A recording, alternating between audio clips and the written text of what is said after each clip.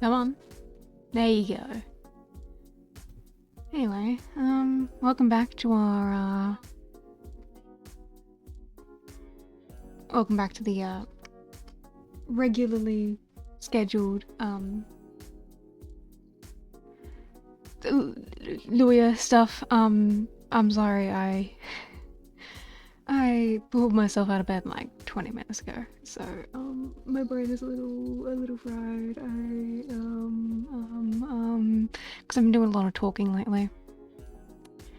You know, with my, with how my birthday stream went, and that was like a lot of constant talking very close to the microphone, and I don't think my throat has quite recovered from it yet. I still feel, my throat still feels kind of shit. Which could just be because because it's early in the morning, because my throat does do that sometimes, especially when there's like a sudden drop in temperature. Which there has been, because it's been raining lately. It rained on my birthday, guys. I can't believe it did that.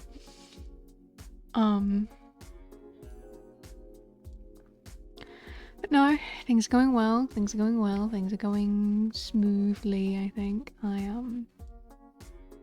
go shopping today, so I can't do 8 hours, but I do think we will be able to finish the game Friday, because we've got this case left, and then the case after, and the case after is only like 2 parts. So we'll see how much we get done today. And hopefully I'll just bang out the rest of it Friday, and then we can start whatever the next game is called on the Monday. Hopefully. I'm pretty sure I'm here on Monday. Yes, Monday's just the 27th. That's cool. That's cool. That's cool. That's cool. That's cool. Anything new with me? I don't think so. I mean, it's only been 1 day between last time I talked to you and what really has changed. I guess Discord added their Halloween notification sounds, and that took me off guard the first time I heard it, because I was like, what the fuck is that sound? And I was like, oh wait, that's just Discord being weird. He's cool though, it's cool. I don't mind it.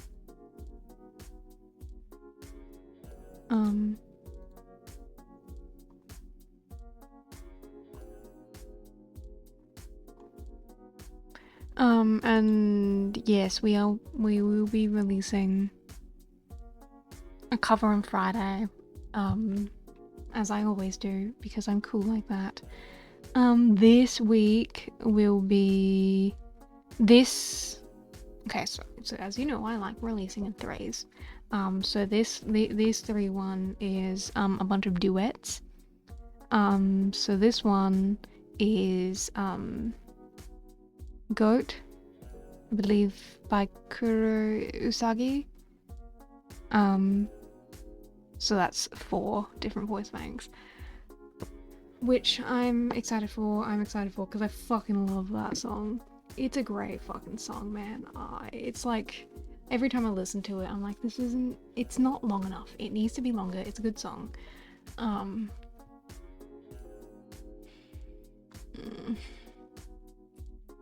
You know what? I feel tired. And the way I'm gonna wake myself up is by playing Apollo Justice. So that always puts me in a good mood. It does, genuinely. I do enjoy playing these games, and I am pretty fucking excited to be able to play it. Because after we finish the last Apollo game, then we get to move on to Chronicles, and I've heard good things about Chronicles, and I like the character designs, and so I'm excited to see how those things go. And then maybe later I'll get to play, who knows, maybe when I finish fucking streaming I'll get to play Stardew Valley again today. I started playing Stardew Valley with my friends, we got a farm together. It's great actually, I haven't played it in a while, and it's really nice to collaborate with people, because I don't tend to play a lot of co-op games, at least I didn't used to. But, you know, now I've met people who like play games and stream a lot, and so now I get to play games with people, and it's nice. It feels nice. Anyway, it's Apollo time. It's Apollo time. It's Apollo time. I don't want to dilly-dally, I want to play Apollo. It's gonna be good, because I get to... I get to play Apollo Justice. Gamma. Load for me, please. Why do you always do this? Fucking OBS. It never preloads fucking anything.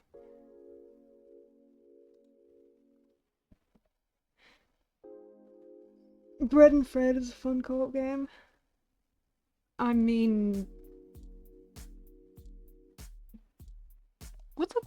the only co-op game that I've ever been, like, upset by when I play it was, the fucking typing game we played the other day. And that just stressed me the fuck out.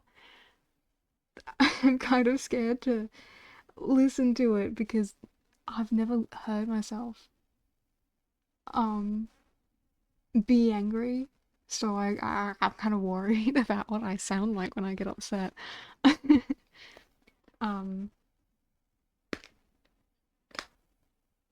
But no, we've been playing like party games and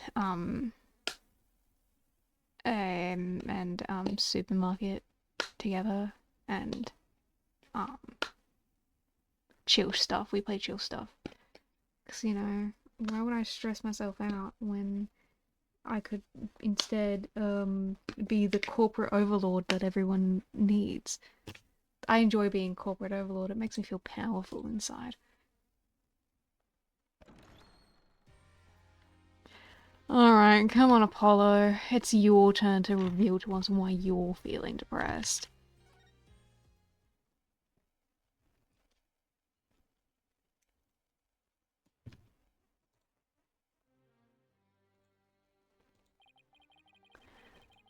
Courtroom bombing incident. A terrible attack launched by the will of a madman. That incident perfectly symbolized the state of the legal world in this dark age of the law. I guess so, sure. Mr. Wright brought it to a resolution of sorts.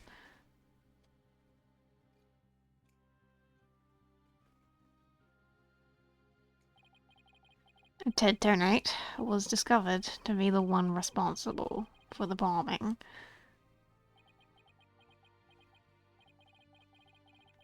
If only it were that simple.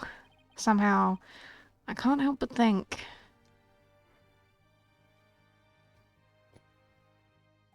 Terrorists?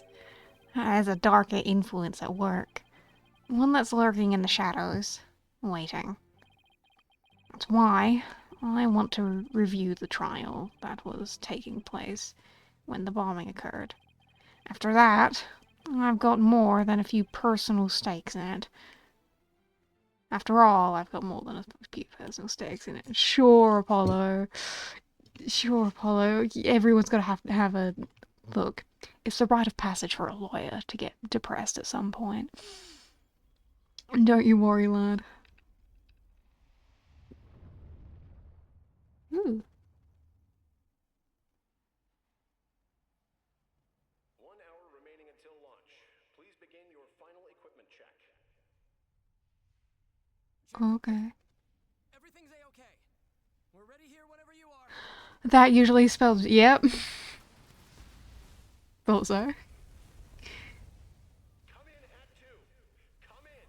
Do you copy? You do not sound nearly distressed enough.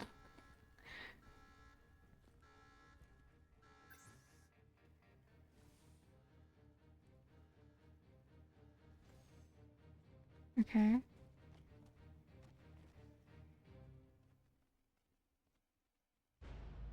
Oh. Okay. Okay. Well, that's our victim, I guess. December 19th. No, December 16th. How did I read that wrong? Time for another trial to begin. But this one is different. I'm sorry to bother you, but... Oh, hi. Are you... Alright, Apollo? I was like making a scary face just now. Oh, hi, Juniper. Yes, I'm fine. I was just doing my cords of steel exercises. And now I'm all ready to go. Yes, knowing you, I'm sure you will be just fine. Oh, I brought you a present from my garden. Ooh! Is this a lotus root? That's right. My grandma says lotus root is good for your eyes. She even says that if you look through the holes, it can help you see into the future. It's for good luck. Maybe later you can cook it and... thanks for this. I'm going to have some right now. Oh, my. Kind of tough, though. You can't eat it raw, but thank you for the enthusiastic try. Ooh, if she didn't think me weird before, she will now. I gotta calm down.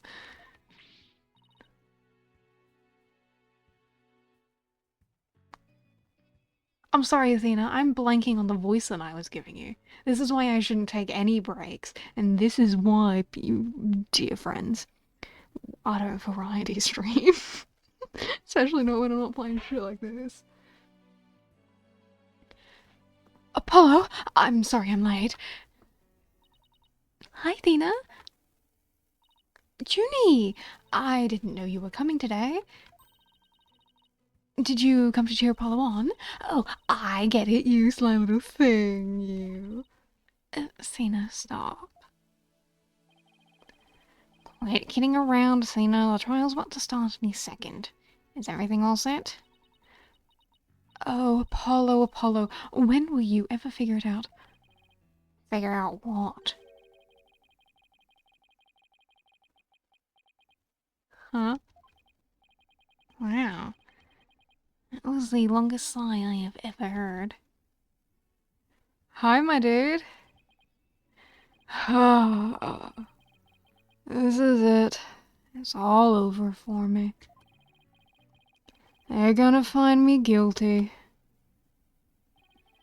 This is our client. This is Solomon Sol Starbuck. He's a very famous astronaut who happens to be an acquaintance of mine. This is your friend? Apollo. Why did you let him get that haircut? You wouldn't know it right now, but he's usually a very upbeat and driven person. Scene of the crime is this time happened to be the Cosmos Space Center. Back in high school, my best friend and I went there almost a little too much.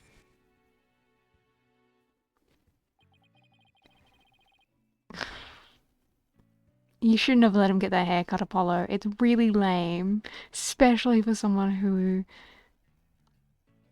who's... You met him like that? He had that haircut the whole time? Why didn't anyone stop him from getting that haircut? Someone should have. But that's where he met Mr. Starbuck. We'd ask about space travel, and he'd launch into story after story with so much passion. Back in those days, the man was 100% my hero. Are you sure you're okay with being my lawyer, Apollo? Of course I'm sure. I know you, Mr. Starbuck. I know you're not the type to commit murder. Thanks, but... I was supposed to be in space right about now.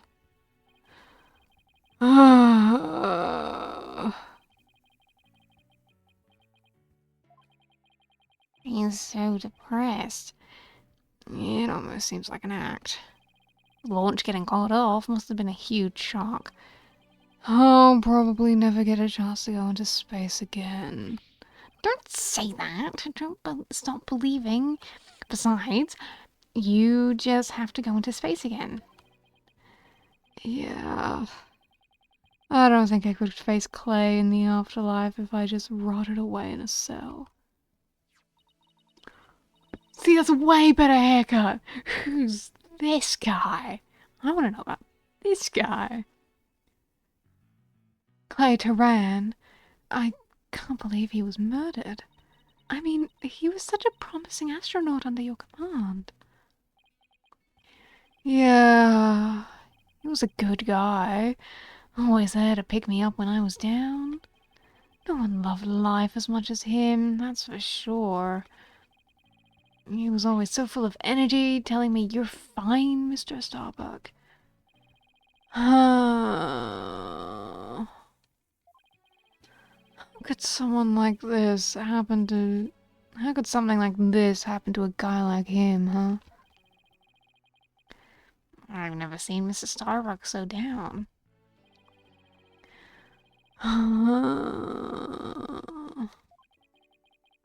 Clay's gone, and I'm going to prison. I wish I could burn up like a shooting star right now. Mr. Starbuck, you'll be fine. What is it? What's with the yelling? I'll get to the bottom of this today, you'll see. And in exchange, I want you to go back into space for... I want you to go back into space for you and Clay, promise? Does that mean you have a lot of evidence to prove my innocence? Oh, well, about that. We didn't get to investigate the area as much as we liked, thanks to the police. I'm done for. I'm a goner. Everybody thinks I did it. I thought I was gonna soar like a comet, but I'm just gonna crash like a meteorite. No, don't say that, Mr. Starbuck. Don't count yourself out yet. I know it's hard to lose a teammate, but you've got to keep going. And what about you, Apollo? What about me? I was just thinking, wasn't Clay your best friend? We need to focus on the trial right now. Are you all ready to go? Apollo. The trial is about to begin, if the defense could please proceed to the courtroom. Okay, here we go. This is it.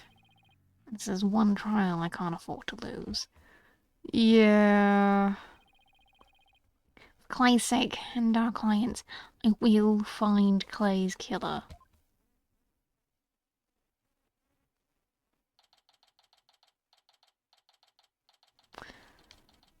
I don't have a very good feeling for you, Apollo.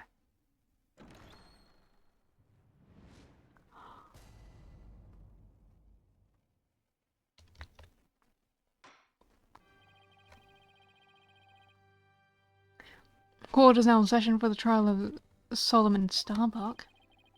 The defense is ready, Your Honor. Excuse me, Mr. Justice? Yes, Your Honor? What happened to your eye? I'm fine. The defense is ready, Your Honor. Are you sure? I don't...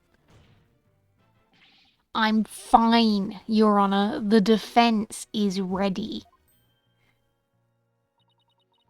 I'm sorry, Your Honor. He's been like this since yesterday. He keeps insisting it's just a sty. I suppose it's something he doesn't want to discuss. Maybe he's entering a tuxie age. Very well. The prosecution? The prosecution appears to be ready as well. Wow, already at silence, are we?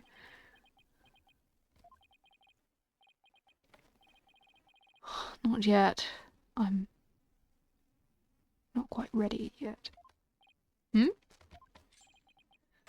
Ah.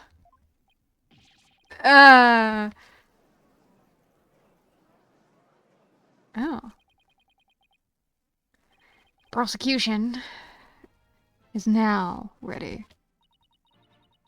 Well, it didn't take him long this time. Yeah. What's up with Blackwell? Now then, I shall give the opening statement. I'll do it. Blackwell, are you gonna do your job properly for once in your life? Blackwell. This makes up for the whole being a felon thing. Finally. Fucking stepping up to the plate, giving the opening statement. You haven't insulted anyone once? Blackwell. I'm impressed, frankly. You will? What an unexpected surprise. This time, I can't leave it to anyone else. I see. Oh, so you have some stake in this too. Okay, we're just caught for the bias, aren't we? Something is off with the two of you today. You both seem different somehow. Very well. Prosecutor Blackwell, your opening statement, if you would. It was just yesterday. The crime in question at the Cosmos Space Center. Ah, the famous federal research facility, of all things related to astrology, right? Astronomy. It's astronomy. Anyway, a rocket was set to launch from there. But at 9:28 a.m., before they could even move the rocket to the launch site,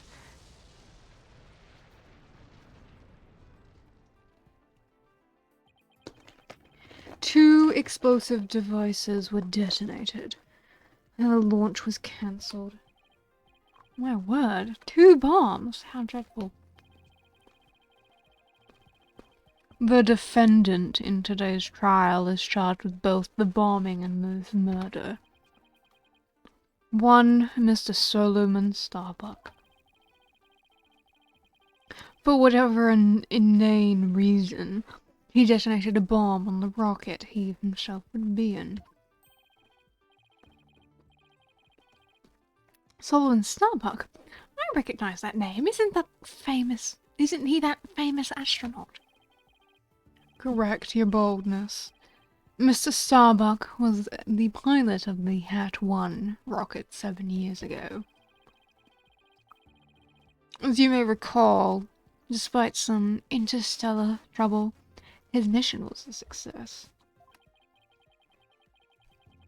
Some say it was a miracle he returned alive. Suppose you could say he's a living legend. Oh, I remember now. He's become something of an international celebrity, right?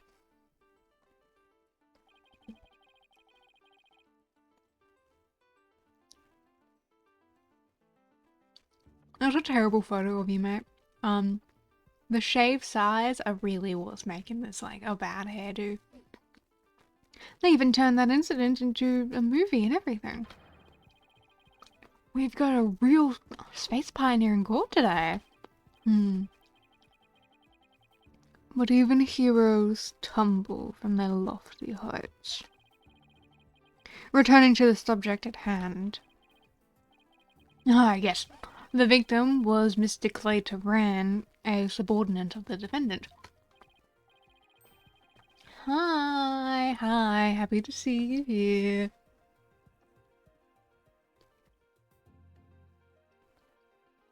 Nom, nom.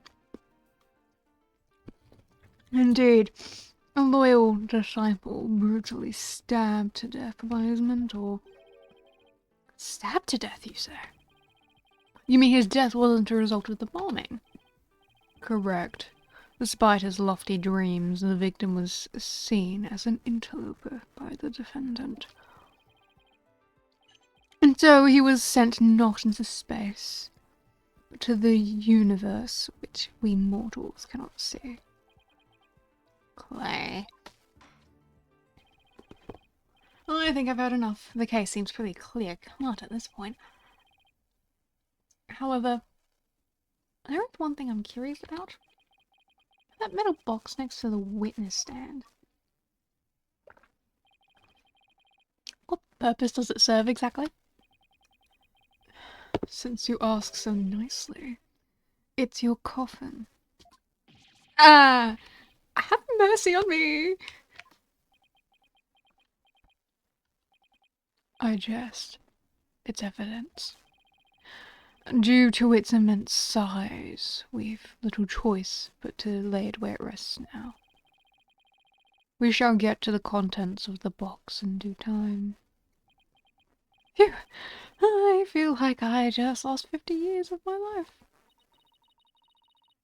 Does he even have 50 years left? Inner monologue, Athena. Inner monologue. Enough jabbering.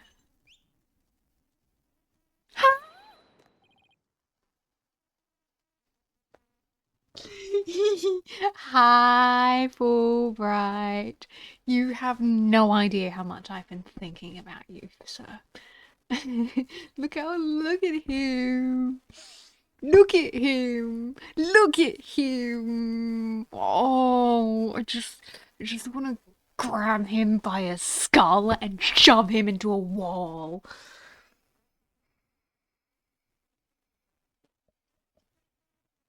Bobby Fulbright's the name, in Justice We Trust. Ah, Detective Fulbright. Very well, then. Please explain the details of the incident to the court, if you will. On it! First, take a look at this pamphlet from the Cosmos Space Center. You really enjoyed the anime yesterday? I did think I did notice that you definitely fell asleep by the time we were done.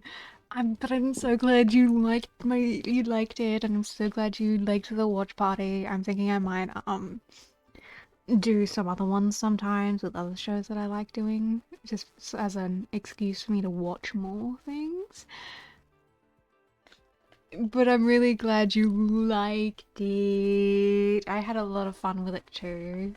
Watching shows with all of you, it's great. It's great fun.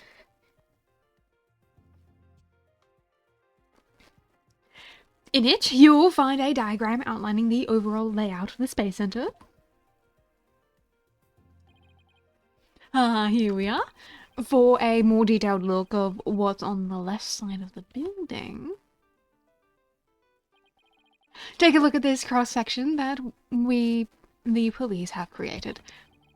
See the launch pad and the main building? The launch pad is the square building and the rounder structure is the main building, right? You got it. Thanks, Fulbright, talking to yourself, I'm sorry. The incidents took place in the launch pad, in Launch Pad 1, and in the main building's lounge. I'll be using this diagram during my testimony. It'll make it easier to understand. Gosh. Someone needs to, like, roundhouse kick him. Just before the rocket was set to launch, 2 bombs went off. Boom! Boom! One on the second floor of the Space Center building and one on Launch Pad 1. Thankfully, only the 2 astronauts were in Launch Pad 1 at the time. The 2 of them managed to make it back to as far as the boarding lounge. But after the escape, one of the 2 was found stabbed to death. Hmm. Murder on top of bombing.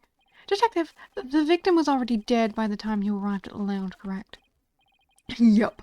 Thinking he'd sabotaged the bombing. The defendant killed him right there in the rocket. Just look at this tragic photo.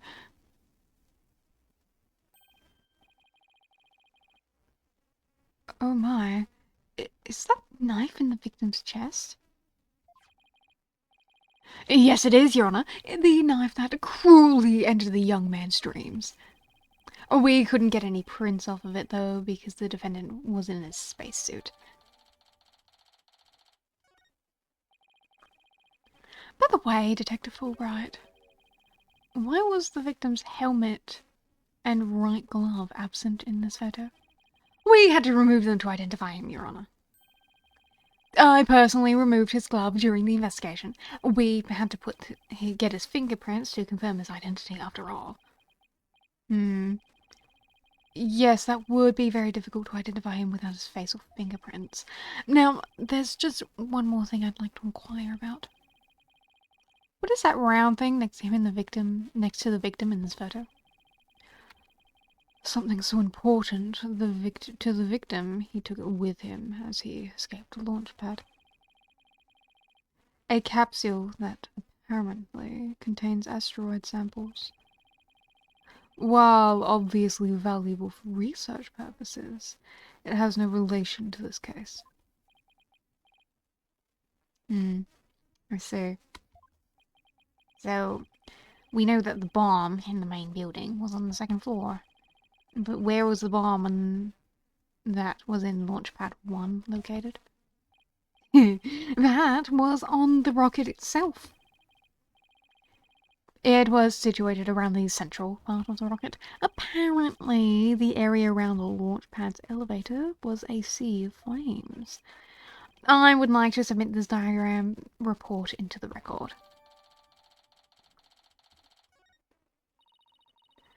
The trial just started and we're already in a bind. You get used to it. Besides, that's what cross-examination is for, right?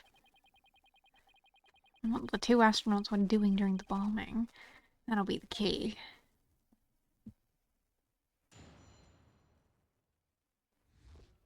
So, all the evidence I have is just what he said, right? Yeah. Explosion sparked a fire on the second floor of the main building and the middle level of the launch pad near the elevator. The victim's blood was found on the blade. No fingerprints could be lifted. Don't turn to auto, please. Cross-section view of the main building. Cause of death, stabbing. The victim was recovered in the third floor boarding lounge in the main building. Huh. That's all? No. Well, usually when they don't give me a time of death, that's because it's not dreadfully important, but even so. Well, sometimes the lack of a time of death is important too. Alright, what you got for me? Just before the rocket was set to launch, 2 bombs went off. One on the second floor in the Space Center's main building and one in Launchpad 1. Only the 2 astronauts were in Launchpad 1 at the time. Are you sure it was only the 2 of them? It was just before the spaceship was set to launch, so of course it was only those 2. Well, there could have been someone else inside that rocket.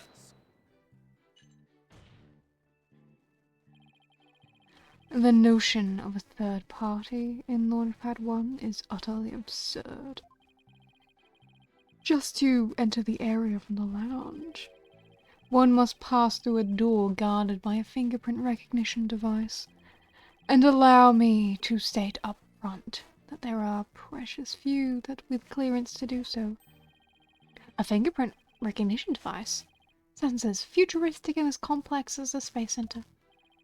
Actually, it's not as amazing as you think, Your Honor. And take a look at this photo. This is the door in the lounge with the fingerprint lock. The only personnel whose fingerprints are registered can passed through. I see. That is very different from what I had in mind. And is there a record of the number of people that passed through the door yesterday? Yes! There were only 3, the defendant, the victim, and the director of the Space Center, Yuri Cosmos. And doesn't that mean it's possible that the director was the one who did it? Not a chance. He was in the main building from when the bombs exploded at 9:28. Doing his job, directing thought. Besides having an alibi, he has no motive for committing these senseless acts. He has a point. I guess the director can't be considered a suspect then. Okay. What exactly are you saying the defendant's motive is? Why would the defendant want to blow up the space station? They're a famous astronaut, and that's where they work.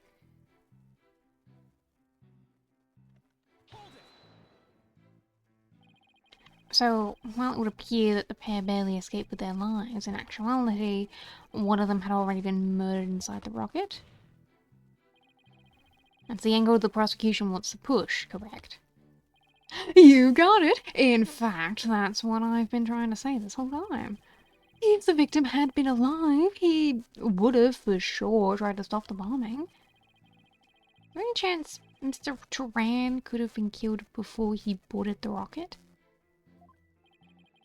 They were both alive and well at boarding time and embarked under their own power. Their hearts are full of hopes and dreams of space. And both their hopes and dreams were dashed.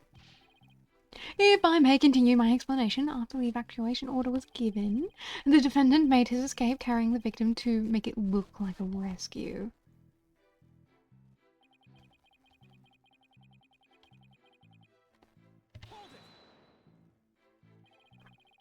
And who was the first to find the victim? Actually, there were 2 of them. The Space Center director, Yuri Cosmos, and Detective Candace Arm. One of them was a detective.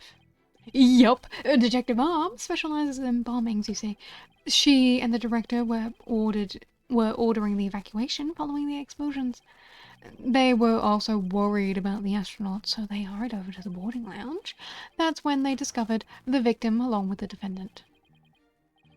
2 witnesses, huh? And one of them is a detective?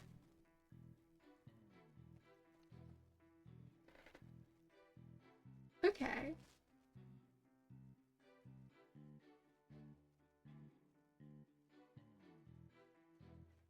Okay, and what you're claiming, Fulbright, my dear, my love. Why did the defendant stay in the lounge then? If he was the one who murdered them, murdered the victim, why would he remain in the lounge and incriminate himself by being there at the crime scene and not escaping it if he was aware and conscious enough to carry a dead body with him in a way that made him look not suspicious? Fulbright, my dear, my love, I adore you, my good sir. But, you're kind of a shit detective. I love you. I do. I love you. I think you're wonderful. And I'm so happy for you. But you did say that you were turning your back if you arrested the wrong person. And you haven't commented on that ever since. Why not? Hmm? Hmm? Hmm? Oh, I want to kiss him. He's so cute. I doubt either of them would have anything to say. That would help me. It's like he's trying to give us as little information as possible. Yeah, it does kind of feel like that, doesn't it? Maybe Prosecutor Blackwell's got his tongue. Yeah. Yeah, that's a joke there, Apollo. Well, don't let that hold you back. Keep pressing until we get what we need. 2 bombs went off. Okay, I pressed everything here, so just these first 2 I should focus on doing them. How powerful were the explosions? Well, the one in the main building wasn't strong enough to bring the place down, but the room it went off in was burned black. Thankfully, nobody was hurt, due in large part, of course, to me stepping in to lead the evacuation.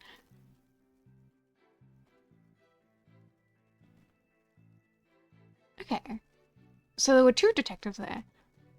Why? Why?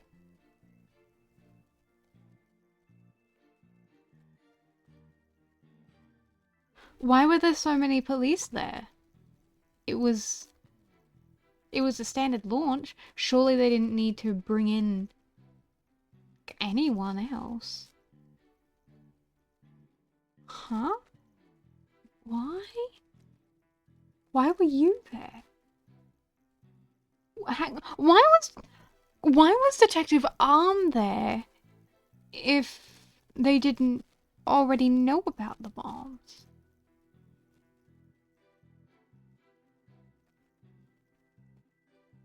Look, Fulbright, I get that you look proud of yourself for that, and I'm sure you are, and I love you, my dear.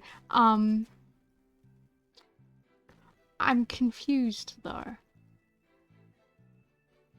I don't think they needed to have so many police and detectives there for what they assumed was a standard launch. What the fuck were you doing there? Wait. What were you doing there in the first place, Detective Fulbright? I'm Bobby Fulbright, hero of justice. I'll be there whenever, wherever, and whenever people need me. I'd go to the other side of the world, or even to the edge of the universe.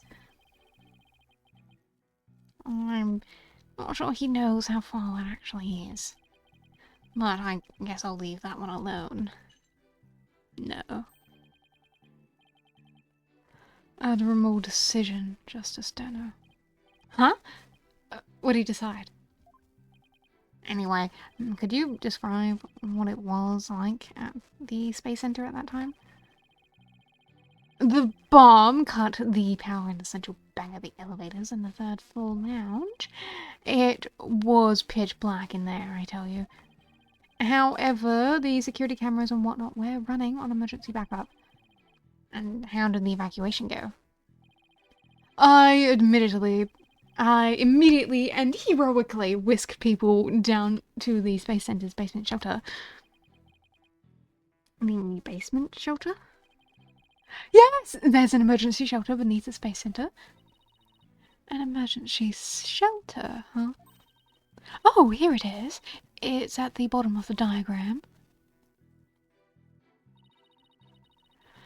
The Space Center's pretty impressive to have its own shelter. I still want to know what the fuck you were doing there, Fulbright.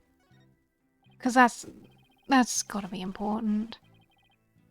Power outage and the evacuation seem unrelated to the murder at this time. I guess I'll leave that aside for now. So, there were 2 explosions in total, correct? Yep, that's right.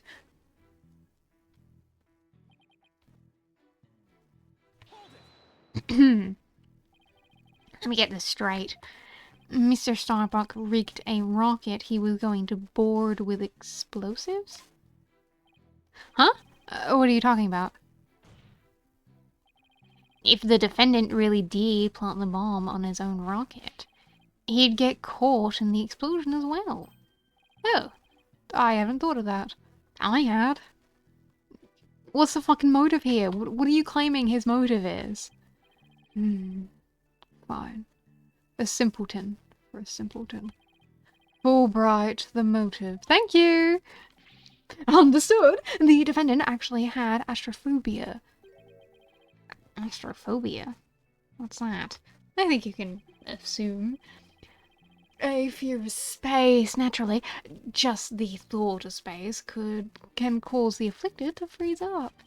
And so, in his terror, the defendant found a way to stop the launch at the last minute. Okay, but setting up a bomb is not really a last minute thing. And at that point, why didn't he just retire?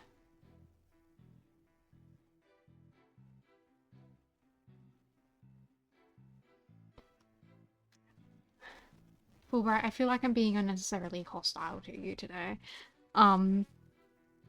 We do this sometimes. I get unnecessarily hostile at people. I'm sorry, Fulbright, I do love you. You are pretty fucking high on my tier list. As you should be. I'm sorry, man. I'm sorry, I'm sorry, man. That's absurd. Unfortunately for you, we have evidence, and take a look at these. What are they? These are anti-anxiety tablets we found among the defendant's possessions. Okay, but you're assuming the use of these? That could be for fucking anything, Fulbright. In fact, anti-anxiety tablets are not only used to treat anxiety. Apparently, he was taking them in secret to quell his fears. There were a multitude of problems with the rocket Mr. Starbuck rode 7 years ago. Rumor has it, it threatened to crash a number of times as well. That was, of course, very traumatic for Mr. Starbuck. But that doesn't mean he'd go so far as to blow up his own ship. And do you have more proof of this? Like, has there been a psychological examination done of the defendant? I'm sorry, Fulbright. I am being so incredibly hostile to the prosecution today. Wow. Well, I'm sorry. I'm sorry. I'm not sorry to you. I'm sorry to the court, but the defendant couldn't bear to mar his good name, now could he? No, not after the media had branded him Soul Starbuck, space pioneer extraordinaire. Given these conditions, the defendant could hardly run away from some base much. He could have retired, though.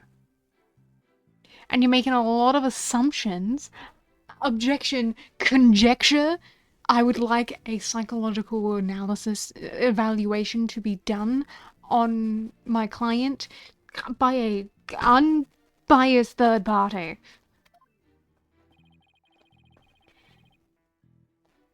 What? So that's why he resorted to bombing? Yeah, Justice. I think it's as bullshit as you do. Naturally. He constructed this act of sabotage in an attempt to blow up the space center.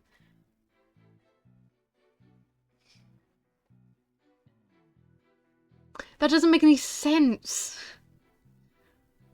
Do you understand how fucking insane that sounds?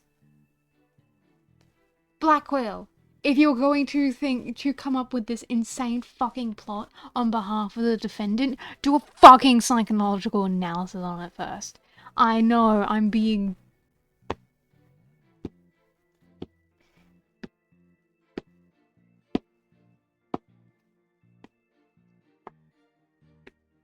Sure, why not? Which would effectively abort the launch, but spare his reputation. Ugh. Now I'm sure you understand why we have to bring justice down on this atrocious criminal. I think it's pretty much obvious the details of this case. That's pretty much covers the details of the case. Only the victim and the defendant were at the launch pad when the bomb was killed. If this is the truth, then only Mr. Starbuck could have carried out the crime. Little I could get out of him only hurt my case. Justice Stoner, foolish is the warrior who rushes headlong into battle. Preparation is an essential element of battle, so I advise you take a gander at this. What is it? Footage from a security camera. As the two astronauts emerged from the bowels of Launchpad 1 corridor.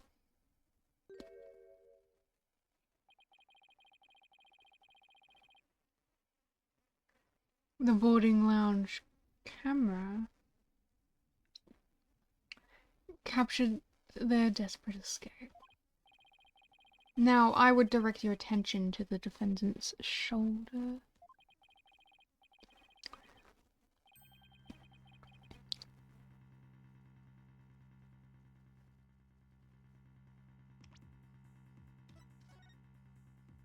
Yeah, no. From that angle.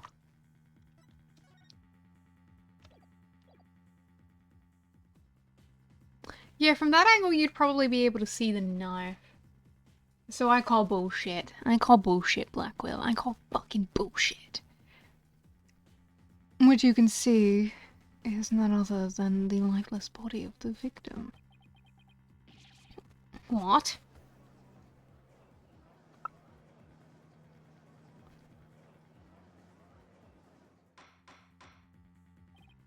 Order, order, I say. This lines up exactly with what the prosecution is asserting.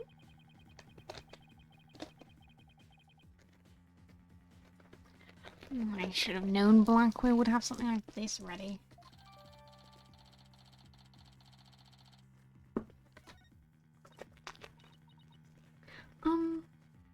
Apollo? How exactly did they determine that Clay was already gone in that footage? Ah, I see what you mean. Whether Clay was still alive at that point is pretty crucial. Your Honor, please take another look at this footage. Isn't it possible that Mr. Tenra was still alive here and Mr. Starbuck was helping him? Why, I believe you're right. One man carrying the other to safety. What a beautiful expression of friendship. Perhaps that's what it looks like to the one-eyed hothead and the dotard. But it only makes sense if the victim's dead. It's the victim's dead body. What do you mean? Albright, explain it to Justice Stono. You got it! Ready, kid. If the murder had occurred in the lounge, someone could have spotted it. Anyone can enter the lounge after all, but doing it while they're alone in the spaceship? That's a horse of a different colour. You can't deny that there's a possibility the murder could have happened in the lounge. All that video shows is a man helping his fellow astronaut out. Your assertion is based on emotion.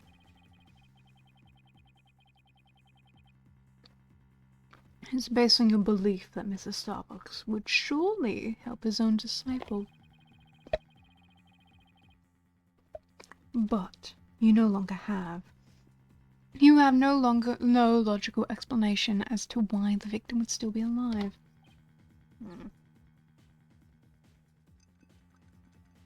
Okay. Okay. Okay, but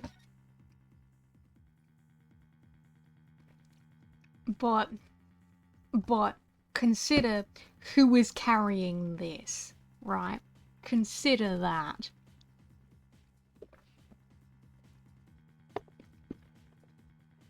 But the whole point of it was that he was carrying the dead body. Why would he even bother carrying that as well?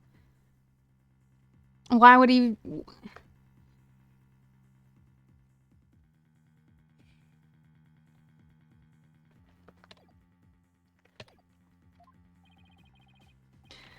Fortunately, Mr. Justice, the prosecution is right. Your argument is lacking in sound logic.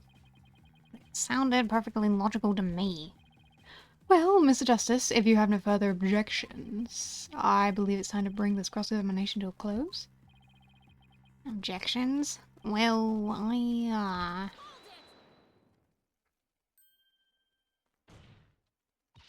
Your Honor, the defense requests a little time to think and regroup. Given the facts, I'm not sure I see the need. What is it, Athena? It's just... there's something that's been bothering me. If it isn't the defense stalling for time, as always. You say that, but when have you ever fucking won? Very well. I'm feeling generous. You may have a small measure of time. Yes! You have 5 seconds. 5 seconds? After that, I declare this cross-examination to be closed and a verdict to be rendered. Your boldness, raise your gavel high. It's time for a countdown. Oh. Ready. We don't have time, spit it out, Athena. Only 3 more seconds. Look, I don't think the prosecution's explanation is very complete. Meaning? Meaning there's something missing. Like, they conveniently left it unexplained. Something they didn't explain. You're right. I think I know what you're talking about. Your 5 seconds are up, Mr. Justice. Is there anything the prosecution's argument you'd like to rebut? Yes, Your Honor. Actually, there is. There is something the prosecution has yet to make clear to this court. Well, if you put it that way. What is it that the prosecution has failed to explain? The motive for the murder, why the body was moved.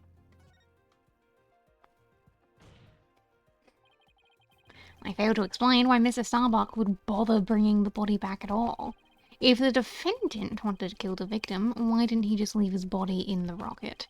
Why go through the trouble of bringing him all the way back to the boarding lounge? Oh, that's true. I don't think we've heard the prosecution's thought on that yet. It's because they have none, Your Honor. After all, how does one explain something so illogical?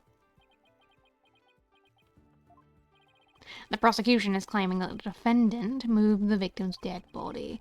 But what if the entire premise of the argument is wrong? Then let's hear your theory, Mr. Justice. The defense proposes the defendant didn't kill the victim, he was helping him. Fulbright, explain for our sad friend here before I nod off to his monotone monologue. Inform him exactly why Space Boy moved the victim. Huh? You gotta be joking. It's simple. Mr. Starbuck did what he did to direct suspicion away from him. He wanted to create the impression he heroically risked his life to save his partner. That's why he made sure to make it to the security camera so there'd be a record. At the very least, he appears to have achieved success with you and the old man. Yeah, one man carrying the other's safety when a beautiful expression of friendship. The average person wearing a spacesuit weighs easily over 200 pounds. Saving the life of a partner who weighs as much while trying to escape deadly flames. What a dramatic sob story fit for the silver screen. Indeed, I was completely taken in by the humanity of the story. You see, yet the true ending is that all traces of his hammy act were meant to be blown up. Yes, and now we arrive to the thrilling conclusion. The third explosion. What the fuck?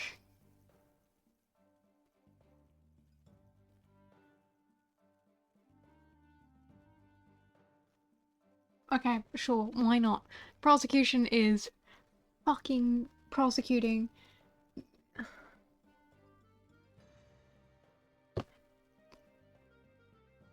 Blackwell, Blackwell, Blackwell, Blackwell. I like your personality more than Godot. But I don't like you. Your prosecuting is on par. What the fuck is this bullshit? What are you talking about? There was no third explosion. Indeed. You are correct. But that is thanks to Detective Arm. It was she who identified and secured the bomb. However, it doesn't change the fact that the third bomb was discovered in the lounge.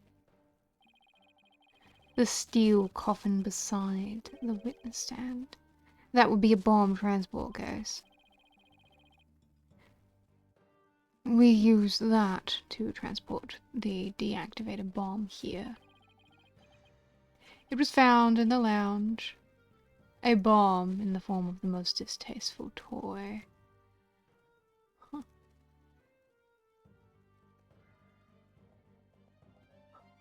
Ooh. Ooh. Oh, Blackwell, you calling that thing a coffin? Oh, that's... Great job, writing team. That's fucking diabolical. On the second floor of the main building, on the launch pad and one in the lounge, the defendant planned to set off all 3 firework displays. Fortunately, the third was discovered before it could be detonated, for had it not, the victim's body and other vital evidence would surely have been immolated. Yeah. Before you utter a word, know that the evidence supports me. It's like he's reading my mind. As it is still undergoing forensic investigation, I do not have evidence on hand. However, no a peculiar item was found in one of Mr. Starbuck's pockets. Specifically, a bomb detonation switch. You found what? Fulbright, you're still not wearing socks. Please put some on. I suspect the defendant had no time to destroy such damning evidence. When the Space Center director and Detective Arms stumbled across the murder, so he thought to hide it in his pocket, feeble-brained that he is. No, Mr. Starbuck would never do something like that.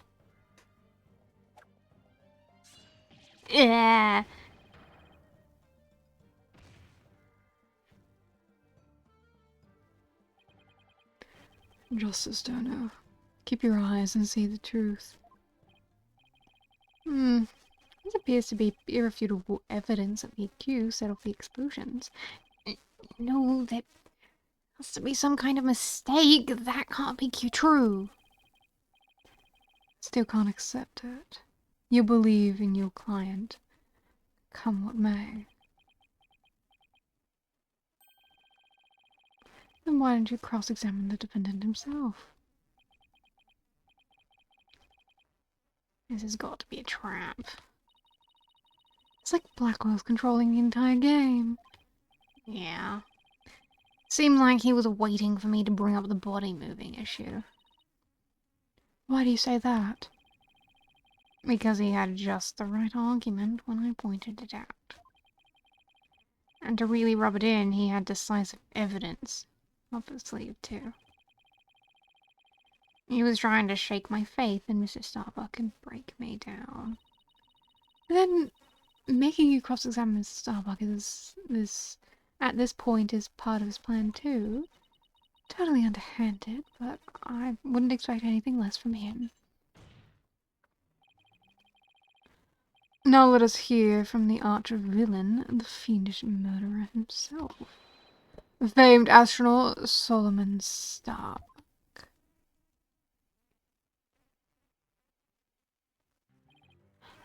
Witness, your name and occupation, please. Solomon Starbuck, astronaut.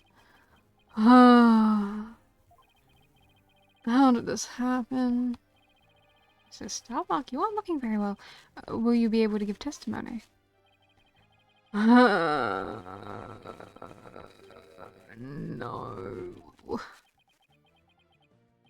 Well, unfortunately, no is not an option. You are being accused of the Space Center bombing and the murder of Clay Turan. Please testify to these allegations.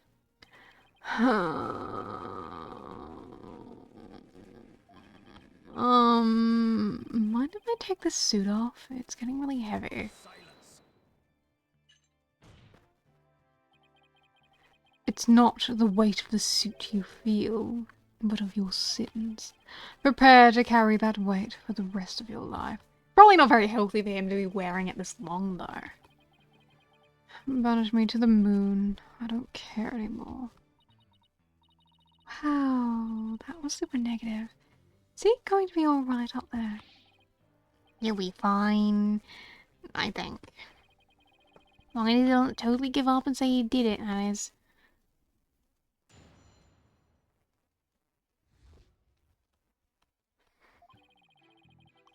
All I did was support Clay over my shoulder and get us out of the rocket. Like always, I took the elevator down to the middle level and headed to the corridor. Clay had passed out by the time we got to the order to evacuate. I didn't kill Clay, I was trying to save him. So you assert you didn't set off the bombs or murder the victim. But I bet you think I'm lying, right? I reserve all judgment until after I've heard your full testimony. I'm sure you don't believe me. I bet you don't even believe I'm an astronaut. I don't think the judge doubts that. Who'd wear a suit like that except an astronaut? I will say that when I saw you in the movie, you appeared quite courageous. Though I suppose in reality, never lives up to the fantasy.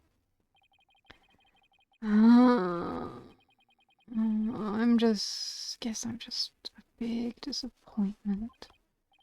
I really don't care what happens anymore. Oh, no, he's completely given up.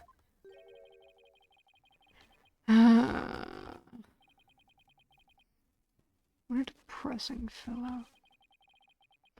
If you were to join me in the clink, I imagine that annoying sighing of yours would rub off on other inmates.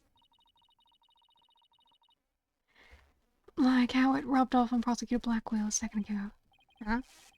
Oh, Blackwheel sighing? Mr. Starbuck testifying contains a glaring contradiction. The question is, what does it mean? Even if Mr. Starbuck is my client, I can't be gun shy now. It's time to find out the truth. A glaring contradiction, you say. Can you be more upfront with me about what that is? All I did was support Clay over my shoulder and get us out of the rocket.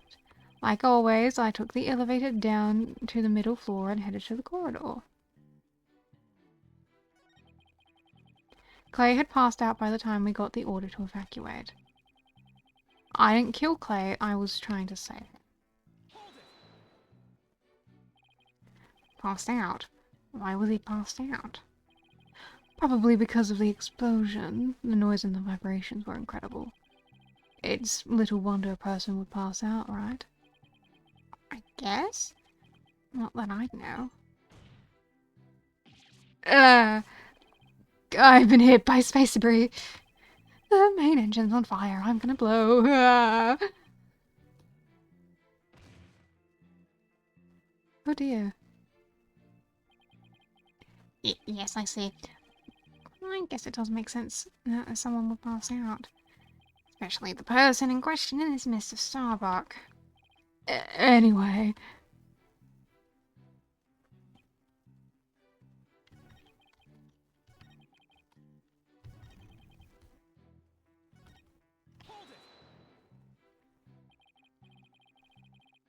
Is that the elevator inside the launchpad area. That's right. We always use it to get to and from the cockpit. That makes sense. So he was just using the route he always used. In spite of the fact that there had just been an explosion. Huh? I think Mr. Starbuck is hiding something. Something pretty big. Oh. Because that's right where the explosion was. Oh. Objection! Mr. Starbuck, I need your testimony to be as accurate as possible. Was I not being accurate? No, because it's impossible for you to have taken the elevator down to the middle level. What makes you say that, Mr. Justice? Please recall that the bomb went off where the bomb went off in Launchpad 1. Also recall that the explosion and the middle level elevator was engulfed in flames. Oh, you're right. Which means... Exactly. The Launchpad's elevator would have been unusable, in other words. Mr. Starbuck, your statement is decidedly inconsistent with the facts. What's with the helmet?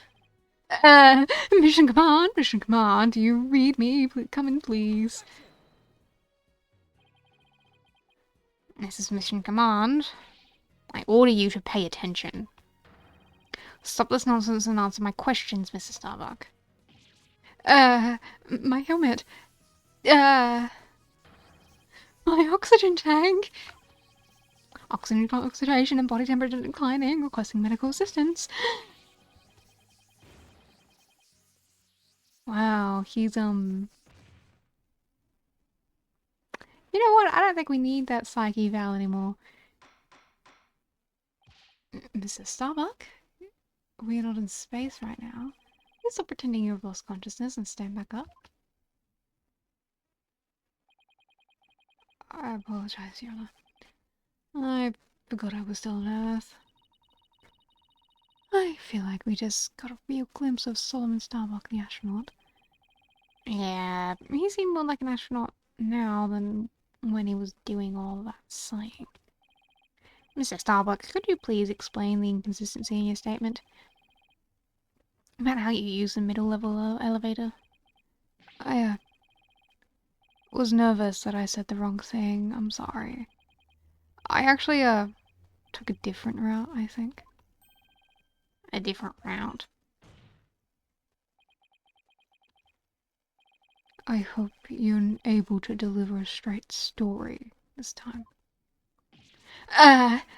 I'll get it right this time. Maybe. No, I mean probably. Probably. It's understandable to be nervous, but let me remind you, accuracy is paramount in court.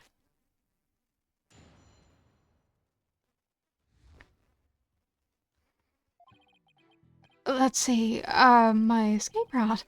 What I said before was a mistake.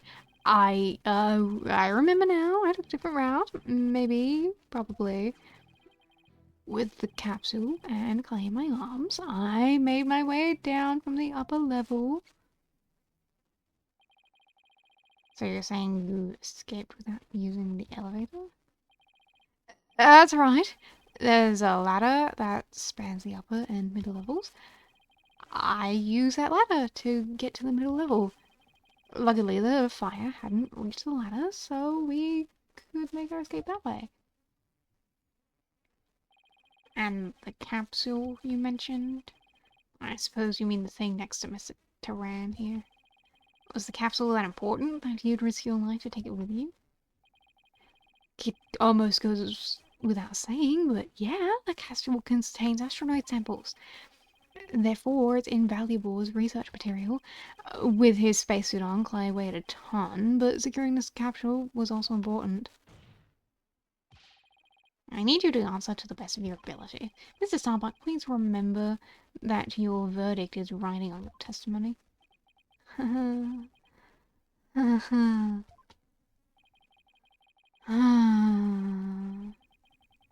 Maybe I am guilty after all. I wonder if you can see the stars in prison. It is more comfortable than a spaceship.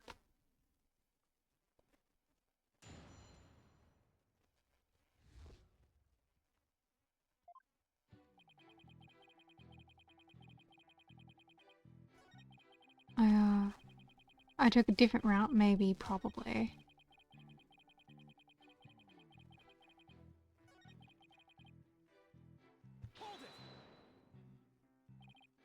Maybe.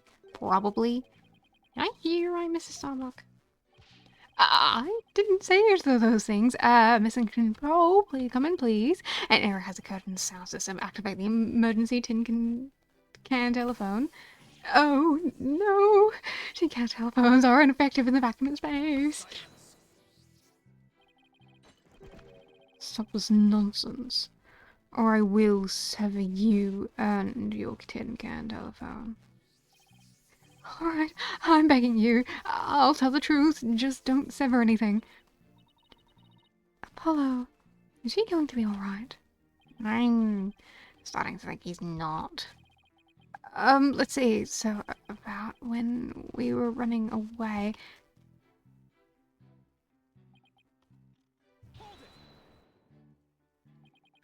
The upper level of the launch pad area? That's right, that's what I said, isn't it? Granted, the route does exist. So to recap, you had clay over your right shoulder and the capsule in your left hand? Yeah, it's really important, so I couldn't let it get burned up.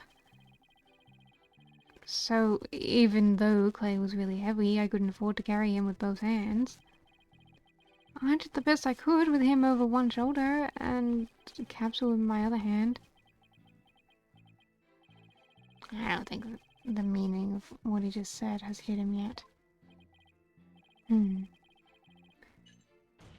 know what you have to do with that statement, Justice Deno? Yes, I know. Well, I've come this far. I'm turning back now. Time to present some evidence. So, Mr. Starbuck escaped with clay and the capsule, which means... it's just like in the footage. I can see why he couldn't run through it.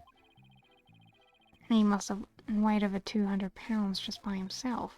Yeah, and he had to support Clay, who was another 200 pounds. Plus, he had to ensure the safety of the capsule. I don't think I could have even walked under those circumstances.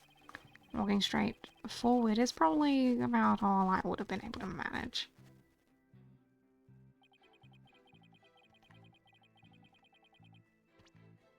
What did you say? Over one shoulder and the capsule in my other hand. Important I couldn't just leave it, even though Clay was heavy, I couldn't afford to carry him with both hands. Best I could with him over one shoulder and the capsule in my other hand. Okay, but which evidence?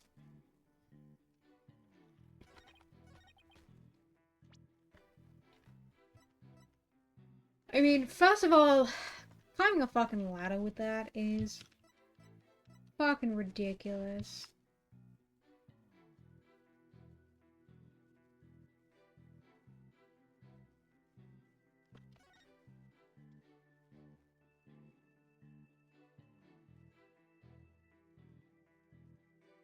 Um,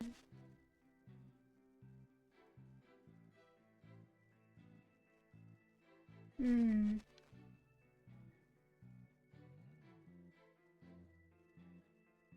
Hmm. I'm confused what's wrong with the statement, though. Yeah. Yeah, Black Quill. Thank you.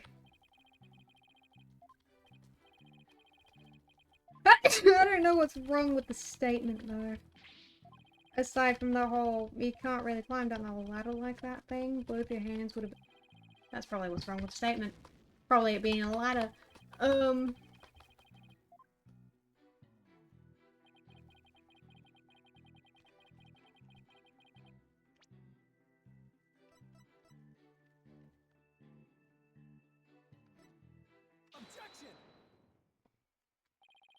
Mrs. Starbuck, why don't you just tell the truth? The truth? Let's see. The Earth is blue. No, that's not right. So, I guess the Earth isn't blue? Yeah, that's it. The truth, Mrs. Starbuck. The oxygen concentration is super low in this area. Prepare for emergency oxygen tanks. Mr. Justice, the witness appears confused. Please help draw the truth from him.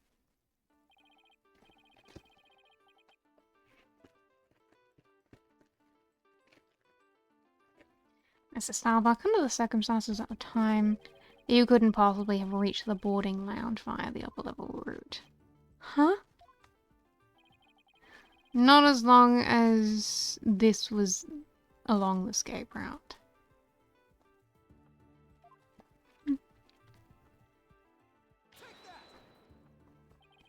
To get down from the upper level in the middle, upper to the middle level, where the Launchpad 1 corridor is, you would have had to go down the ladder, isn't that right, Mr. Starbuck? Of course. That was the only way we could escape. But how would that work? At the time, you were supporting Mr. Theran over your shoulder, were you not? And remember, he was in full space gear, as well as putting him over well over 200 pounds. Oh. Well, it's easy on the moon. Gravity is only 1/6 of what it is on Earth. But the Space Center is located on Earth. Short of being an octopus climbing a ladder with an adult man in space gear in one arm while carrying the capsule in your other is impossible, wouldn't you say? Oh. So, Mr. Starbuck, how exactly did you climb down that ladder with your arms full? Mr. Starbuck, come clean and tell us the truth, now. Engineer? Where's that engineer? Oxygen leak detected due to faulty maintenance. What the? He's flying the coop. Help! I'm caught on the ceiling. Help! Anyone? Bailiff, prepare the cherry picker. We must launch our rescue mission at once. Well, that's one way to take off while being questioned. I'd rather prove his innocence so he can go to space again someday for real.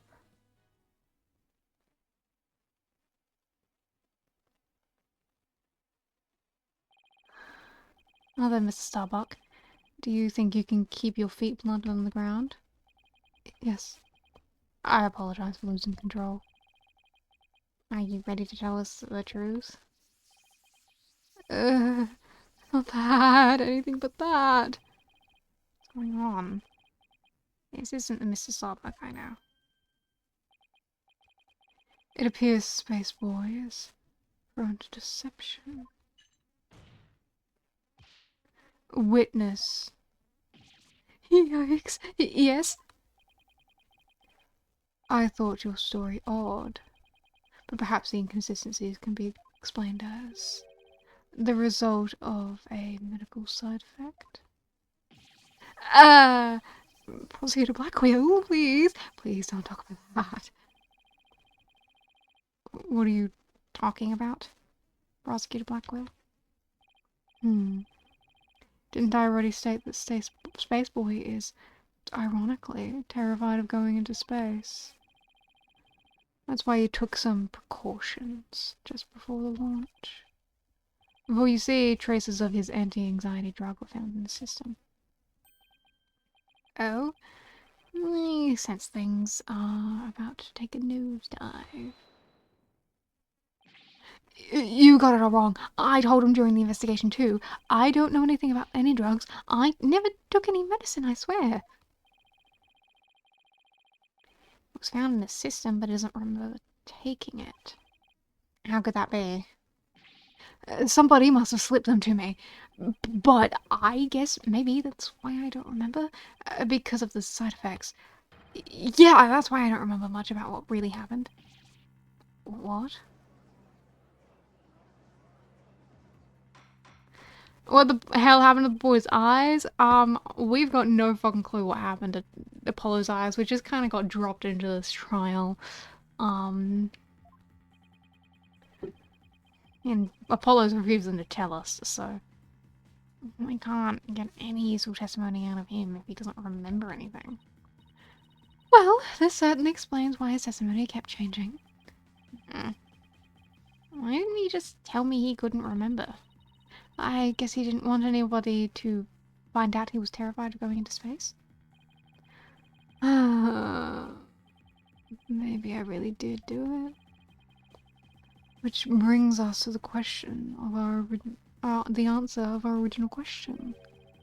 Of how the witness climbed down the ladder with a dead body.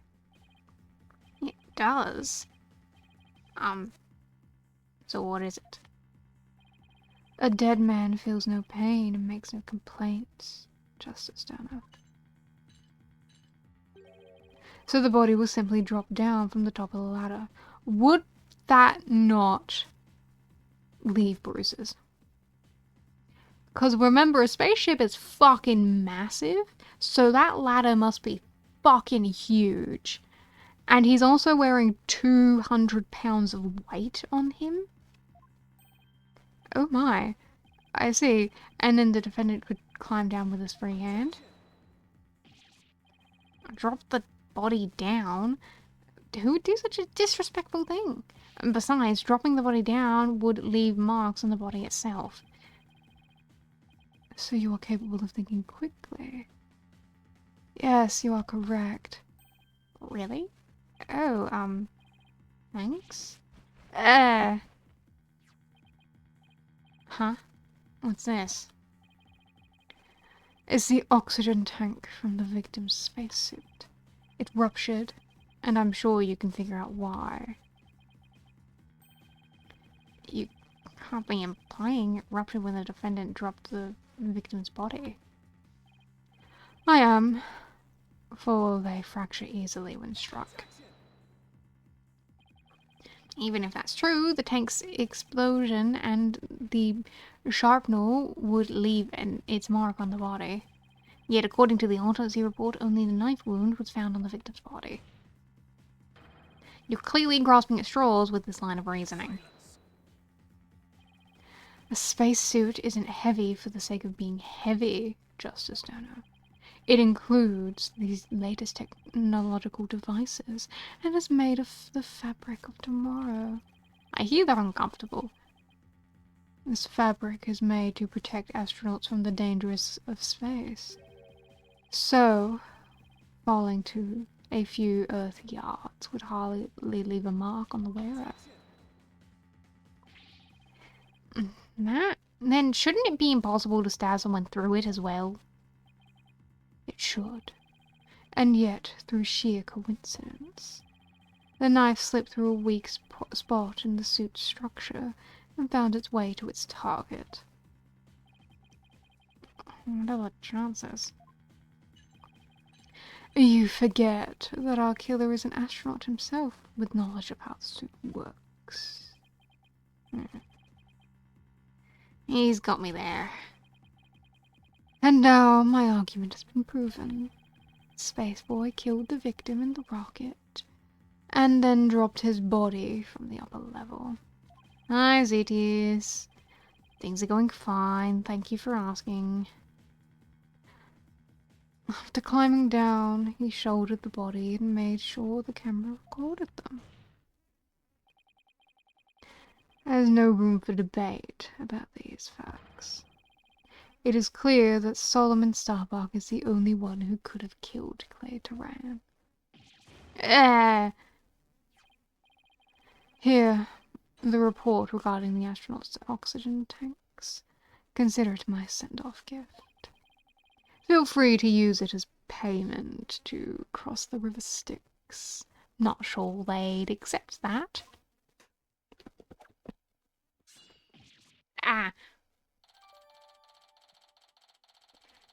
I feel about edgy Apollo. I don't know. We've just got into it, so I haven't really seen him edgy yet. I'm getting real fucking sick of dealing with Black Quill though. Fucking prosecuting. Ruptured with 0% left. The defendant's at 80% remaining. Oxygen is displayed on the left shoulder. Hey, this report is pretty detailed. Let's see. The display on the astronaut's left shoulder shows the oxygen remaining. The whole eye patch coat look, I mean, he looks fine. I think I haven't really seen it since the first trial.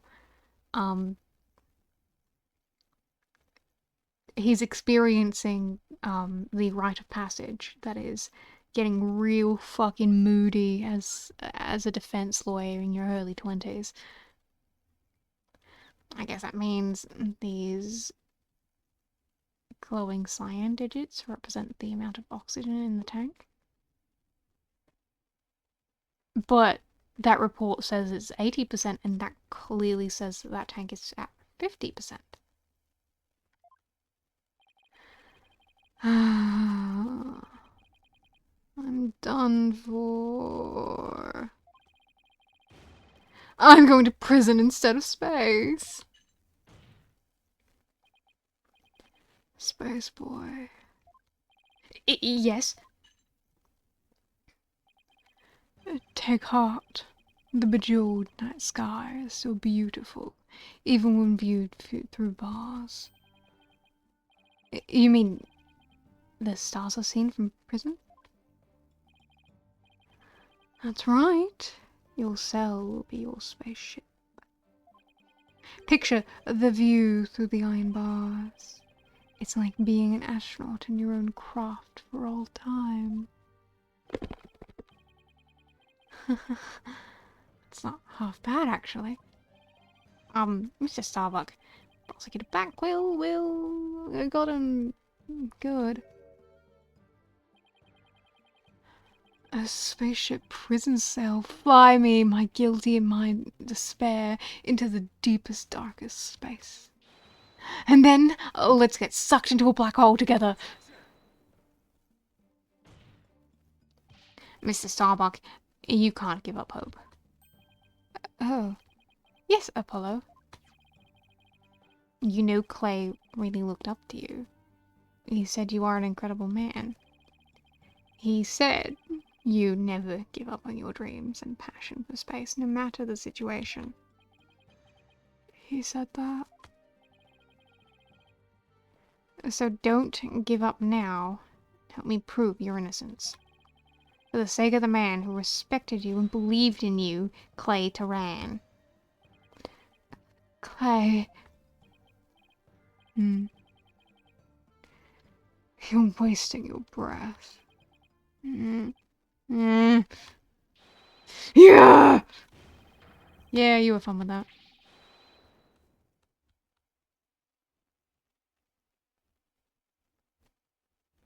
Aw, see? So you've looked the most like an astronaut in that pose than ever before. Apollo! Thank you. I can see things clearly now. Mr. Starbuck. I'm fine now. Thanks for reminding me of my life's mission. Right. We'll both be fine. I'll prove you're innocent, you'll see. And after that, we'll get you back into space.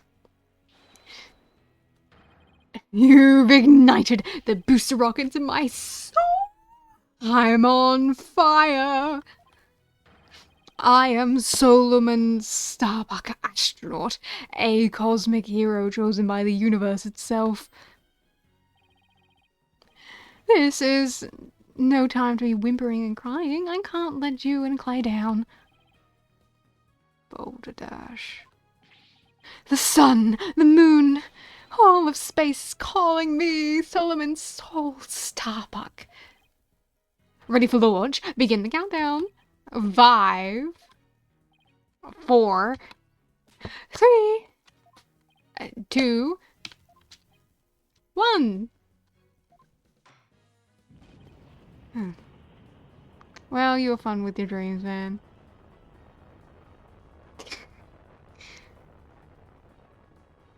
That's really cute. Well, I feel like I've witnessed an actual rocket launch. Apollo, you did it! You broke Prosecutor Blackwell's grip over Mr. Starbuck. I can't take credit. It was all Mr. Starbuck. He pulled himself through. If you simpletons are done massaging one another's egos. No matter how positive your mood, my advantage remains unshakable. I have but to wait for the final guilty verdict. Is that right, your boldness? Ugh. Can't let up now. I have to stop Blackwell. I have to see this through. Mr. Starbuck just has to make it back into space. Wow, Apollo, look at that. I won't allow Clay's dream to remain unfulfilled. I've got to destroy Blackwell's argument somehow. Think, Justice, think. If the only people at Launchpad 1 were Clay and Mr. Starbuck, and if Clay was already dead by the time the footage was taken, and the only person who could have killed him was Mr. Starbuck, so the only way to counter Blackwell's argument is if I can prove that Clay was still alive when they arrived at the boarding lounge, in which case I should be able to find some contradiction in the evidence itself. Let's see. About this data we have just received. This supposedly proves that Mr. Starbuck dropped Clay's body in the Launchpad 1, but if I'm going to prove that false, then there must be something I can use here. Enough of this farce, your boldness. Let's have your verdict.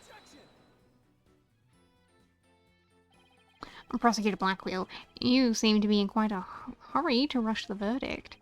But about this oxygen tank data you submitted just now, it says that Mr. Starbuck's tank had 80% remaining while Mr. Turan's had 0. Do you stand by the accuracy of this report? Of course. Then I guess it simply means that it's faulty, as evidence goes. You will explain what you mean, Justice Stoner. It's simple. This evidence contradicts the facts of this case. Take a look here at the detailed description and you'll see what I mean. The display on the astronaut's left shoulder shows the oxygen remaining. After the incident, the victim's tank was ruptured and the remaining oxygen was 0%. The tank belonging to Starbuck, who claims to have carried the victim, said it was 80% full. Tanks were functioning properly at the time. I hope you have some evidence, Mr. Justice, because I don't see what's so contradictory. Yes, Your Honor, right away. This is the evidence that the oxygen tank report is a contradiction too, because it says 50% in this picture. And how does this evidence present a contradiction? The problem is this part here. Note that the remaining oxygen in Mr. Starbuck's tank as he carries Mr. Turan. It appears to say 50. Yes, but according to the data, our client's tank had 80% remaining. The oxygen in the tank increased. I see Your Honor finds it as strange as I do. It's bad enough that there is a contradiction, but the increase in oxygen is beyond illogical. Oh my! You're absolutely right. Oh, what is going on here? I too find it odd that the oxygen remaining has increased. It would be as odd as if my rations were to increase. But what does that prove? It doesn't change the fact that it is the defendant carrying the victim's corpse. I'm going to bet you don't get more rations because you don't abide by the rules. Either way, the oxygen remaining shouldn't increase just as your rations don't increase. Therefore, this new information is critical and we can't overlook it.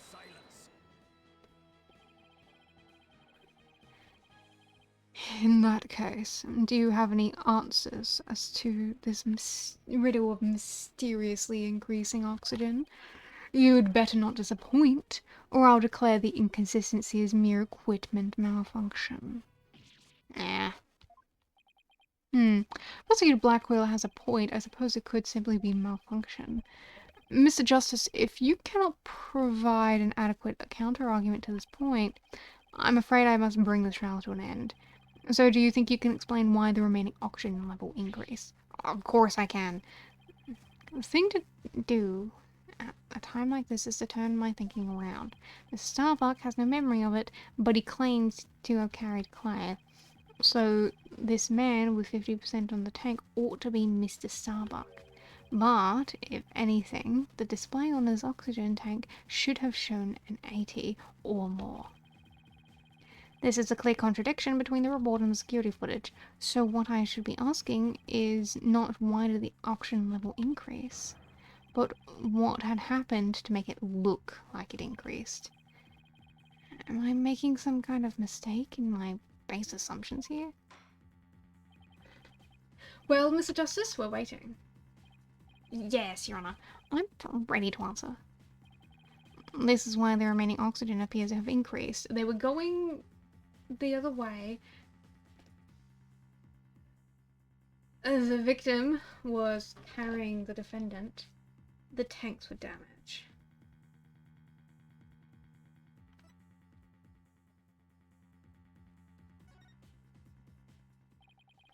What if it was the other way around?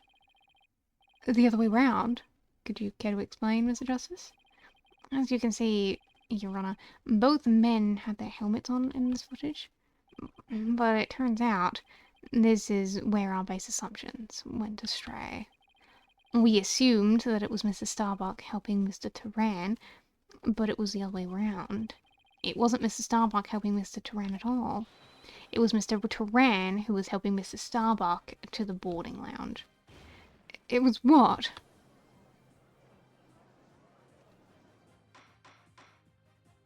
Order, order. Mr. Justice, you mean to tell me that the person on the right in this image is the victim, Clay Turan? And it's the only way the riddle of the increasing oxygen level can be solved, Your Honor. At this point in time, the remaining oxygen in the victim's tank was at 50%. And when the victim was found in the boarding lounge, his tank was at 0%. That's right. There's nothing contradictory about the oxygen level decreasing. This means Mr. Turan was alive as they made their escape to the lounge.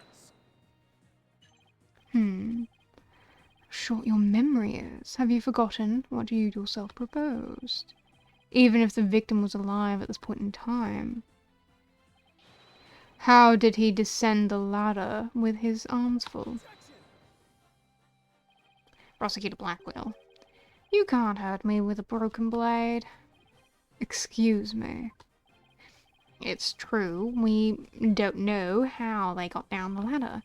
I suppose that matter needs further investigating, but we have proven that Mr. Turan was alive when he reached the boarding lounge.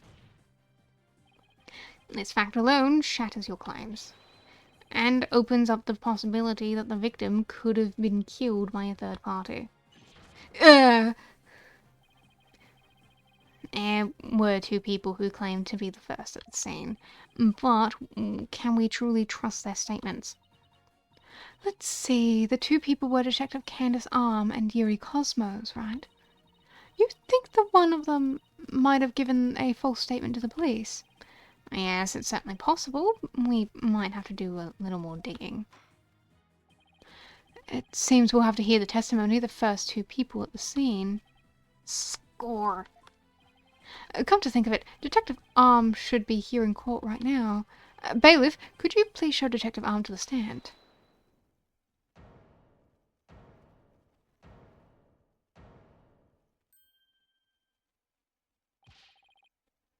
I have an announcement to make. What's the meaning of this? We're in the middle of the trial here. Please remain calm and listen carefully. Someone has reactivated the bomb. The bomb was defused, but it's about to explode. Explode? A bomb now? Everybody run! I don't want to die. Oh no, everybody's panicking.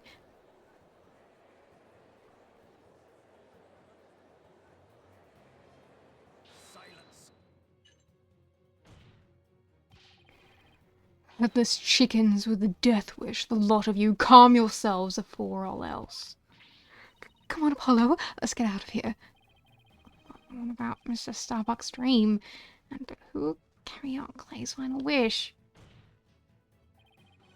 I don't care what happens to me. I'm not letting some bomb blow the truth up forever. I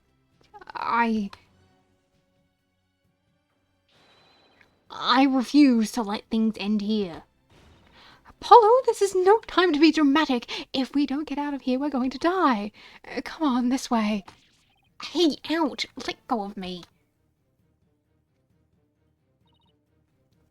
Apollo? Juniper? She hasn't evacuated yet. Juniper, are you alright? Oh, no, not that way.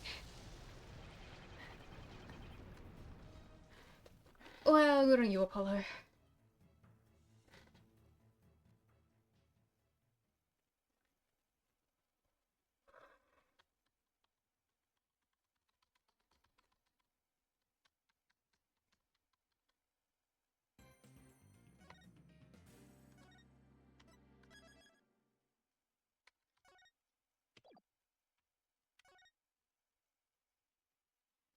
Well then, well then, well then.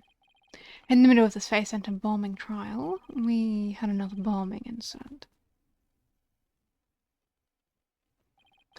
This one destroyed courtroom number 4. Furthermore, Apollo suffered massive injuries from being there when the bomb went off. I know, your heart is breaking, Phoenix, at the thought. Unfortunately, Juniper Woods was fingered as the courtroom bomber.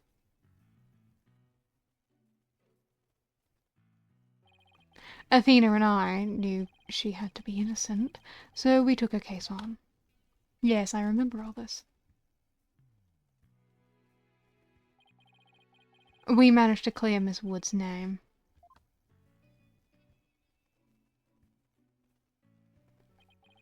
But Apollo sustained further injuries when he was attacked by Ted Donate.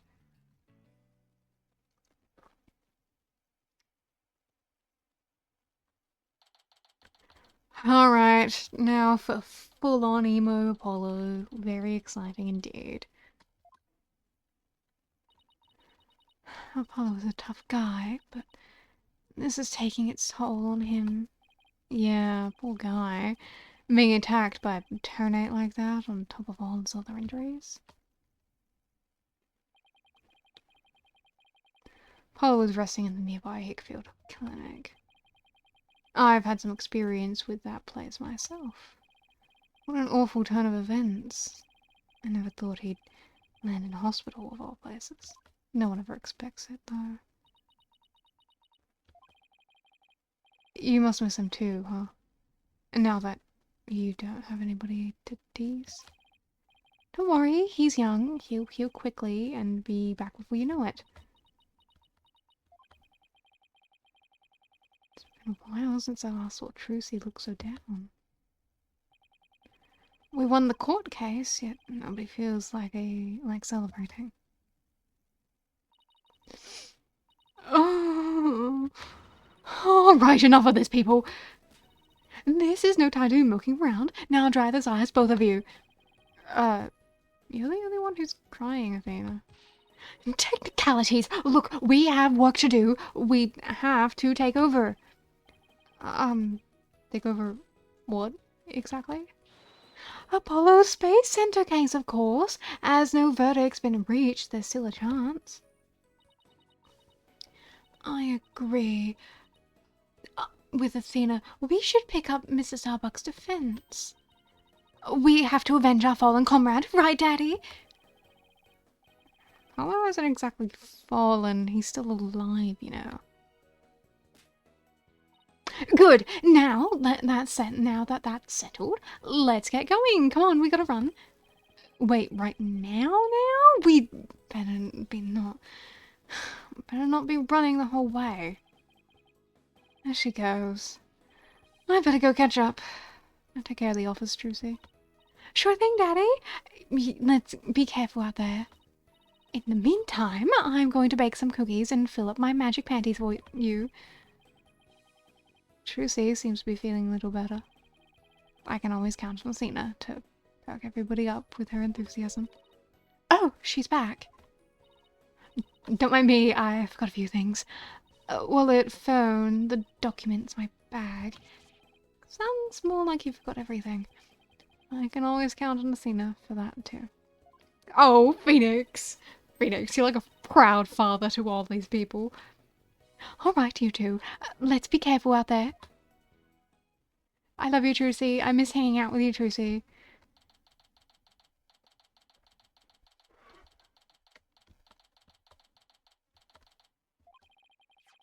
So, our client is Solomon Starbuck. He's so famous that I've heard of him. That's right. He's a famous astronaut who works in the Cosmos Center, Space Center. I don't know why I keep wanting to say Cosmos Center. I don't know. He was actually up in outer space 7 years ago. You seem to know quite a bit about him. Now, I'm all excited to meet the man. And why does everything happen in a 7-year time span? Why is the number 7 so significant to this series? Wow,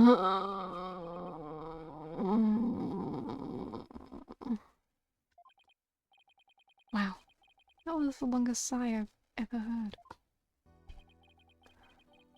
Apollo told me all about you. Phoenix, right? Apollo's mentor, right? Yes, that's right. Mentor has a nice ring to it.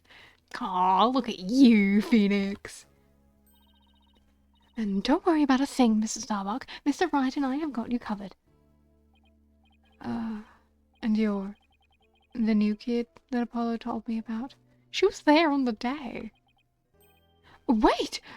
Don't I know you from somewhere? Huh? You mean, other than at your trial? I don't think so. I guess so. My mistake. My memory isn't what it used to be. My mind and my body are kaput. Same goes for my life. Someone should let you get out of that spacesuit, man. I can't imagine how fucking hot that thing is. I mean, I'm astronomically unlucky that I had a bomb go off in the middle of my trial. Trying to defend me would be like trying to enter the stratosphere without a spacecraft. Yikes, he seriously got to stop depressing himself.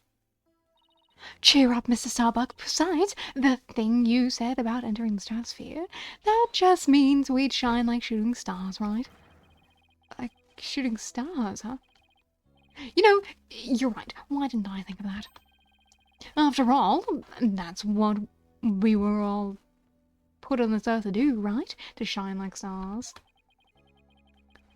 Guess I shouldn't mention the fact that shooting stars burn out in a flash.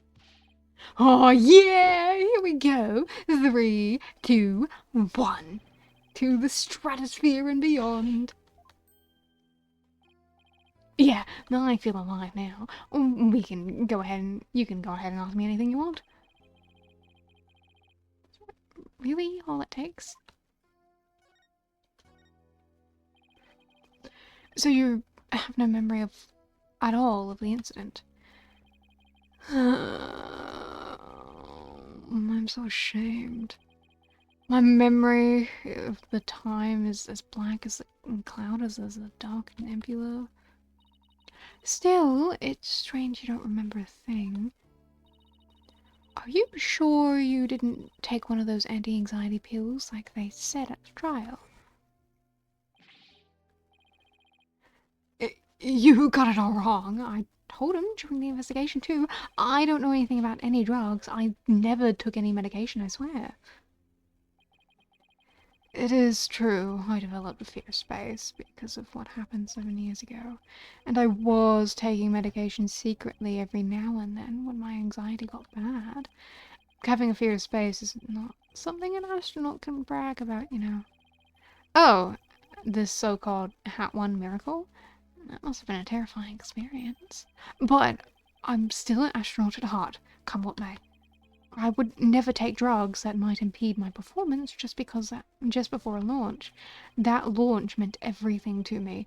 That's more certain than the theory of relativity. He seems like a completely different person now.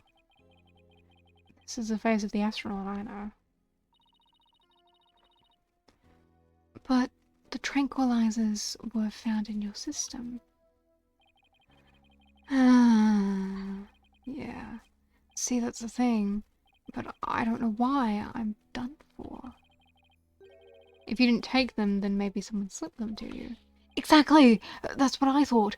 It must have been the real culprit. And the medication was in my locker. Anybody could have gotten their hands on it. Maybe the real culprit was also planted the detonator switch in your pocket.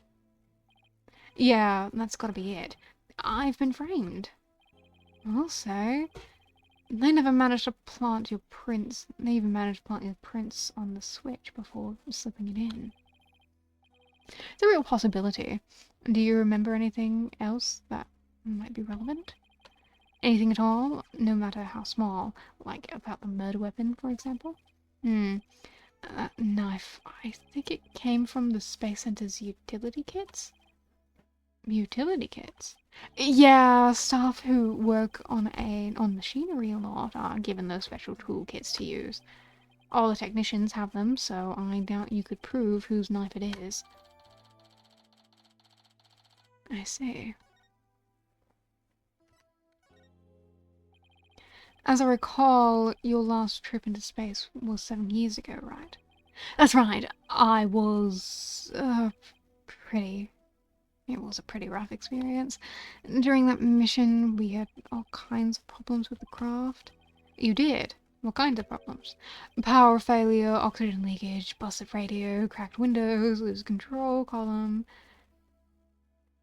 Almost sounds like someone was trying to kill you.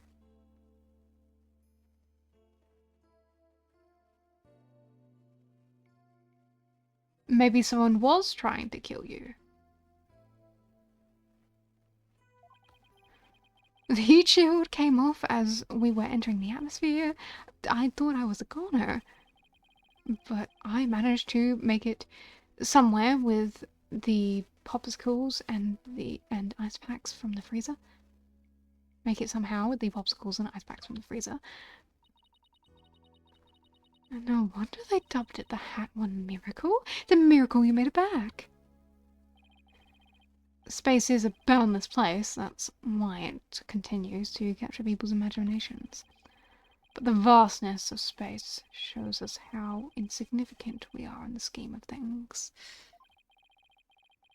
The darkness just goes on forever, and ever, and ever, without end. There was nobody else there. Nobody was gonna come save me. I was all alone. All alone, with nothing to listen to but the sound of my own breathing, heartbeat. I kept scrambling to make repairs, but I couldn't keep my hands from shaking.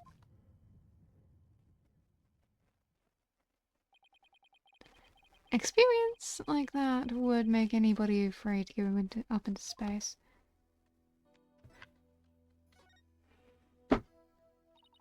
With the experience you had, weren't you dreading this mission? What? No way, of course not. Even now, I want to go up into space so bad I can barely stand it. I want to shake off the Earth's gravity at escape velocity and spin around weightless. But you have to admit, it's pretty harrowing. Weren't you even a tiny bit afraid? I was afraid. Of course I was. I still am. But space is the man's final frontier. An unknown world. The cosmic truth is out there waiting for us somewhere. Cosmic truth, huh? I guess there are some people looking for the truth in every walk of life. No matter how afraid I am, I'm sure I can manage. If I give up on my fears, I'll never find the truth. As long as I don't give up, I can keep up the fight.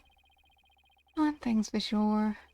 Mr. Starbuck's passion for space is undeniably the real deal. The victim, Claire Tehran, he was kind of like your protege, wasn't he? Well, it wasn't a big, exaggerated deal like Master and Apprentice or anything like that. But Clay did think of me as his mentor. The mentor and the protege.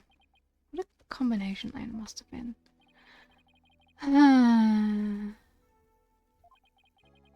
With his encouragement, I knew I could get over my fear and go back into space. But now... Clay must have been very encouraging, huh? Yeah, he's funny, really. Whenever I'd hear him shout, "You're fine," I always got the feeling everything really was gonna be fine.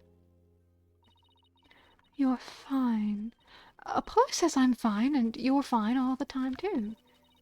And I always feel encouraged, too, whenever I hear him shout it. Yeah, Clay and Apollo were best buds. They used to come visit the Space Center a lot, ever since they were in high school kids. One day, out of the blue, Clay even told me he wanted to be my protege. Those two hung around the Space Center so much, they were like a part of the staff.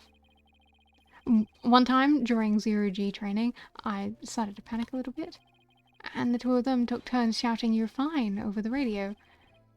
It was a simple thing, but it was exactly what I needed to hear. So I'm fine and you're fine are like Apollo and Clay's secret phases, huh? I wish I could ask Apollo more about Clay and their relationship now. Speaking of Clay, how do you suppose he climbed down the ladder with you over his shoulder?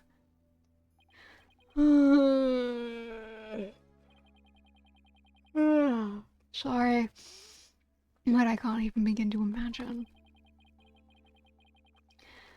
But he actually did climb down the ladder, so a way has to exist. From the freedom space to the walls of the cell. But that prosecutor said that the dark night sky isn't half bad through the barred windows.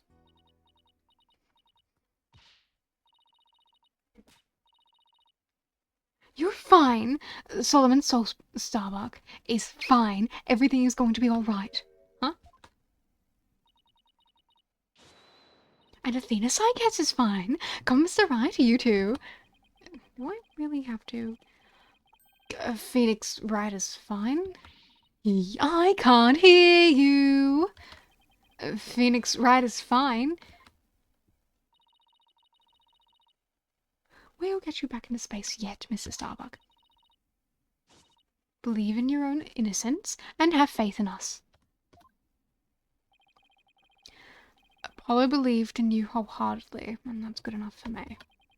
I believe in you too. Thank you. Thank you, both of you. I'll put my faith in you. And I vow to make it back into space. All I need first is a not guilty verdict.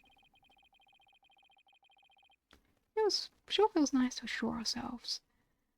Every now and then, we're all fine. Okay, Mr. Wright. Let's get our investigation of the Space Center... Let's get our investigation of the Space Center started. Pronto! Good idea, let's go. Bye-bye, dude.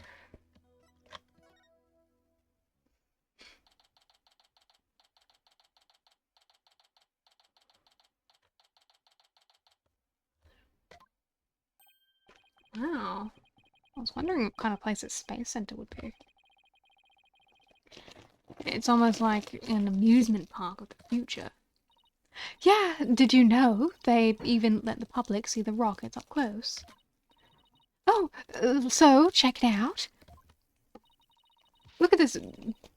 Look at how brightly the JAXA logo shines in the sunlight above the entrance.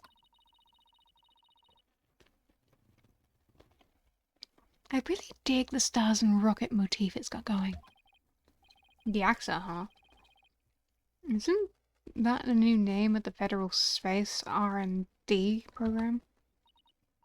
Yeah, but why the strange acronym? I mean, what is GAL supposed to stand for? Galaxy?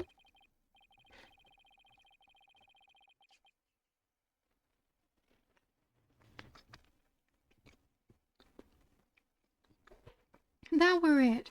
The whole thing would be something like Galaxy Exploration Agency. Which, if you ask me, I'd have abbreviated it to GAXA or even Gaia. I guess so. Oh, I know! Maybe the person who came up with it, with the name, is just really likes the letter Y. This exchange is beginning to feel oddly like deja vu. Reference to something that I'm not sure we're referencing. Anyway, this place is more than just a research facility. It's like a tourist attraction. Tourist attraction? Don't make me laugh. It's a monument to the human race. Galactic scooter, full speed ahead.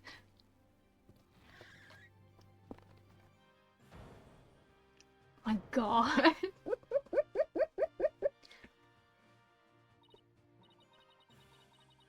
Yikes.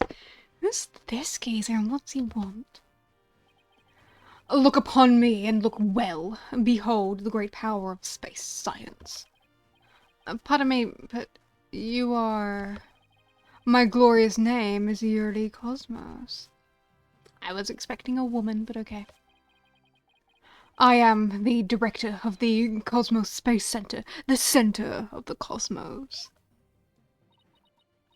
Boss, that was pretty groan-inducing. If this person is the Space Center's director, then that means... Aha! So you were one of the first to discover Clay's body, weren't you?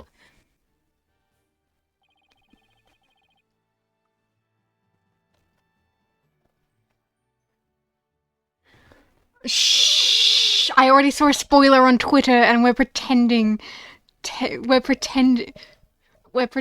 that I didn't see the spoiler. You can't bring up spoilers because then I'm gonna think about it again, and then I'm just gonna be upset the whole case because I'm just gonna sit here and be like, oh, okay, well I know what's going on, but I'm curious to see how we get there. So we can't talk about spoilers today or until the end of this fucking game because I am trying so desperately to forget about it. How did I get spoiled on Twitter? Because Twitter showed me fan art. Twitter knows that I've been playing the Apollo Justice games, so of course it showed me fan art. And you know, people in fan art like putting spoilers in their fan art. And sometimes they even make references to events that happen in the game through their memes and stuff. So I got spoiled by fan art. So we're going to pretend. So, we're going to pretend that... We're going to pretend that I know jack shit. We're going to pretend that the culprit isn't a real person. they're fake until Phoenix Wright comes to me and it's like, oh my god, I know who the culprit is, and then I can be like, yeah, Phoenix, yeah, that might be the cause of why I've been so hostile to Blackwell this whole time. And definitely not because I'm just bored of having to listen to him talk to me. This is why I'm so. Please, Blackwell, tell me that a different prosecutor is in the next game because I don't think I could handle a whole nother game of you, dude. Who was the first to discover the victim? Hi, my baby! Kisses him. Kisses him. Actually, there were two of them. The Space Center Director, Yuri Cosmos, and Detective Candace Arm. This is correct. I was honored to be the very first man in all of space and time to discover the body. Look, I've just been... Shh. Look, you can't say anything because I don't know anything other than it happens, okay? I don't know anything about the case. I don't know anything about the how or the why. I just know it happens, okay? So you can't say anything. You can't make reference to it. All I know is that it happens, and I don't know how, I don't know why, and I don't know when.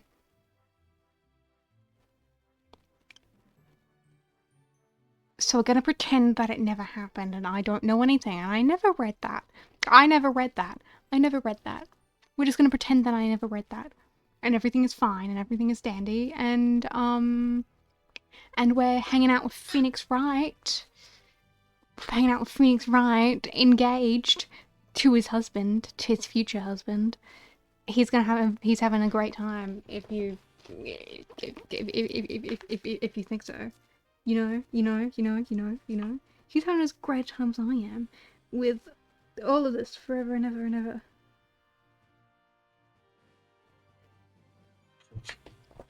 But let's talk of the incident. Don't you... We're playing the game, ZTS, you can't spoil anything. If you... Look. I know you won't.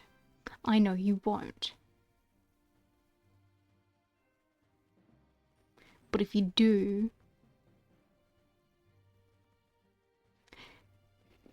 So help me. Are you, by any chance, the space police? You can't tack the word space onto this old thing, onto any old thing, you know. We're Mr. Starbuck's lawyers. We're here to investigate this case. I can't be mad, probably, okay? I can't. I'm just not in the right mood. I don't feel like being mad. I don't like getting mad. I don't like getting angry. It makes me feel bad.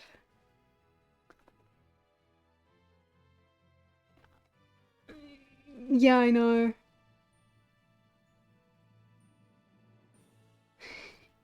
It's fine. It's fine. It's fine. It's fine. I mean, the thing you spoiled in the third game, that wasn't even like a major thing. So it's not a problem. But I guess it was major. It didn't feel very major to me.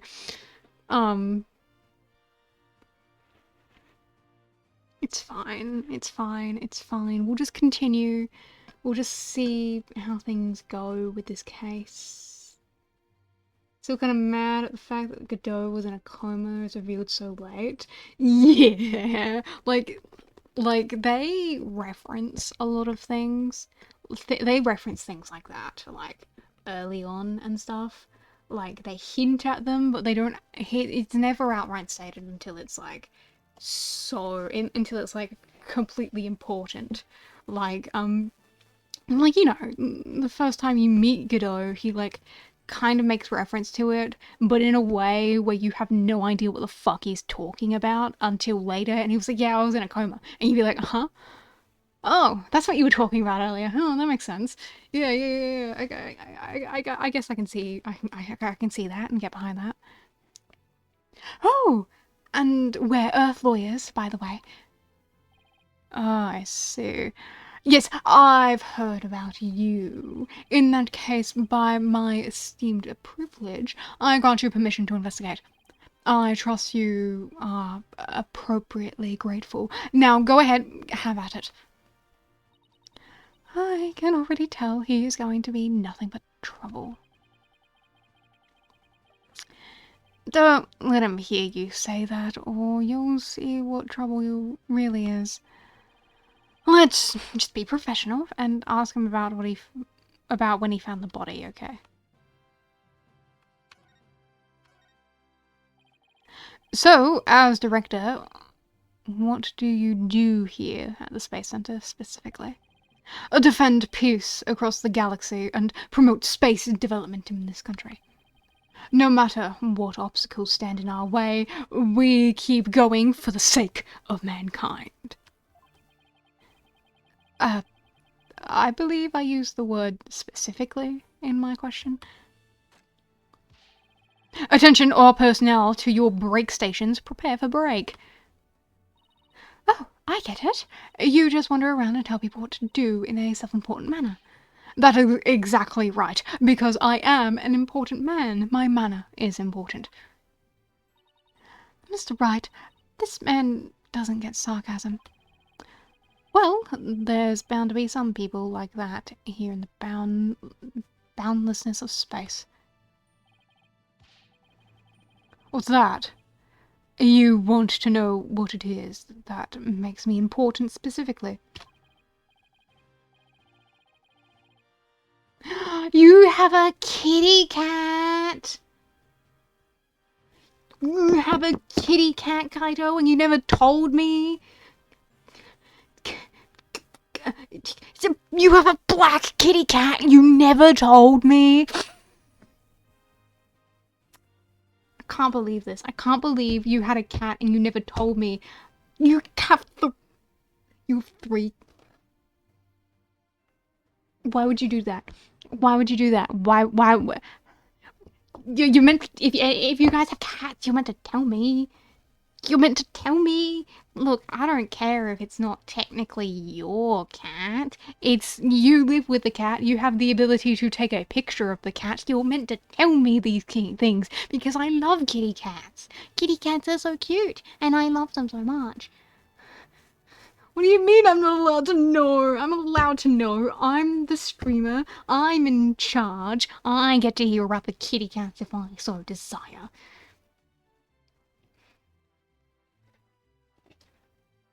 She made you mad? Come on. Oh, come on. Come on. It's a kitty cat. You can't stay mad at a kitty cat. Look at her. She's so cute. She's so cute.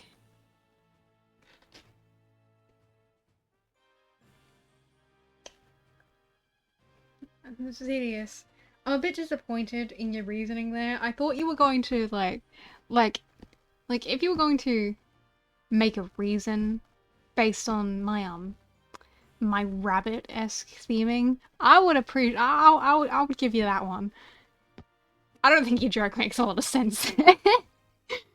She's not supposed to go outside and she's being a brat. Oh. The kitty cat. Kitty cats know they're not meant to go outside, but kitty cats desire to explore, and you just be like, no, kitty. No, kitty. I love you too much, kitty, to let you do that. Oh. Kisses, kisses, kisses, a kitty. I give her a kiss. I give your kitty cat a kiss. I give your kitty cat a kiss. Give your kitty cat a kiss. I know, you love making fun of my attraction to Gam and Gant.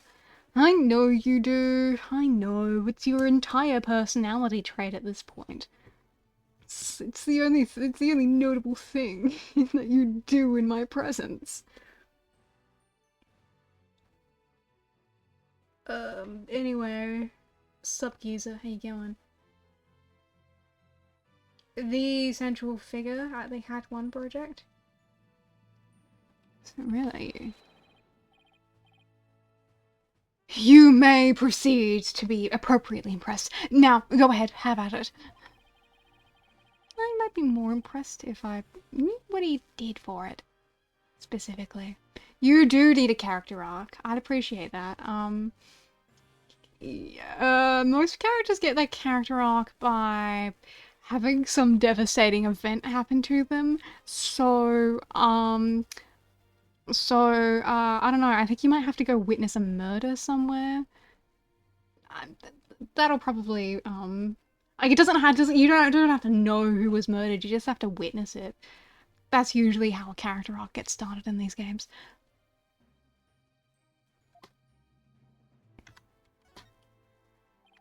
Could you tell us what you know about the incident from the other day? I refuse. What?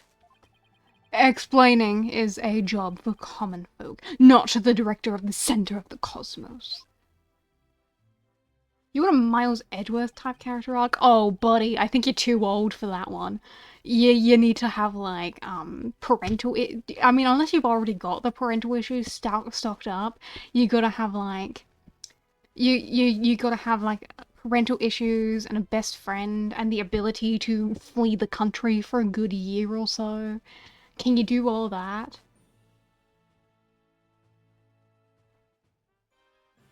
Yeah, that's what I meant.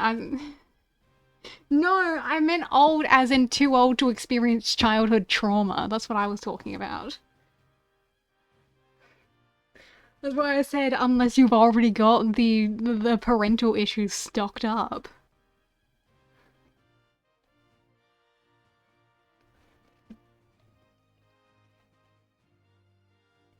My testimony, which will go down in space history, will be heard in the courtroom. What? So does that mean you'll be taking the stand tomorrow? Yeah, I'm pretty sure that does count as childhood trauma. Because, you know, it was traumatizing and it happened to you as a child. So now all you need is a best friend that you're totally obsessed with, and the ability to flee the country, for a year or so. Can you do all that? You already got a best friend? You already have the ability to flee the country? You gotta organize, like, a passport and documentation. That's a whole ordeal. You also gotta have a lot of money for that. You gotta go find yourself, stand on a black beach somewhere. By that I mean, like, with black sand. Well, it's not really sand, it's rocks, isn't it? Yeah. Yeah, that'll make, like, a cool, a cool photo. That'll make a cool photo. That'll make a cool photo. That is correct. I will be the most glorious witness in the history of mankind. Yeah, no, really? No. Disagree, sir.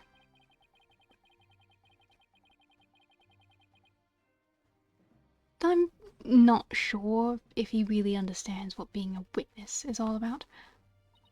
Looks like Director Cosmo is the type that only talks about what he wants to talk about. Then, let's at least try to ask him about the things he might be willing to open up about. The Hat 1 was a rocket that was launched into space 7 years ago, correct? And despite the numerous problems, it somehow made it back home?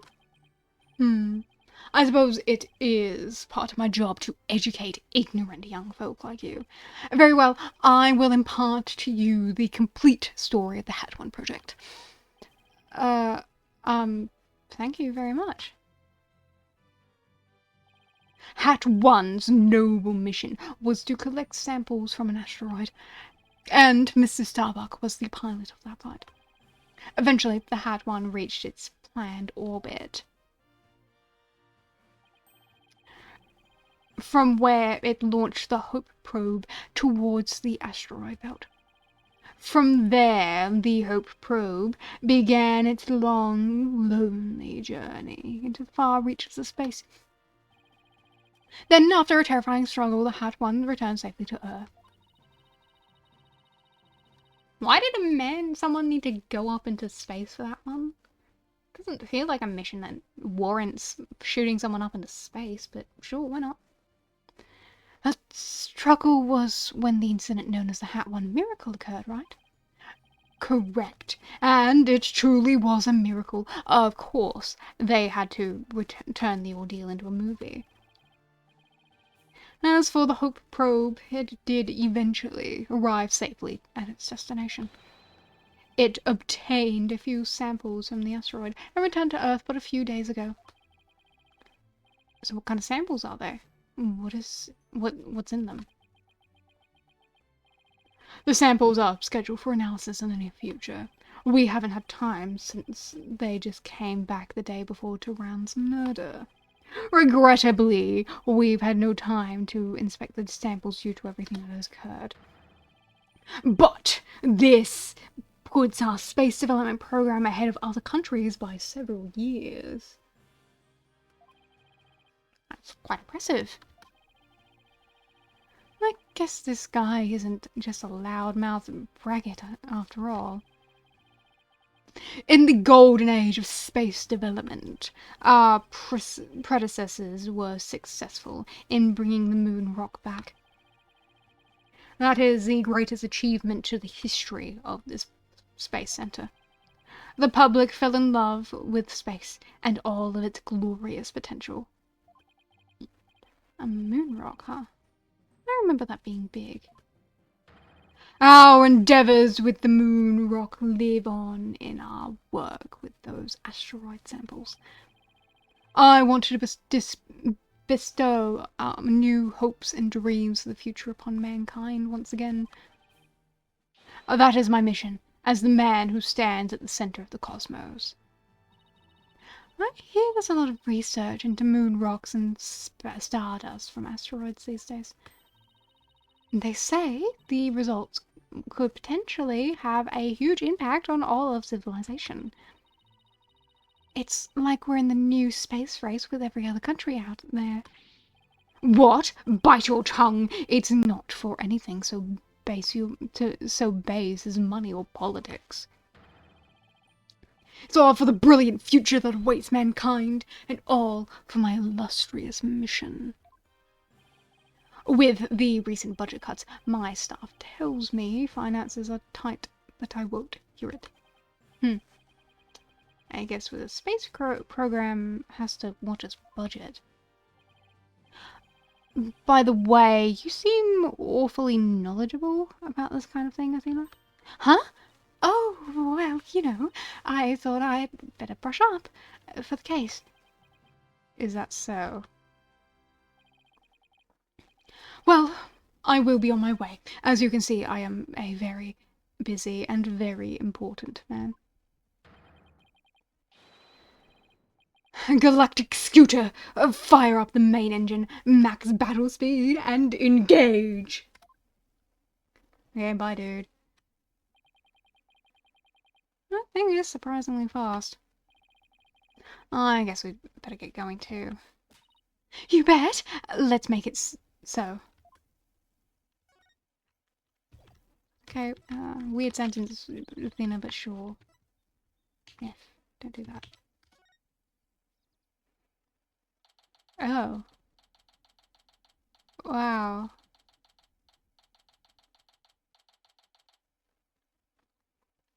What a way to decorate this place. So this is where Mr. Turan was murdered. Yeah, this is the lounge. Let's see that diagram the police made again. Right now, we're in the main building here on the right side, on the third floor. Clay and Miss Starbuck fled here from the launch pad 1 after the explosion. You there! No admittance without express permission. We're Mr. Starbuck's lawyers. We've come to investigate. Sorry, nobody gets in without permission, not even the police superintendent. Can't have Detective Fulbright getting mad at me. Kisses him. Kisses him. Someone, please, just... Please. Please. Please. Fulbright. Apron. Just put on an apron. Just once. Please. Please. Please. Doesn't even need to be frilly. Just any apron at all. I'll live. Please. Because I think you'd look cute in it. That's the only reason. I don't know, it's just... If I want the art, why not make it myself? Because I can't fucking draw. Why do you think I commission everything? And I'm sure if I just looked up enough Fulbright art, I'd come across it eventually.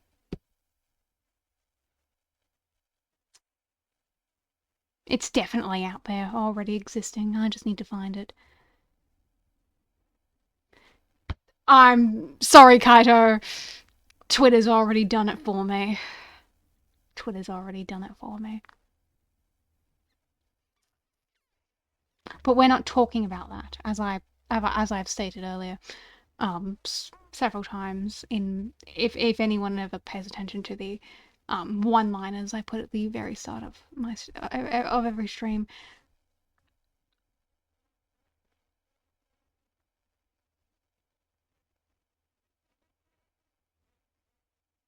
Anyway, so Detective Fulbright is here. He's here all the time. He was here on the day of the crime, still won't tell me why. He fucking should, though. It's very important as to why he was fucking here.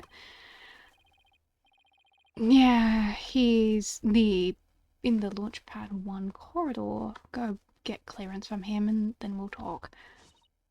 Leave it to me. I'm great at getting intel out of Detective Fulbright. I know, and he's so cute. I'm gonna punch him in the fucking stomach.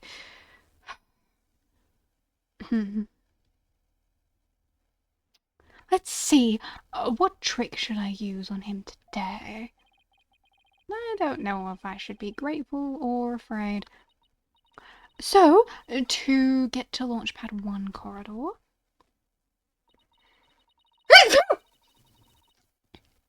we just have to get through that door with the blue rocket on it, I think. Wait, that door... looks awfully familiar. Good eye there, boss. Awfully familiar, really? I wouldn't say that. This is the door Clay and Mrs. Starbuck used during the escape from the launch pad. Ah, that explains it. The fingerprint system has been deactivated, so I think you can just pass through. Now come on, let's go! I guess we're going then. Oh wow. This is... huh. You know, I feel like I shouldn't be surprised by how sophisticated this all seems, considering it's a space station. But I'm surprised by how sophisticated it all seems, despite it being a space station. So this is it, huh? This is the corridor the two of them use in their escape. Yep, this is the only thing connecting Launchpad 1 with the main building. I see police tape down at the other end.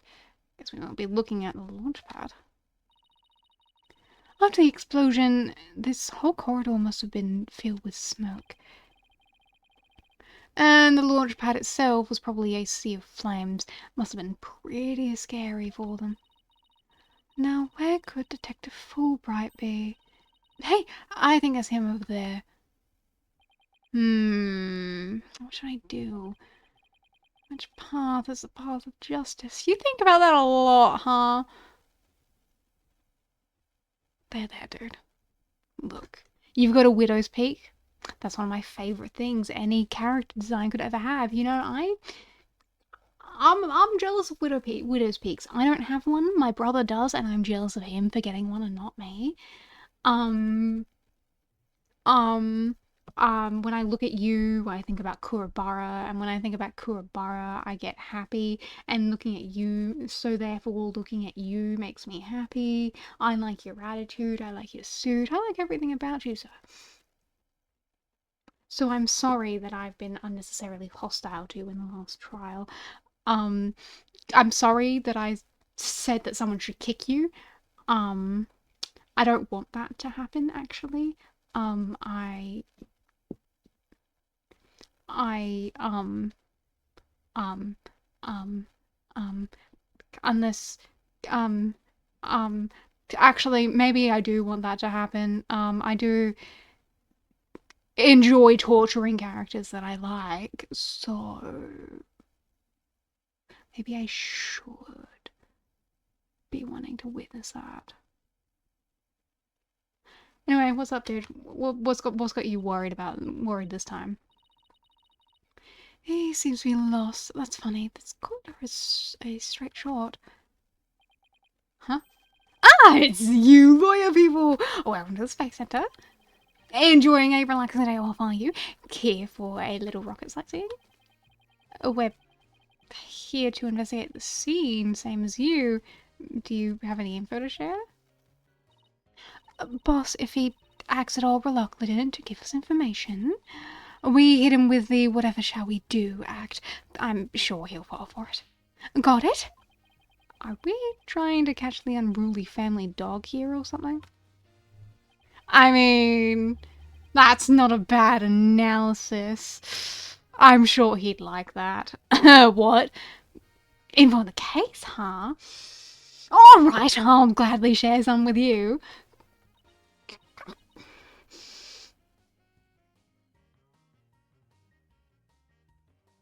Fulbright, I want you to know that my feelings have not changed despite everything that I've seen. I want you to know that things are not any different between you and I. I want you to know that. In fact, they may even get better. Who knows? Maybe you'll get your own tier in the tier list. I'm highly considering it. Fulbright, I want you to know that I care about you deeply. Please get some fucking socks. I'd appreciate that.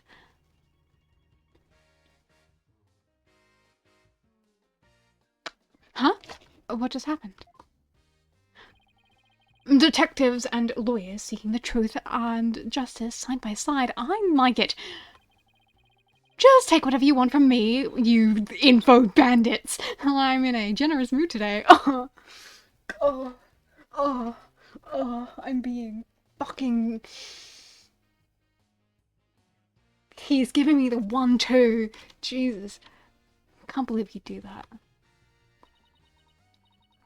I don't know, there's something weird about Detective Fulbright today. Well, we need info, so let's run with it. If you say so. Oh, your gloves are so lame. Detective Fulbright, could you give us permission to investigate the crime scene? There's an officer on guard and we can't get in. Whatever shall we do? That's an easy one. I'll let them know over there to let you in. Investigate to your heart's content. Take a week if you need it, a month even. So you're confident is what you're saying?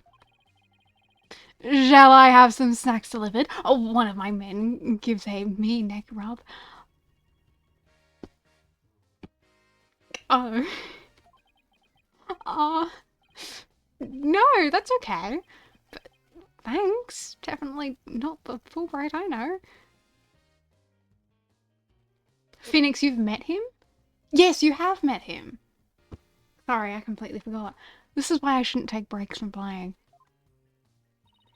Detective Fulbright is acting sickeningly sweet. It's kind of gross. Actually, don't say that. Don't... Athena, come on. He's obviously confident, and we can't ruin that. Though it is adorable when we do. And do you think he hit his head or something? Who knows? Whatever the case, it's making our lives way easier. You were here at the Space Center at the time of the incident, weren't you, Detective? That's right, I was here on security assignment. The police are required to secure rocket launches now. I didn't know that. Yes! Well, you know us, 2-7 protect, ha ha ha!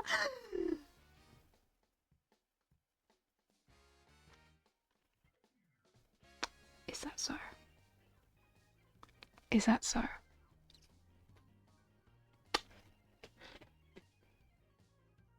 Okay, whatever you say. The explosion occurred while I was here on duty, so I started leading the evacuation. God, look at your haircut, it's so cute.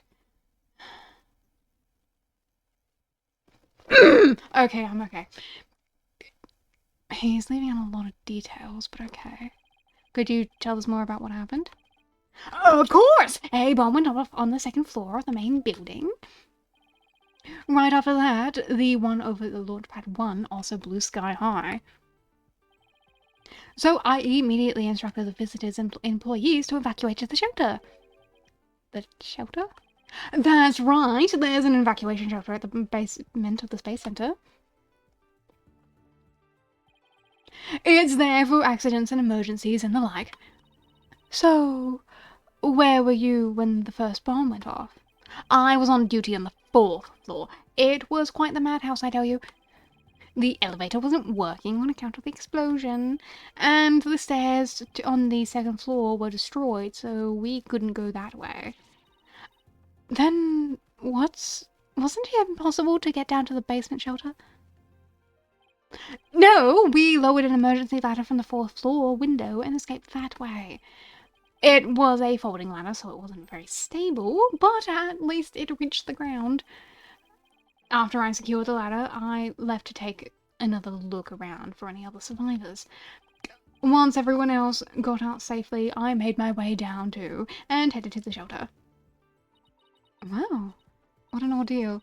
But climbing down an emergency ladder kinda sounds fun. Thank you for your answers, Detective. They were very helpful. Just a moment! I have some more information to share with you. But don't tell Prosecutor Blackwell, okay? Yeah, it's okay. It's okay, Fulbright. We don't tell Prosecutor Blackwell anything. Because I hate that guy.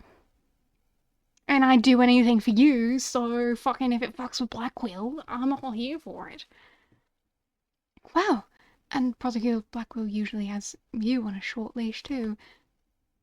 Well, never mind that. I thought you should know that there was a witness. Okay. Other than the 2 other witnesses we know about? Could you tell us more about this witness? Sure thing! The witness was a Space Center employee who was on the 4th floor. Oh, a witness to you? Or a witness... Oh, a witness to the lounge. Oh! Another witness. While she was climbing down, she looked through the window into the 3rd floor lounge. So she was looking into the crime scene from the outside?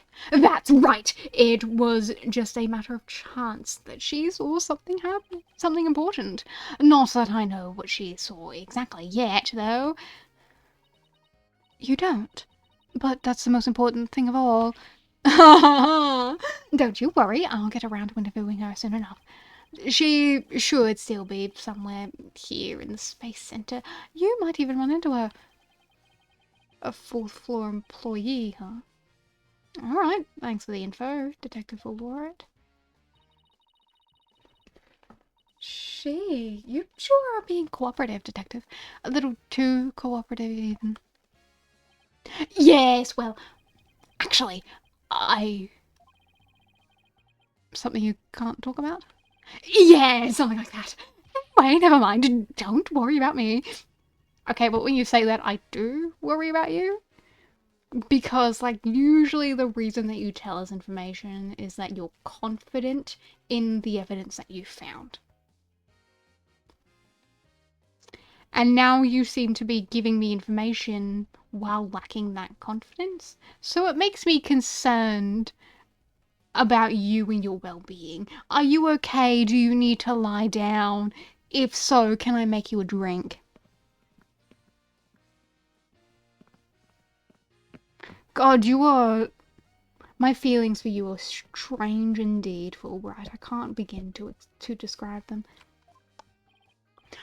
Well, I'll be on my way now. Okay, bye. Bye, my precious baby. I love you so much. whoever you marry is so incredibly lucky. What was that all about? Something is definitely going on. I'm going to get it out of him the next time I see him. Okay. I'm not so sure he'll talk about it though. Well, we have permission to investigate now. Let's go back to the boarding lounge. Let's.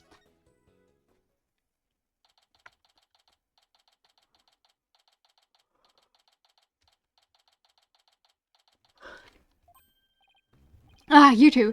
Detective Fulbright has granted you permission to investigate. He also said I should bring you some snacks and give you a neck rub too, if you'd like. Oh, that's alright, but thank you for the offer.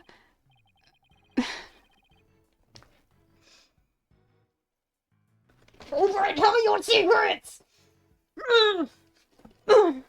I want to blend him. Gonna put him in a blender. Gonna put him in a blender. Gonna put him in a blender. Gonna put him in a blender. I'm fine. I'm fine. I'm fine. I'm fine. I'm more than fine, in fact. I feel incredible. Well, time to roll up our sleeves and start investigating. Now let's see. Where's that diagram again? So this lounge on the 3rd floor of the main building. And according to Apollo, this is where he believes the third party killed his friend. Well, let's stop and recap and start looking. Stop the recap and start looking for traces of this third person then. You read my mind, Athena. We'll make that our first priority. There's just one problem though. This room. It's just so big. And don't worry, we can use this to help. Space Center pamphlet? Tourists? Yep, picked it up at the entrance. The map inside should come in handy. Let's see. Yep, here it is. Map of the lounge.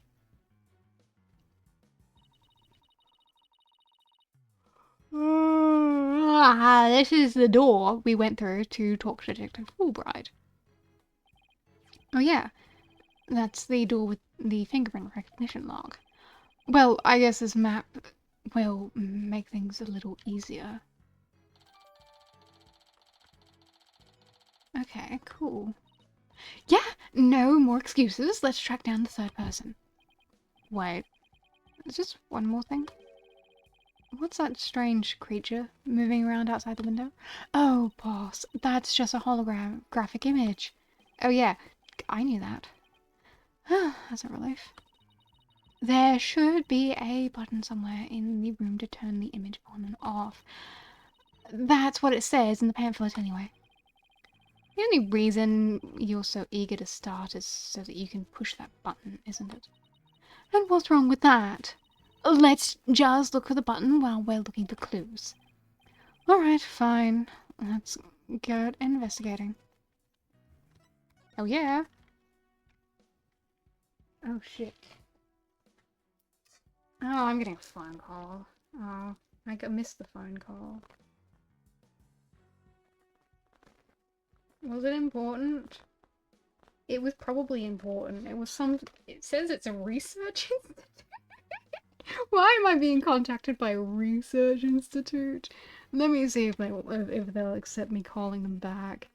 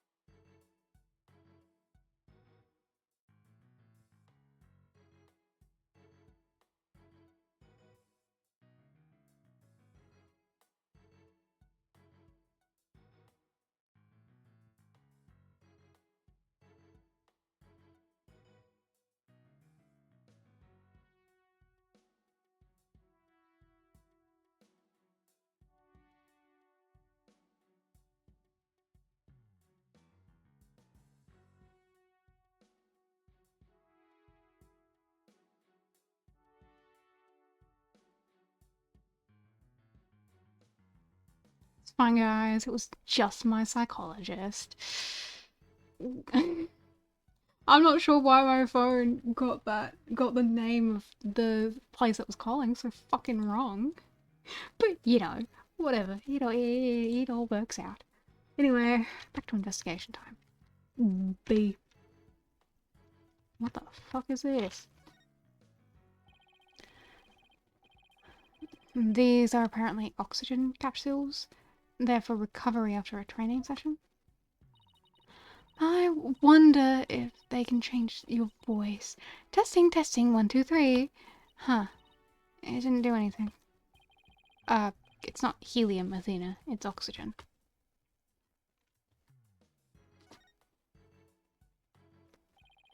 There's some kind of panel with 2 buttons on it here. Just push it!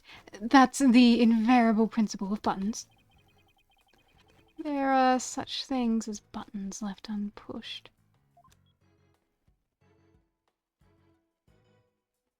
Hell yeah. Hey! The giant holographic image has disappeared. Yeah, though that side of the wall seems kind of barren now. Still, let's see if we can find anything new with the image off.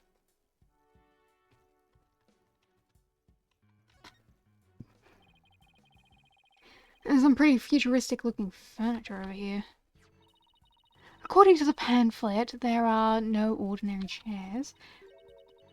They're like amusement park teacup rides. You can power them yourself, it says. If you spin the table, your chair spins too. Why would anybody want to have something like that in here? It's for the astronauts who have trouble with the device on the ceiling. No vertical spins. It says it's a training device that's easy on the eyes and on the body. Can a person really call themselves an astronaut if they can't handle 0G?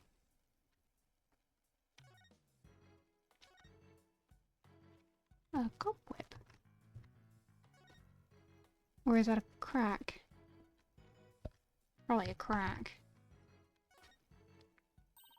Hey, Mr. Wright! Look at this. A bullet hole? Great find, Athena. It's pretty big. Whoever fired this shot must have been using a pretty large gun. You think so? Based on my experience, I'd say this was fired from a regular pistol. Well, whatever size it was, somebody fired a gun in here, right? Apparently. This is an important fact. Do you see a bullet around somewhere? No, the police might have taken it, though. See. Let's ask Detective Fulbright about this bullet hole later.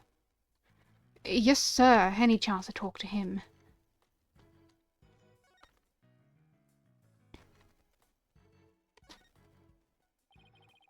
There's another amazing piece of equipment.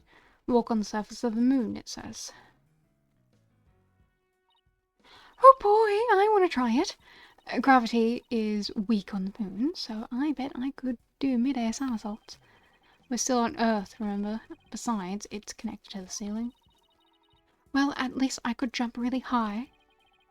There's a sign on the wall that very clearly says, don't jump too high. Then what good is this thing? Didn't I say in the beginning, walk on the surface of the moon? A trash thing. What's this? A trapdoor? It's a trash chute. And the cleaning robots throw the garbage out from here. The robots do the cleaning? What a futuristic world we live in. I just hope they don't revolt like they do in the science fiction movies. No way, all the robots here are very nice. Actually, wasn't there one in the Launchpad 1 corridor? We can go say hi to it if you want.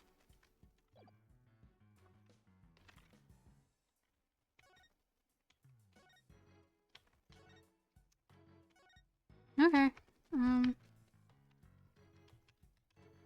Oh, what's... It's a shiny thing. No matter how I look at it, all I can think of is torture device. But I guess it's training device for getting used to zero gravity. Uh-oh. Alina has an odd glinter in her eye. Is she thinking about trying that thing out? I should try to stop her, but I'm afraid she'll just outmuscle me. Hey, Mr. Wright! Look up there! Yeah! Some kind of fragment. It's stuck in so tight. Oh, so that's what the glint was all about. That colour looks familiar. I think it's part of the oxygen tanks. I think you're right, but if that's here, it means Clay's tank ruptured after they arrived at the boarding lounge. So Prosecutor Blackwell's theory that Mrs. Starbuck dropped Clay down the ladder must have been wrong. This proves that both the astronauts were alive when they reached the boarding lounge. So, Apollo was right. The scene of the murder wasn't the launch pad. Way to go, Apollo!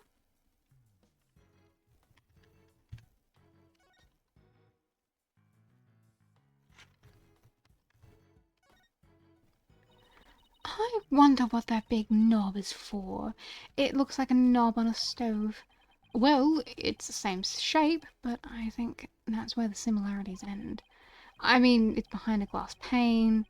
What kind of stove would require a knob security like that? Well, the knob is straight up and down, so if it was for a stove, the burner would be off. Right. If it was for a stove.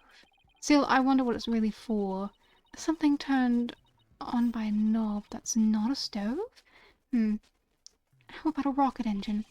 If you had to start the engine here, the rocket would take off before anyone could get in. Then I guess all we can say for now is that it's a mystery knob. Okay, so this is the fingerprint recognition device.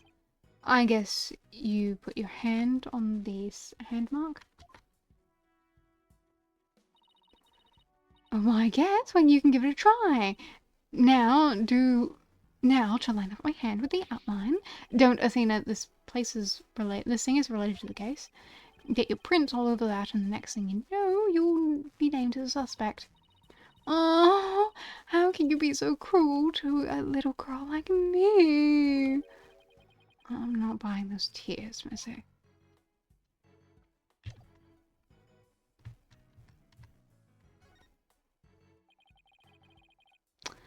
So this is where they discovered Clay. Yeah, he was already dead when they found him. Let's take a look at the photo. So he was stretched out like this, and what's that thing that looks like a thermos? That's the thing that Prosecutor Blackwell mentioned when he was in court. When I was in court with Apollo, he said that it contains asteroid samples. Oh, right. Detective Cosmos mentioned something like that too, didn't he? That they were brought back only 5 days ago by the probe that the Hat One launched. I wonder what they look like. Do you think they'll let us see? Let's think about that after we've solved the case, okay?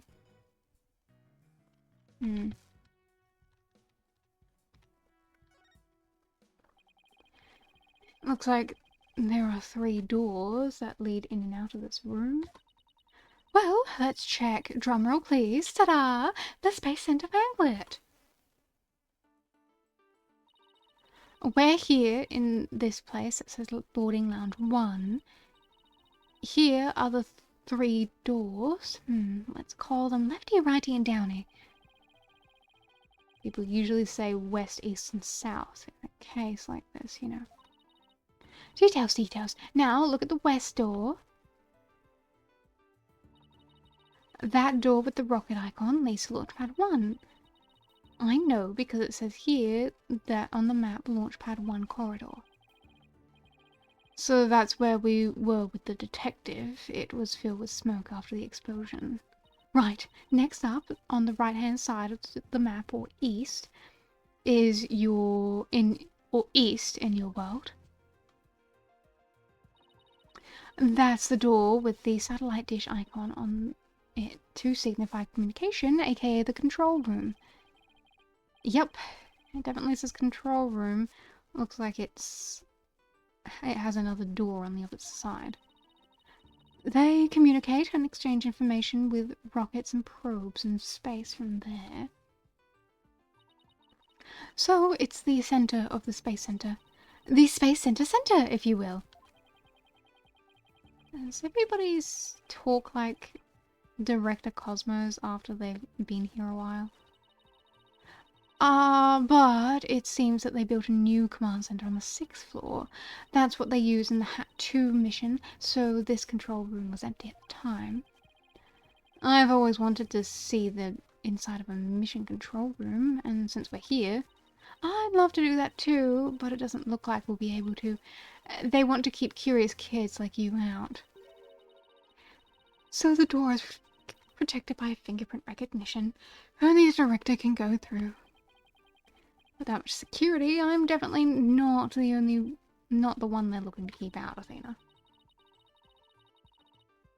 So apparently, the lock is also hooked up to the backup generator in case of emergencies. I see. That room is definitely going to be important then. Okay, what about the last door? This lower door, oh excuse me, I mean south door, it leads to the elevators. This is the door we came through when we entered the room, right? Yep, and of course there were no fingerprint recognition devices, so it opens to anyone. But the elevators weren't working at the time during the explosion. Well, that's about it for the 3 musketeers of the boarding lounge. Thanks. Understanding the layout of the lounge should help us understand the case. That's why I thought we'd better have a good grasp of where all the doors go. Okay, what else should I be looking at? This must be the security camera that recorded the astronauts making their escape. Oh, let's commemorate the occasion with a peace and love and peace. If you're done now, shall we move on? Yeah, okay. But just one more for the road. Peace. Very mature.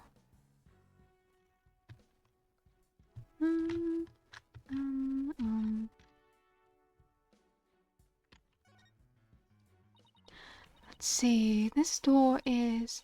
Where's that pamphlet? Here we are. This is the door to the corridor that leads to Launchpad 1. We went through it earlier when we went to talk to Detective Fulbright. So I guess the security lock must be disengaged now, right? They say the corridor was filled with smoke at the time of the bombing. It's saying besides the door, this must be the fingerprint recognition device. Which reminds me, I think Prosecutor Blackwell talked about it during the trial.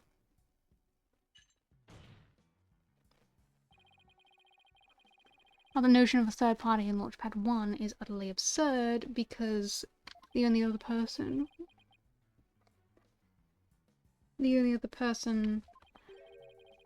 who went through the door was the director.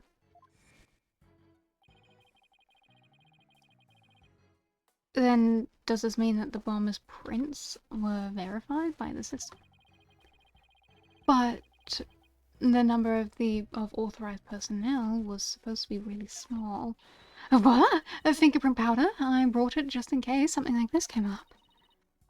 I found it in the office. I've been just itching for a chance to use it. Wow. Way to think ahead. Now, let's dust with that fingerprint recognition device and see what we find. You got it. Now to sprinkle some here and a little here and whoop.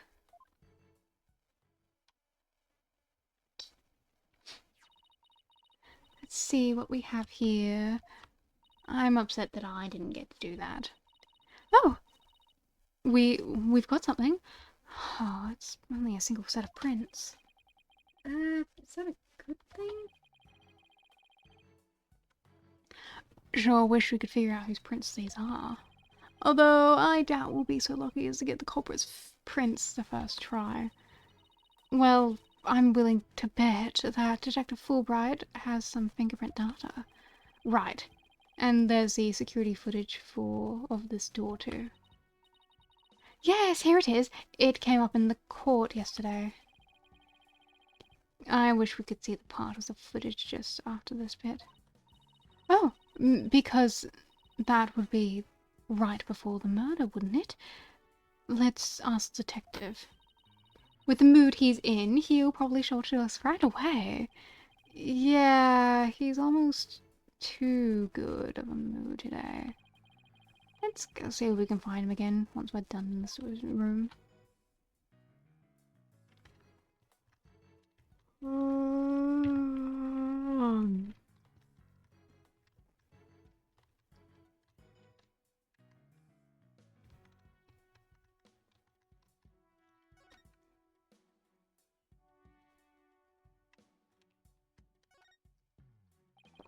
With the holographic image off, the screen is completely black, which for some reason makes me think of losing an argument with Prosecutor Blackwell in court.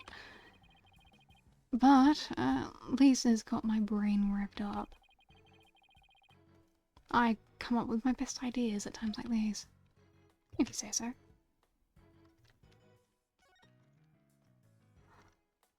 Oh.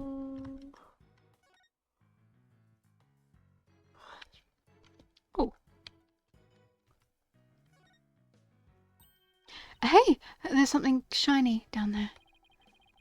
Let's take this cover off then. Ooh, the bullet. What's this? It looks like a metal jelly bean. It's really small, but it's a bullet. It's only about 2 or 3 millimeters in diameter. Let's see. That'll make the caliber 10? Caliber refers to the diameter of the gun's barrel, right? Yes, but I've never heard of a 10 caliber gun before. This bullet must be for a special kind of gun. I bet if we tried firing a bullet this small with a regular sized gun, it would just fall right out. Yeah, it must have been a really small gun. I wonder how the bullet ended up here. I mean, we're in the bottom left of the south door side of the room, according to his map. That's pretty far from where Claire's body was. Maybe the police didn't think to look here. Yeah, I'll leave it to Detective Fulbright to accidentally hand us just the card we need. Kisses him on the forehead.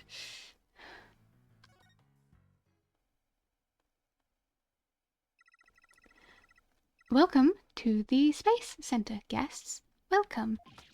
Yikes, what in the world? My name is Ponko. P-O-N-C-O. Ponko. Are you sightseeing? Are you lost? Are you looking around? Choose one, I will guide you. It's a robot. I am not a robot. I am Ponko. Psychological observation and navigation companion. P-O-N-C-O. Ponko. Well, I'm glad we got that cleared up. Oh, Ponko, I've missed you. Huh? Do you know this thing, Athena? Oh, she, showed us around the last time I came here with Bolo. Oh, you're such a good girl, Ponko. That's a good girl. Oh, thank you. Thank you. I'm so happy. So happy. Wow. A guide robot? That's pretty cool. My name is Phoenix Wright. Nice to meet you. I don't know you. I don't know you. Huh? Ouch. That hurts. Oh, she has to register people she meets for the first time. Please register him, Ponko. Certainly. Commencing guest registration. please tell me your name. A nickname is fine too. His name is Phoenix. A bit overly familiar, but I'll allow it. Phoenix, please let me get a good look at your face. Oh, sure. Registering. Facial registration sequence complete. We are now officially friends. Nice to meet you, Phoenix. Huh. This robot is pretty cute. You made a friend, boss! Isn't it great? Phoenix, Athena, allow me to guide you right this way. Oh, goody! Let's go, boss. Go where?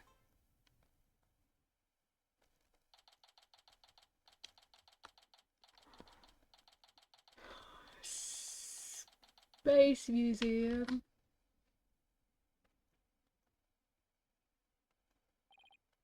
Oh, wow. What is this place? Is that rocket real? Welcome! Welcome! The Space Museum is open to the public every day of the year from 9 a.m. to 7 p.m. Learn about the history of our nation's space development and the HAT-1 project. The rocket is just a replica, but it's the same size as the real one. The Space Museum. Oh, here it is on the map. Okay, so it's on the exact opposite side of the main building from the Launchpad 1. Ask me anything. Anything. I will explain. This is quite the place. I can't believe we get to see a rocket this close up. This is a replica of the HAT-1 that was launched 7 years ago. It's exactly like the real HAT-1 inside and out.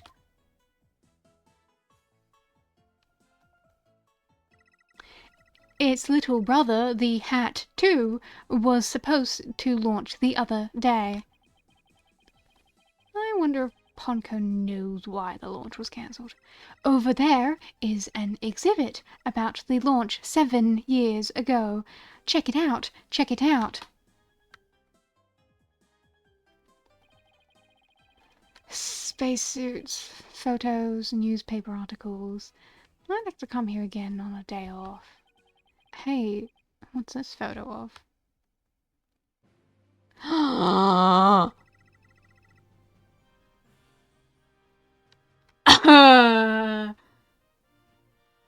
um,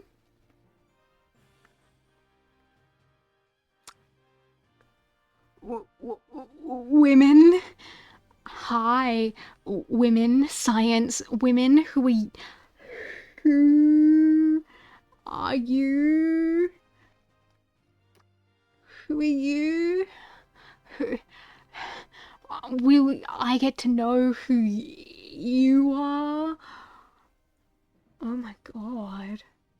Oh my god, science women. I didn't know I'd be dealing with a woman. Oh.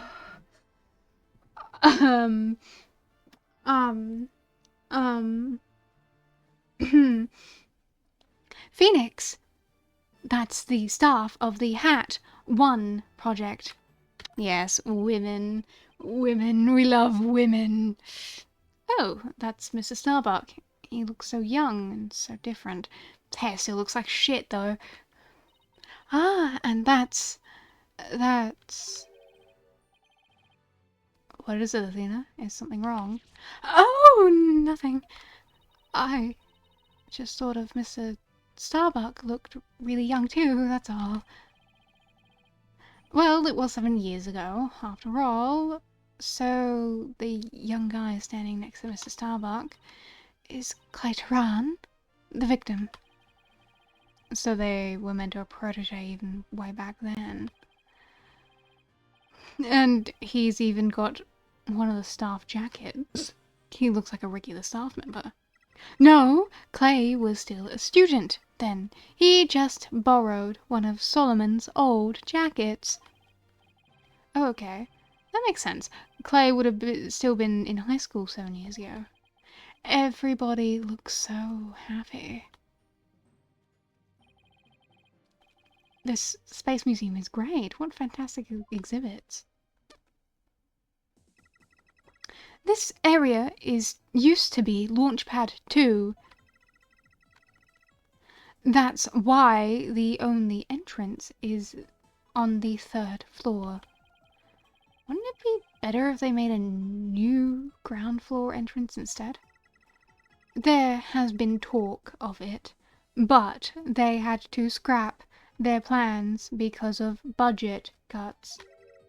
Budget cuts. Budget cuts. We need more money. Money. Who would record that kind of information with a guide robot? While it was in space, the Hat-1 launched a probe called Hope. The Hope probe collected some samples from an asteroid and returned 5 days ago. That's what Director Cosmo said too. He told us it came back the day before Clay was killed. And here it is, the Hope space probe. I think I've seen that logo somewhere before. Let's see. Oh yeah, the capsule that the victim was carrying. I think it had the same logo. I think it can be seen in the photo attached in the autopsy report. Maybe she'll give me some more info if I show it to her.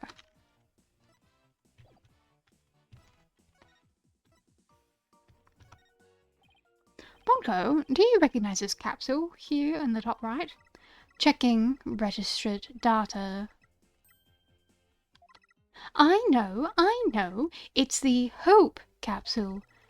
It was carried inside the Hope probe. It contained the asteroid samples, right? Yes! It was designed to store the samples gathered by the Hope probe. It was stored in the safe in Launchpad 1 ever since it returned to Earth. It must not be removed. It must not be removed. Don't worry, Ponko. The people in charge already know what happened. They do. They do. I must ask them later. So, the capsule was being kept in Launchpad 1, huh? Maybe Clay was trying to carry it to safety after the explosion. The Space Center staff must have been really excited to finally get the capsule back.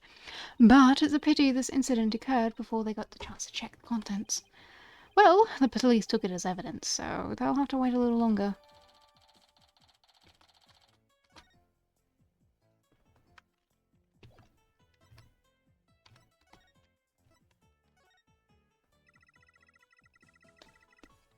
The way the Space Center launch pad is set up is really cool.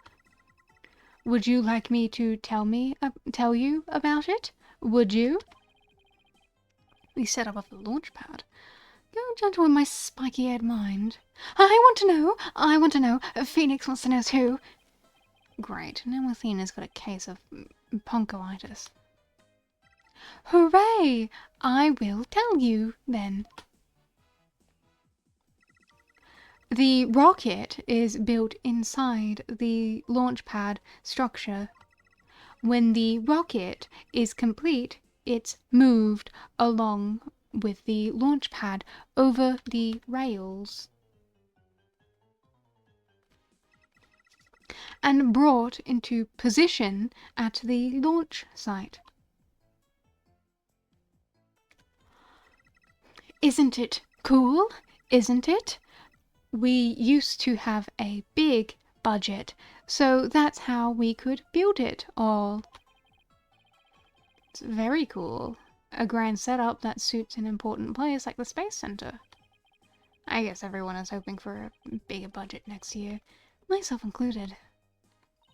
I'm guessing the whole thing is operated from the control room, huh? That is it. That it is, but it can also be operated from the command center too. Either way, the safety lock in the boarding lounge has to first be disengaged. Yes, before a big move like that can be carried out, there has to be some kind of procedures. I would love to see the launch pad being moved.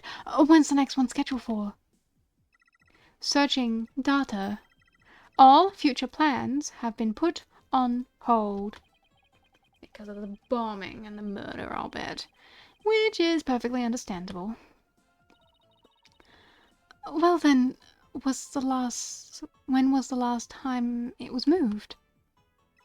Searching data. I'm sorry. That answer isn't in my answer database.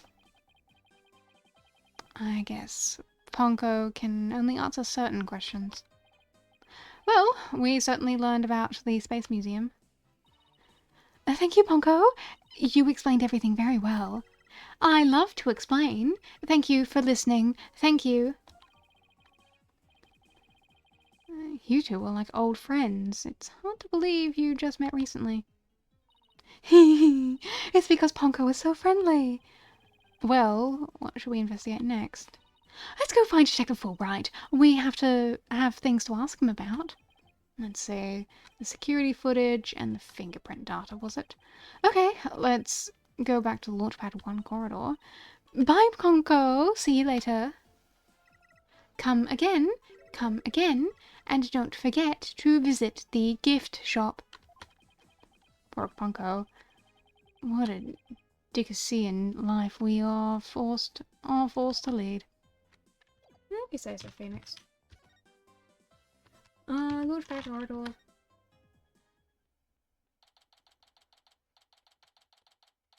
Yes, I know where I am. Thank you, text. Hi. Oh, you're still dreading. You're still feeling horrible feelings, my love. What shall I ever do for you? Do you want a parfait? I'll make you a parfait. I'm sure you'd like that.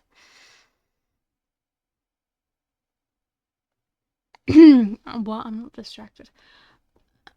What should I do? Which path is the path of justice? There's Detective Fulbright. He still seems to be lost, even though it's a straight corridor. Let's hope he's still in a cooperative mood as well, then. If he doesn't cooperate, then I'll just have to use my powers on him.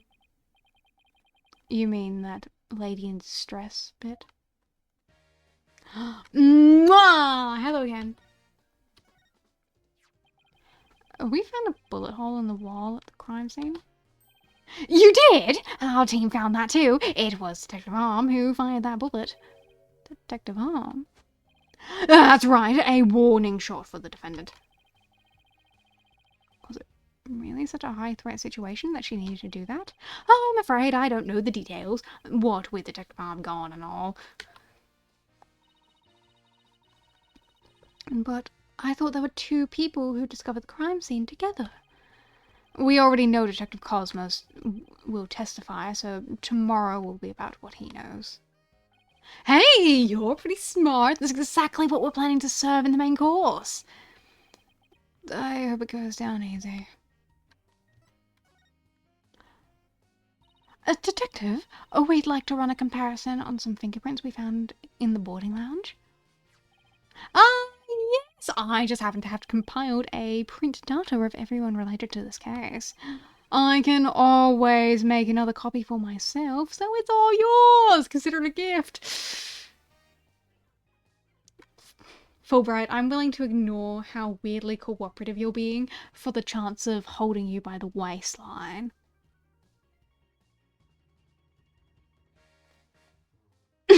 What? I didn't say that. This is quite a bit of data. Well, when I said everyone, I meant it. And Prosecutor Blackwheel said to dig deep, so that's what I did. It sure took a while, though. I want to bite him. Whoa, he got Apollos and my prints. He even got prints for all the robots? I guess when Blackwheel said to dig deep, Fulbright didn't bother to ask how deep. Ah! Clay's fingerprints are here too. I personally removed his gloves during the investigation. We had to get his fingerprints to confirm his identity after all. I still can't believe you took off his glove to get his fingerprints. Yeah, well, you can't blame me for thinking they're important to this case. There are a lot of doors that require fingerprint verification in the lounge. So, depending on whose print we find, it can completely change the tide of both sides. Makes sense. After all, the culprit's prints did get them past the fingerprint lock somehow. Oh, and take this picture. It might come in handy. Isn't that just a photo of Launchpad 1 door? Yep, but Prosecutor Blackwheel seemed really interested in it for some reason. Huh? What's so important about this door? Beats me, but boy, could you see the gears in his head go into hyperdrive at that. Huh.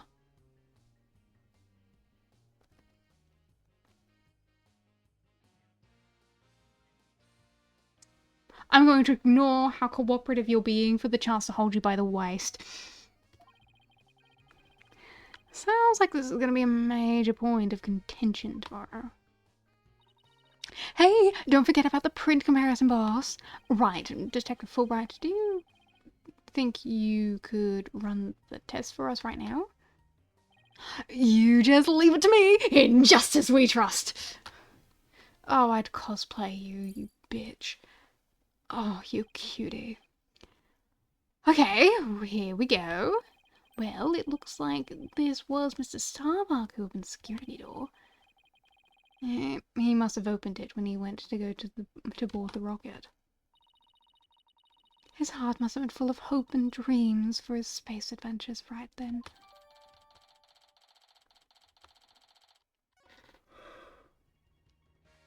And the video data. Detective, about the security footage that was taken by the boarding lounge 1 camera. Oh, that footage! Go ahead and ask me anything you'd like about it. Is there any way I could see a little more of the part just after this? Easy as pie! I'd be glad to show you. Here we go. Oh. Huh? The screen went black. Yes, apparently the after effects of the explosion damaged the wires. So there's no footage after this point. Ha ha ha. Why didn't you just say so from the beginning?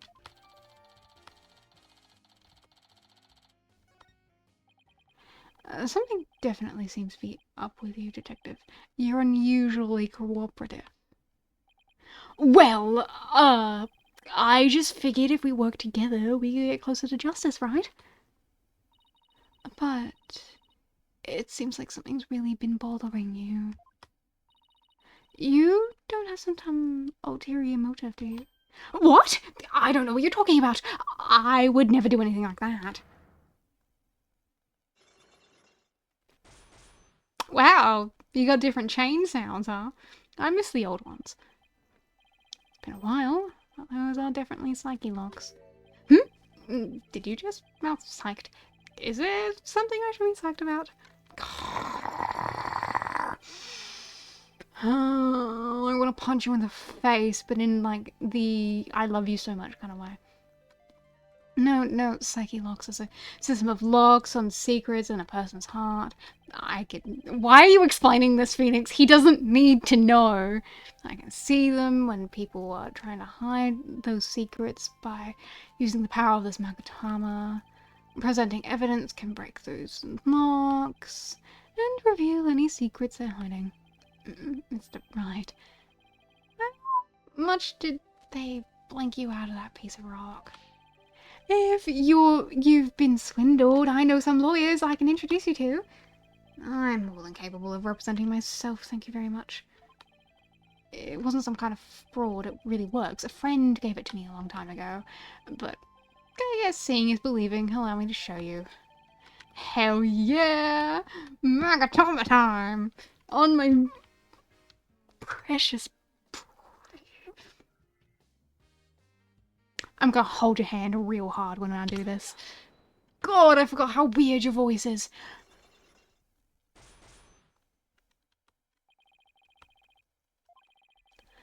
I think you're hiding something, Detective. So why don't you just tell us about it? What to do? Which path is the path of justice? Detective Fulbright is really in agony. I bet this is the issue he's torn up about. Justice, obviously. He's always torn up about justice. I really understand what's been bothering you, Detective. I truly do. Something happened that goes against your principles, isn't that right? No. I don't know what you're talking about. Until the explosions occurred, everything was just fine. Is that a fact? Yep. Peaceful as peaceful can be. Everyone whistling a happy tune as they did their job. You never saw a more relaxed guard detail for a routine rocket launch. I don't think the guard detail was as relaxed as you claim, as long as this exists. I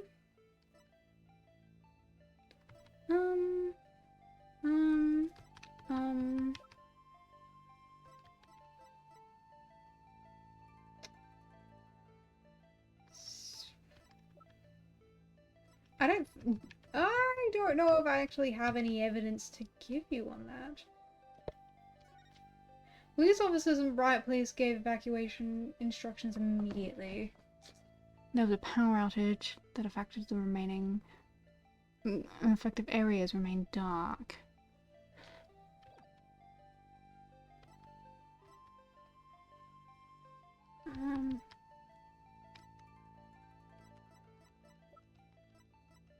Good question, Phoenix. Good question.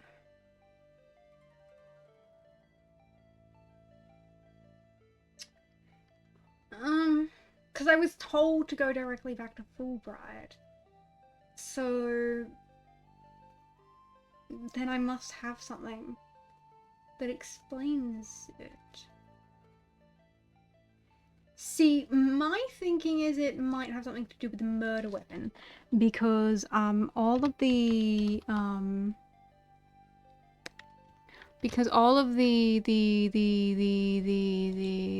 engineers have one of those, and so like in my brain it like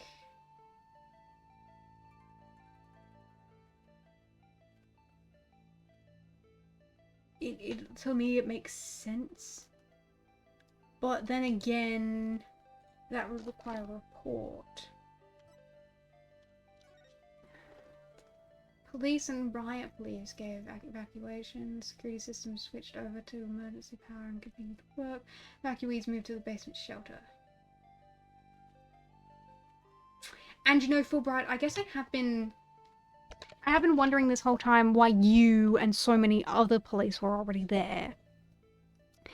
And given that Detective Arm was there and she specializes in bombs, it puts me under the assumption that they were already aware of the bomb threat, and that's why you and other police were there, considering like there were fucking riot police there. why were the riot police already here if they didn't know there was going to be a bomb?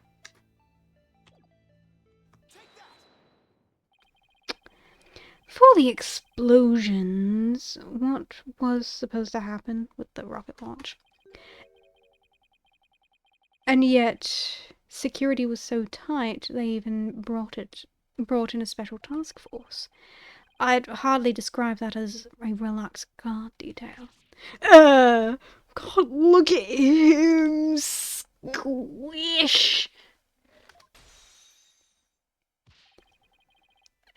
Now, just hold on just one moment. The entire nation had their eyes on this extremely important rocket launch. That's why I was called in on a special security detail. As versatile as you are, I can certainly believe that to be true. But I say it's very strange that this person would be part of the detail from the outset. Detective Arm. Because she's a detective who specializes in bomb cases. So unless they already knew that there was a bomb, she wouldn't have a reason to be there. Detective Arm specialized in bomb cases. The fact that she was here on hand means that you people knew that there was a possibility that a bombing would occur. You caught me, Mr. Right. Oh, he's so cute. I'm gonna bite him. Bite him on the nose. Oh, look at him doing his little no. Oh, I'll make you a little parfait.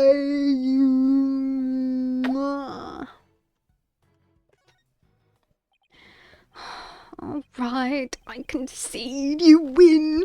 It's just as you say. A few days before the launch, they were warned of a potential bombing, and the plan to launch went ahead in spite of the threat. But why? What were they planning to do if someone got hurt or killed? Yeah, I know. The decision to move forward wasn't exactly just, was it?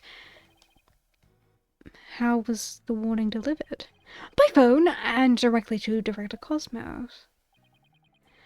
But the police department instructed everyone to keep it under wraps. Oh,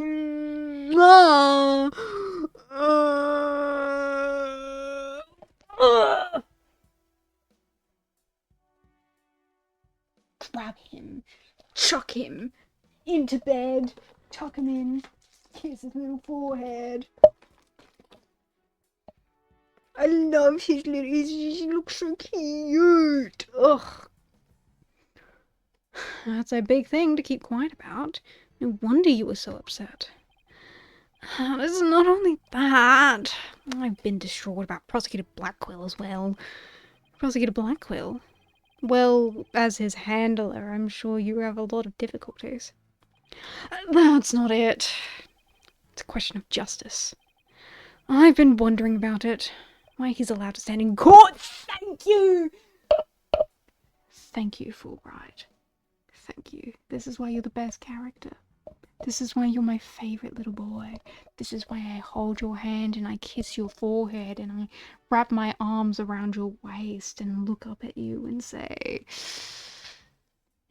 you done good today. The reason he's still prosecuting, Detective Fulbright, please tell us everything you know. Oh, well, talking to you folks about it would definitely be breaking the rules. Never mind that. What are the rules? But things to be broken, right? Well, to tell you the truth, having a prisoner act as prosecutor is highly irregular. I think we guessed that much. So, why is it being allowed? I've been wondering about it. So you weren't told why either, huh? No. I guess the order came from pretty high up the ladder. Yeah, it would have to. But Prosecutor Blackwell told me once. The hunt I've been on for the Phantom 7 years past continues even still. 7 years past? A phantom, huh? Not the friendly kind, either, I gather. This phantom of 7 years past? Any idea who or what he was talking about? Not a clue. But he seems to think that this phantom is behind the whole incident somehow. Oh, wait a minute. He thinks that they may be connected to this case. Yup, this case has way too many similarities to what happened 7 years ago. For starters, the case happened right here in the Space Center too. And in both incidents, a threat was issued via telephone. So that's why Prosecutor Blackwell thinks this incident is the work of the Phantom. Well, that's not the entire reason. I mean, if you want to talk about 7 years ago... Oh... That's when Prosecutor Blackwell was found guilty of murder. That messy case is what started the whole dark age of the law. So, you see how the Phantom and the Prosecutor Blackwell's conviction might be related. Yeah, I can see why he'd think that. This incident and the Phantom, not to mention Blackwell's past. It's almost inconceivable that they would come to a head here. Are you implying that Blackwell didn't murder anyone? Because that's not fun. It was kind of fun when he did murder someone. If it's just an innocent guy who got wrongly convicted, then jeez. Jeez Louise. This might sound crazy, but Prosecutor Blackwell can't possibly believe Mrs. Starbuck is a phantom person, right? I mean, he was acting kind of strange during the last trial and all. Prosecution appears to be ready as well. Yeah, how he broke the chains immediately. Not yet. I'm not quite ready yet.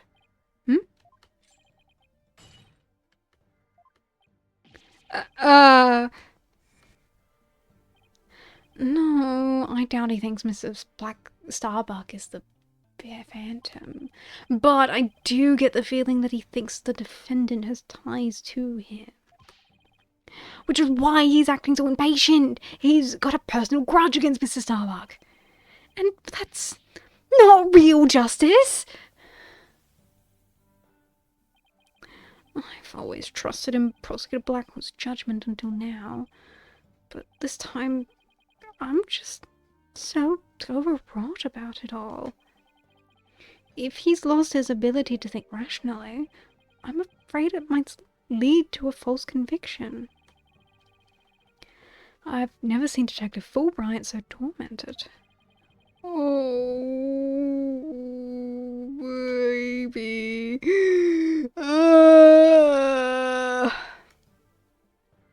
This must be why he's been so cooperative. Don't worry, that's exactly what we defense lawyers are working to prevent.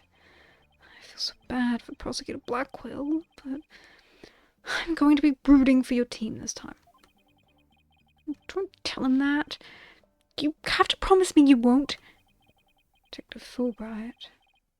I guess I was wrong about you. What do you mean? He's been a sweetheart this whole time.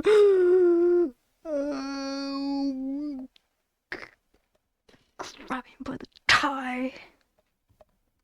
I swore to reform Prosecutor Blackwell and make him a valued member of society again. So I can't just sit by and watch him give in to his emotions and tear the defendant apart. You are the only ones who can stop him in the court. You really care and want what's best for Prosecutor Blackwell, don't you, Detective? Leave the courtroom to us. It's not like we want a guilty verdict either. I was hoping you'd say that. I'm really grateful for the two of you. To show my thanks, I'll give you another bit of information. It's about the eyewitness. I saw her hanging about the Space Center entrance a little while ago. Really? Then let's go find her, Mr. Wright. Thanks, you too. I feel a lot better now that I've been able to get that off my chest. I'm going to work extra hard to find the perfect piece of evidence for you. In just as we trust on 3. 1, 2, 3. In just as we trust. Okay, later. Oh.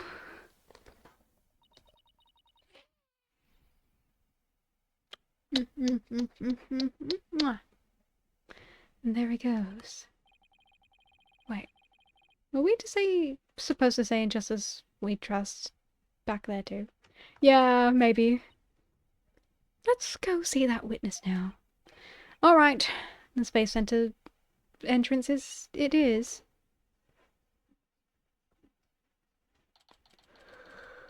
Nom, nom. The witness must be around here somewhere. Hello, hello. Oh, don't tell me the witness is a robot. Hello, come over here. Hello, hello. Are you sightseeing? Are you lost? Are you... I am Glonko. Shall I guide you? I don't know why, but this robot is kind of freaking me out. Hey, you're not supposed to wander around. Oh, it is the hot lady.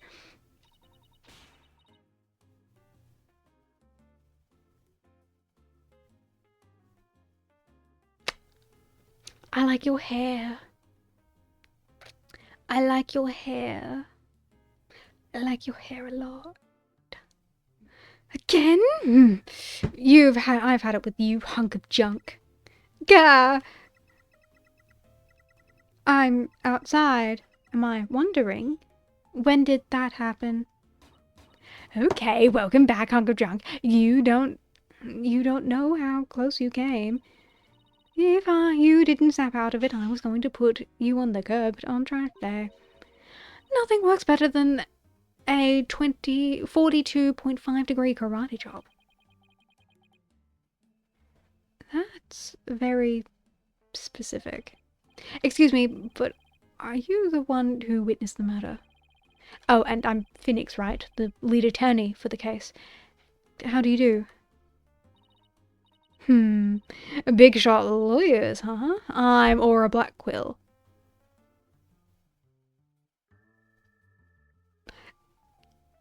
You're what now? So you're also weirdly British. Don't you just get hotter and hotter?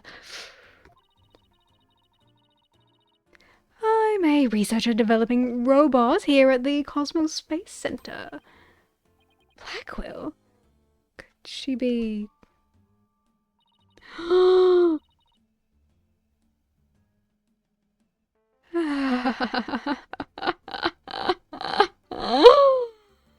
this good-for-nothing art robot is named Hunk of Junk. My name isn't Hunk of Junk. My name is Clonko. That means Miss... That's mean, Miss Aura. Quit complaining. Your model number is Pongo too.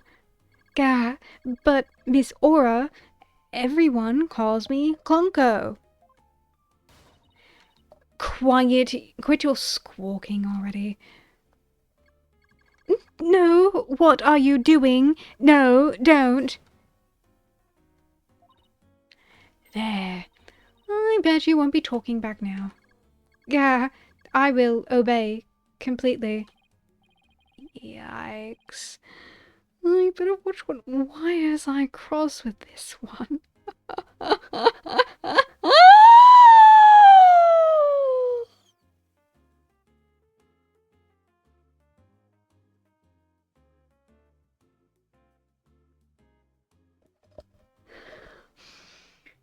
Oh, Miss Aura!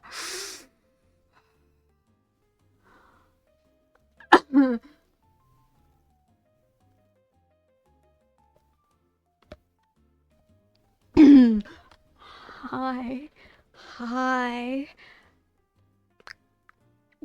Are you having a good day? Your last name is Blackwell. Are you a relative? Do you have a relative in the legal profession? You are correct. Simon Blackwell, who used to be a prosecutor, is...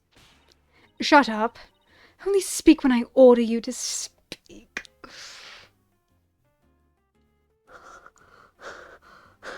This is my type of woman. Oh my god.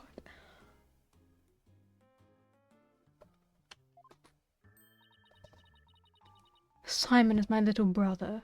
You know him? Yes, we've met him in court a few times. Right, Athena?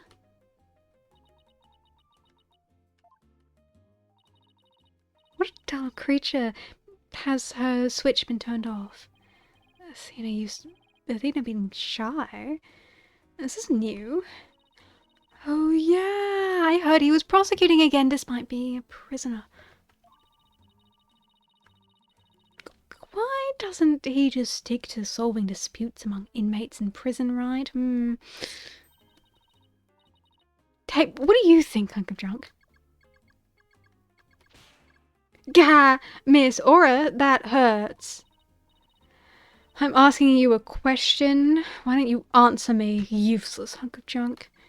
But, Miss Aura, you told me to only speak when you order me to speak.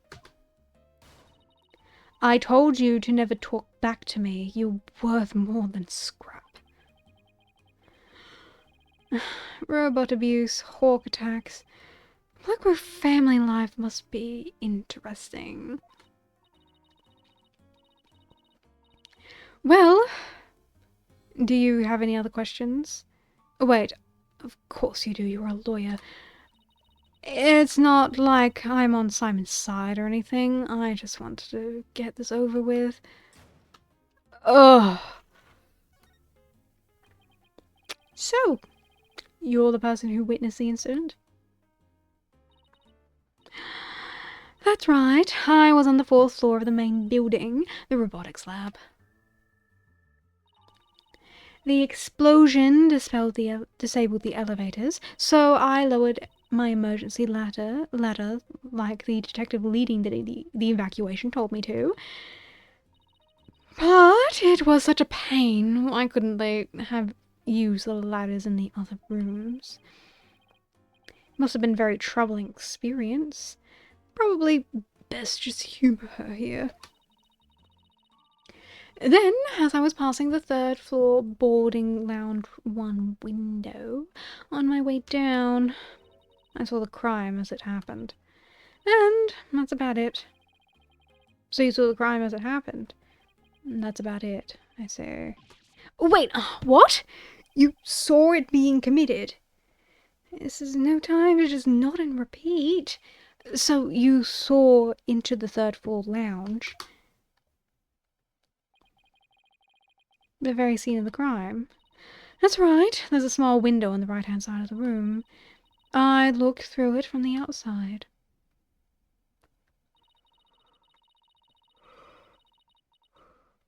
The room was pitch black, but I saw a shady figure holding a lighter in their hand. A lighter in their left hand and a knife in their right. That must have been the culprit. Did you see who the person was?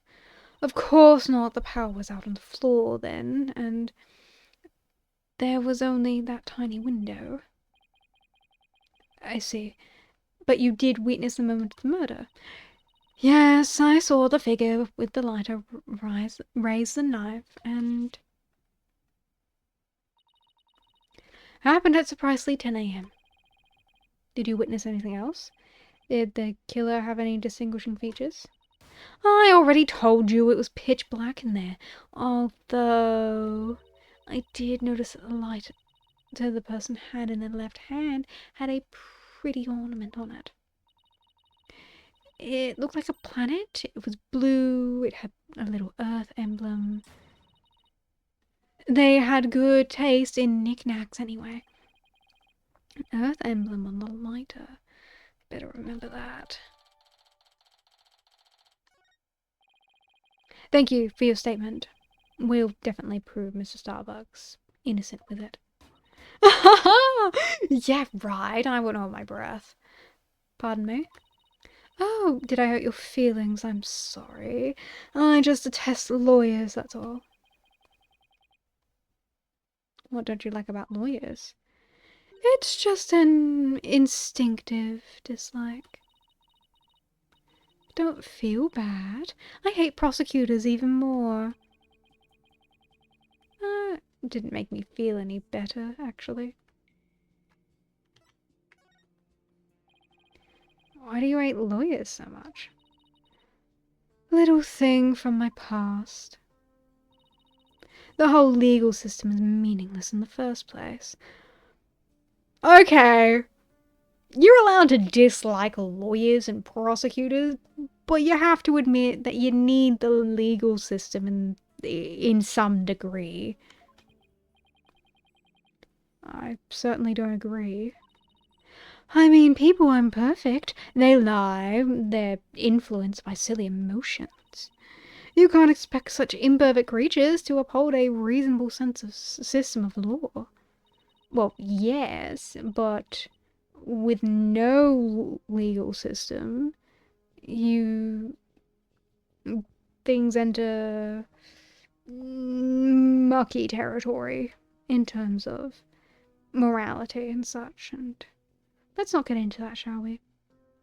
I like robots much better, even sad sacks like this one. Hey you, look alive there. Ah, yes, yes, here I go.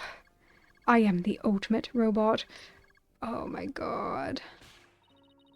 Alright, that's enough out of you. You're getting a little too carried away. Huh? What was I doing? Yeah. I like robots much better. At least you can make them any way you want them. You don't say! Oh, can I be your assistant? Unlike humans with their petty emotions and constant worries. How can you say such things? Feeling emotions, worrying about things we care about, that's what makes us human. Well, the girl finally talks, and she starts with a speech. That's what makes us human. You mean getting angry and snorting like that? Rational thought. That's what separates humans from animals. Unfortunately, your reasoning capabilities are more akin to that of a clever little monkey. But that's nothing to be ashamed of. It must be nice to have such a simple mind. Can I punch her, boss? Get a hold of your thought self, Athena. Humans certainly are absurd. I said you were clever, didn't I? Poor thing. Tell me, with people like you in charge, how can I possibly trust the legal system, So she distrusts not only lawyers, but prosecutors. And prosecutors with the whole legal system. What in the world happened to this woman to make her so bitter? Even if somebody important to me was killed, I would never wish to see their killer brought to trial. Because I'd much rather kill them myself. Hot. You can't be serious. That thing you're wearing around your neck. Oh, this. Around Athena's neck. Does she mean widget? Oh, I get it. Well, well, Her Royal Highness has returned at last to her castle. Her Royal what? Is she talking about Athena? By the way, I heard the rumors. Our director is going to be the star witness in court tomorrow, right? Director Cosmos. Yes, that's right. You poor things. You better be careful. The old man is a big liar and a huge braggart. What? He might seem like a bigwig, but the center has all kinds of problems. He has a lot of skeletons in his closet. But it's your problem, so why would I care? What? That's it? No friendly tips, no good luck, guys? Just splendid. I'll leave you with your woes. Come on, hunk of junk.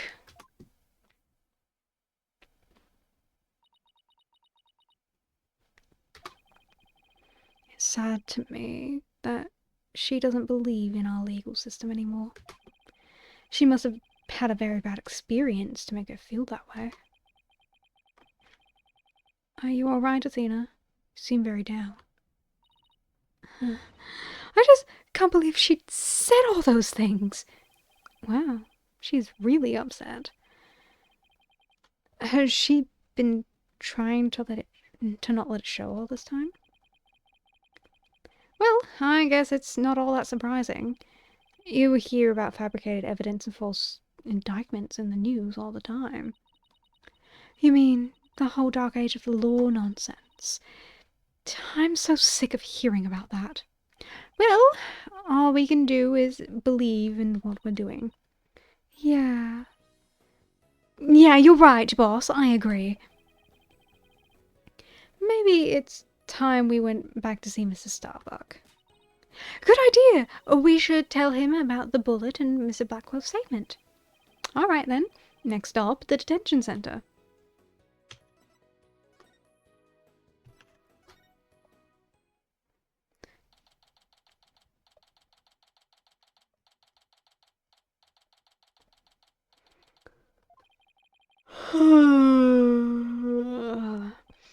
My lawyers are here. It must be bad news.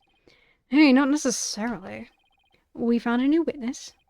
A researcher saw the moment of the murder through the lounge window during her escape. Really? So they're going to let me go? Unfortunately, it was dark and she couldn't identify the person. I should have known. My stars never aligned just right, too. But we got a lead too, Mr. Starbuck. The murderer had a lighter with an Earth emblem on it. A lighter with an Earth emblem? Oh!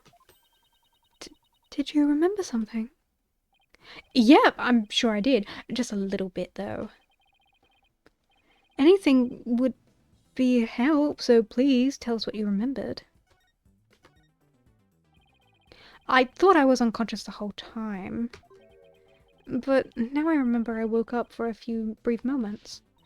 That's huge! Do you remember seeing anything? A lighter. I saw the flame of a lighter floating in the darkness. Good, good. What else did you see? What was nearby? It was definitely the boarding lounge, so it must have been after Clay carried me there. In the light from the flame, I saw a dark shadow flickering. A dark shadow? That must have been the third party we've been looking for. Yeah. Thank you, Mr. Starbuck. You've been more help than you know. If we can prove that there was a third person at the scene, and that they're the real killer, then you'll be cleared of all suspicion. The key will be whether or not we can identify the third person in court tomorrow. At least we have something to go on now, and that's a big plus. I should probably tidy the evidence up a bit before someone mistakes me for a hoarder. Now we have a glimmer of hope. I'm suddenly starving. Why don't we go back to the office and treat ourselves to a big celebration in advance? For someone who's highly empathetic, you can sure so be surprisingly sympathetic.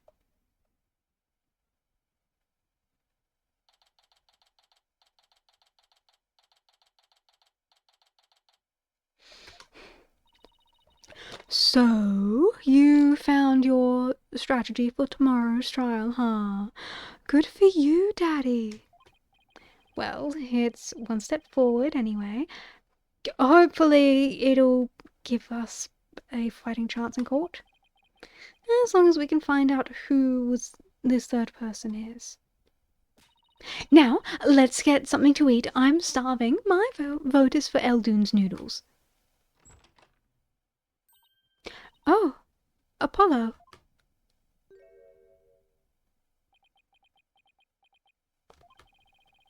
What are you doing here? I didn't think the clinic was ready to release you yet. My wounds are fine, but I'm done lying around. Apollo, you're supposed to be in bed. Leave the case to us. We'll take it from here. Thanks, but that's not an option. Not for me. Apollo. You shouldn't underestimate your injuries, Apollo. And I don't want you overdoing it. I'm fine. I'm not in pain anymore. Besides, they gave me an IV at the clinic. An IV isn't a cure-all, mummy man. Anyway, just tell me how the case is going. Have you guys made any progress? A suspicious figure was spotted at the scene. We think they might be the real killer. A suspicious figure, huh? Right. I thought you'd be happier than that. Oh, don't get me wrong, I'm happy. But I fully intend to see Clay's murderer apprehended. Absolutely nothing will get in the way of that. Clay Turan was your best friend, right, Apollo? That's right. Best friend since junior high. Sounds like me and Junie. So, what was Clay like? Well, he was full of compassion and energy, and he had a really loud voice. If the two of you did voice training together now, I'd bet he'd break a few windows. Ha! You know, I bet you're right.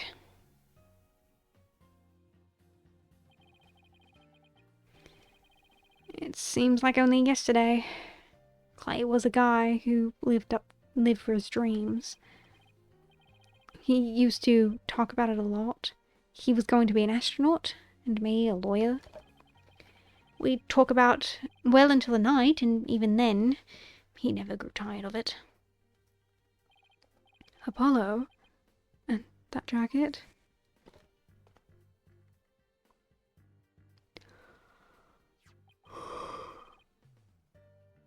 Oh, it's Clay's.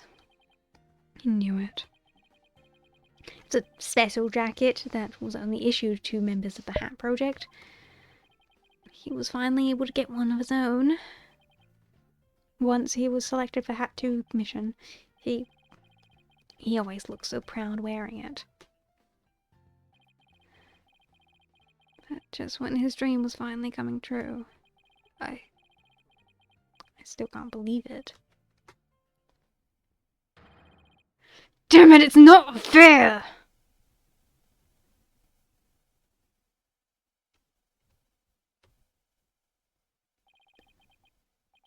Apollo, I hope you don't try to carry the burden all alone. I guess we were both unlucky. My own debut was a disaster. Guess you're right on some level. That trial a year and a half ago wasn't exactly the smoothest of starts. It was a rough time for me, but Clay refused to let me quit. You're fine, he'd say. Don't give up. He was right during his screening exams, too. I couldn't have become a full-fledged lawyer without him. that you're fine of his. That's why I'm still standing here today. You're fine, huh? You're fine and I'm fine were like a catchphrase, weren't they? Something like that. Sure brings back memories. When we were in junior high, Clay's mom passed away in an accident.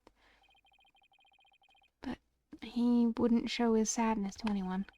One night, I found him crying all alone in the school courtyard.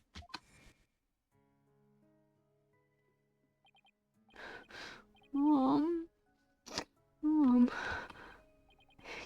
Boy, Apollo, don't come over here. Clay, listen to me. I don't have a mother either. Huh?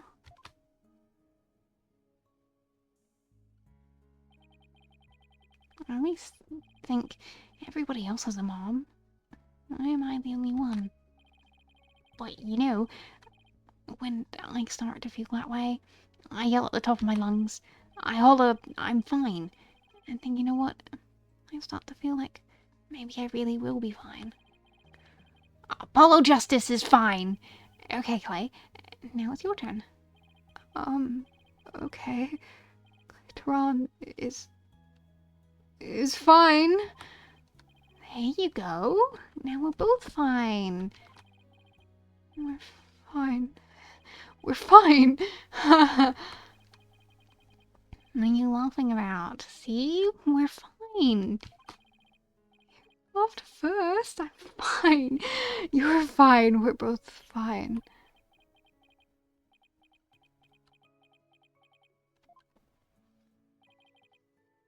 Thanks, Apollo.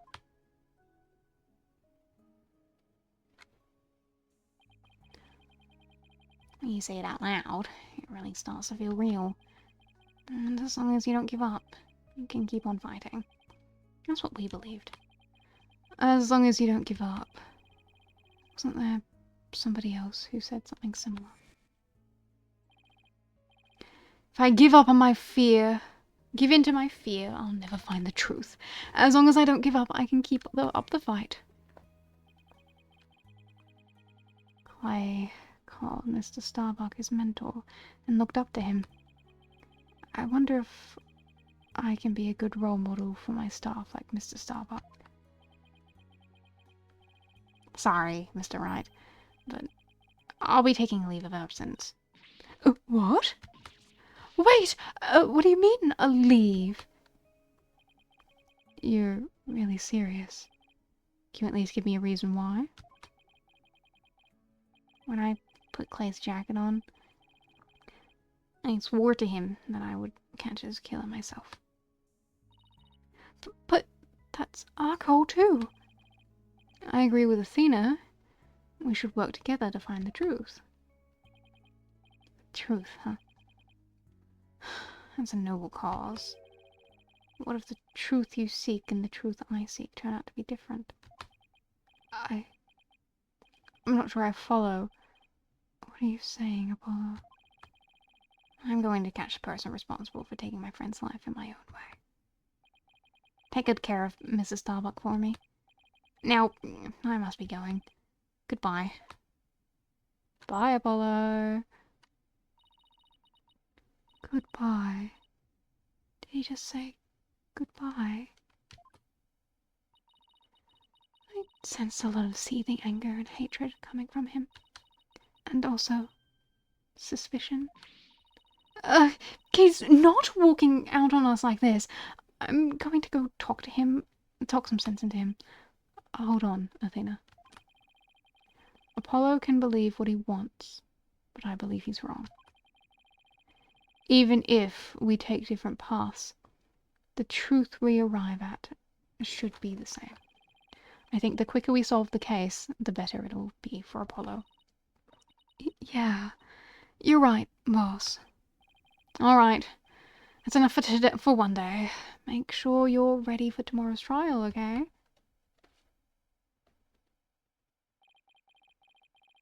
If you were here right now, Apollo would say, I'm fine. Everything is fine. I hope things really do turn out fine tomorrow.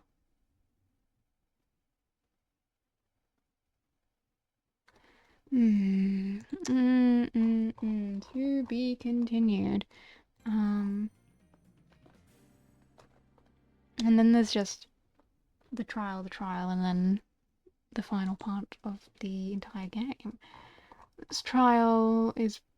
Part 1 of the trial is pretty short. Part 2 of the trial is a bit longer. It's a bit longer, but still pretty short. I'm gonna go ask when we go shopping, because that'll change. That'll change if I can finish anything today.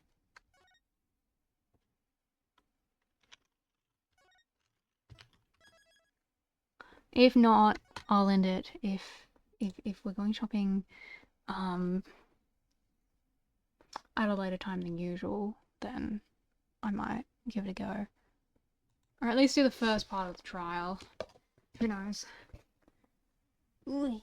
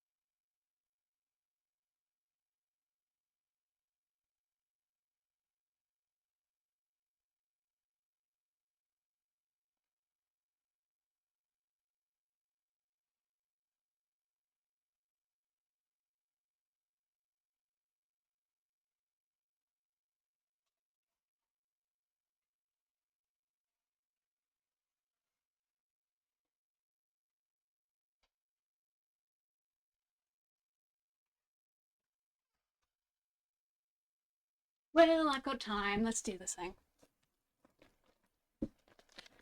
Yup. Yup, give me the blanket. Put it on my little leggies. Because I'm a little boy. Yup.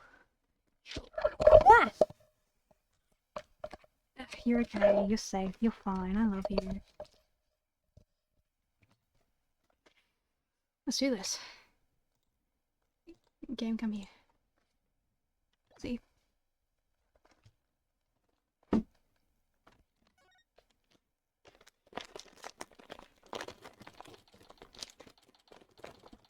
Ah.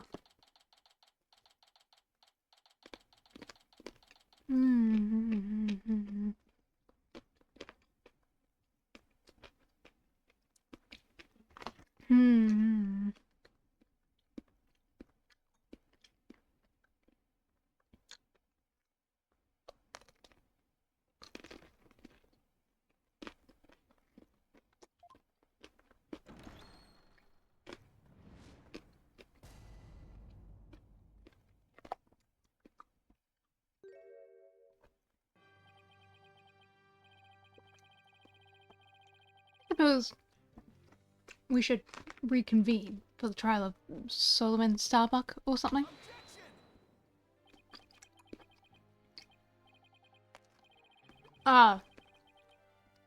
Your Honor? Could you please come out from under the bench? There are no more bombs, I promise you. Oh, yes, my apologies. It's a little jumpy when I come to trials involving bombs. I mean, first the courtroom exploded.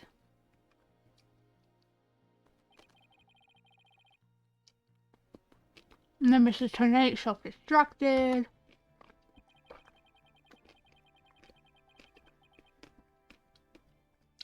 guess that's one way of describing what happened to Mr. Tonate. Hmm.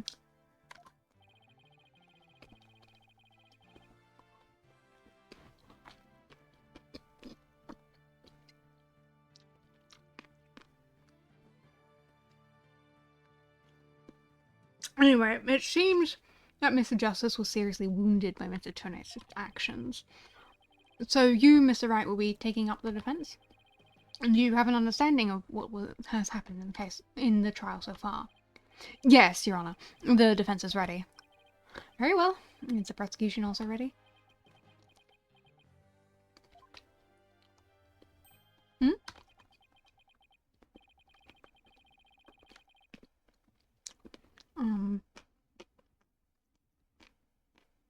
Okay. Take it you'd like me to give the opening statement this time?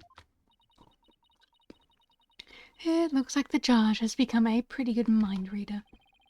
Well, he's certainly been seen more than his fair share of colourful prosecutors. You could say he's something of a veteran of sorts.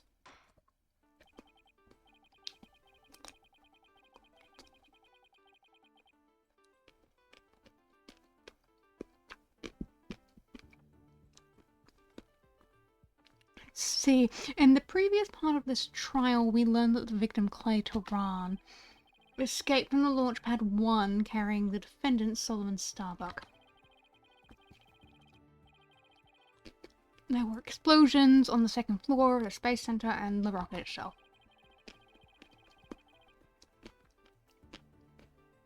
Two astronauts used the Launchpad 1 corridor to reach the boarding lounge. And how could the victim climb down the ladder if he was carrying the defendant? That was the mystery that needed to be solved. But Mr. Justice proves that the victim was killed in the boarding lounge. Prosecutor Blackwell, will you be able to discover any new facts related to this point? Upon further investigation, we discovered an oxygen tank fragment in the lounge. Surprisingly, it would appear that Justice Stoner's argument was correct.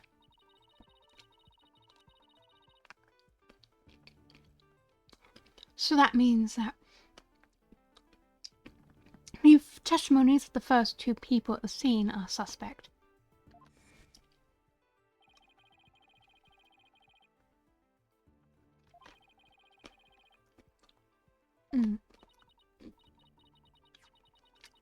Detective Candace Arm and Yuri Cosmos. Candace is currently dead. Yuri will be testifying today. So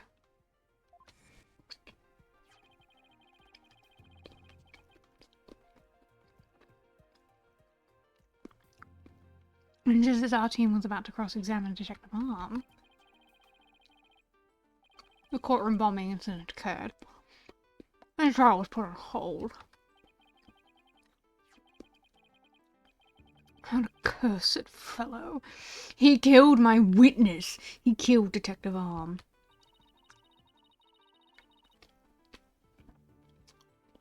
He definitely put the kibosh on anyone asking her about what she saw. Exactly. In other words, the question of who killed the victim in the boarding lounge has once again become the main focus of the trial. It's obvious Prosecutor Blackwell still thinks it was Mrs. Starbuck. Fulbright said that Blackwell has a thing against the astronaut. Nevertheless,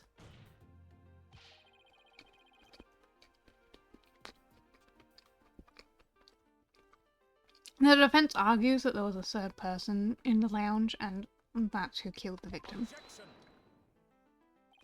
He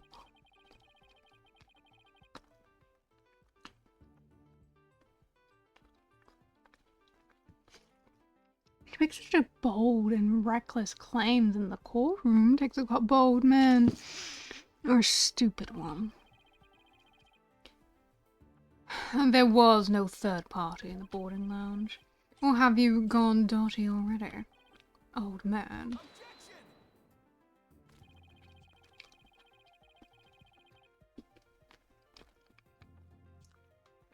We'll see who's the dotard after I trounce you with my years of experience, little boy. Wow, Phoenix. Wasn't expecting you to say something like that. In any case, Mr. Starbuck claims he saw someone leaving the lounge. Furthermore, a Space Center employee also saw a suspicious figure in the scene. It was a third person.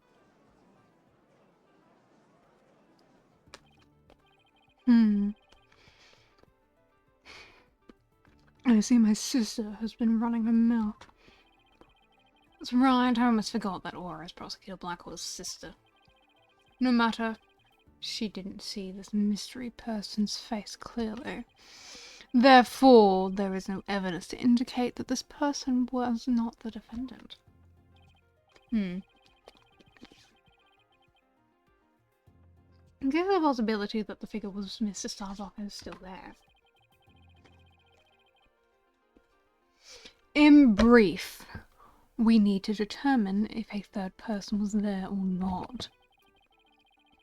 To this end, we should hear the testimony of one of the first people at the scene. Director Cosmo, huh? Very well. Bailiff, please bring the witness to the stand.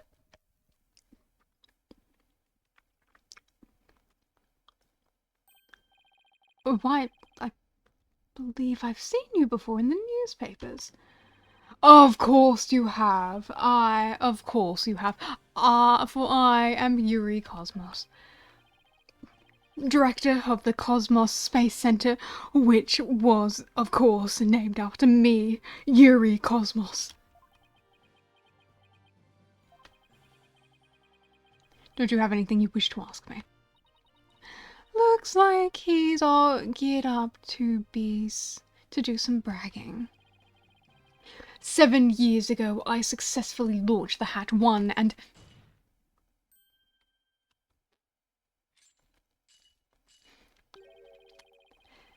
Everyone already knows how brilliant you are. Even I am trying to hold back my tears at seeing such a great man standing before me. So could you please proceed directly to your important testimony? Ha ha! I see this fine young lad has a proper appreciation of greatness. Then allow me to begin my partial testimony that will be recorded in the annals of history. That speech of Prosecutor Blackwell's just now, it sounded more like he was poking fun at Director Cosmos. It's probably for the best that it sailed right over the director's head. Now then, Director Cosmos, the condensed version of your illustrious testimony, please. It's a good jacket, though. I can say that. You've got a good jacket. I think I have a jacket pretty similar to that, just not with with that kind of high collar. I do want a jacket with a high collar, though. I think it'd be nice. That's why I designed my character with one. Detective Arm and I rushed towards the boarding lounge together. We went via the control room and peeked in from there to see what was going on inside. We saw a figure standing in the middle of the lounge and Tehran lying on the floor. I hate to say it, but I can only imagine that the standing figure must have been Starbuck. I see. So in your testimony you claim you arrived at the scene after the two had escaped from the launch pad to the lounge, and just after the victim had been killed. Oh, the horror! The humanity! But what I said is what I saw, and what I saw is what I said. Courageous action to take in the face of such terrifying explosions, wouldn't you say? To save my men, I went personally to the epicenter of danger, risking my own life for theirs. Well, what do you know? It sounds like the director really cares about his men. Yeah. Although it sounds more like he was scared of and just had a peek from far away. Is the defense ready to cross-examine the witness? Yes, Your Honor. Director Cosmos's testimony is pretty vague. I'm going to have to press him and draw out more information before I can do anything else.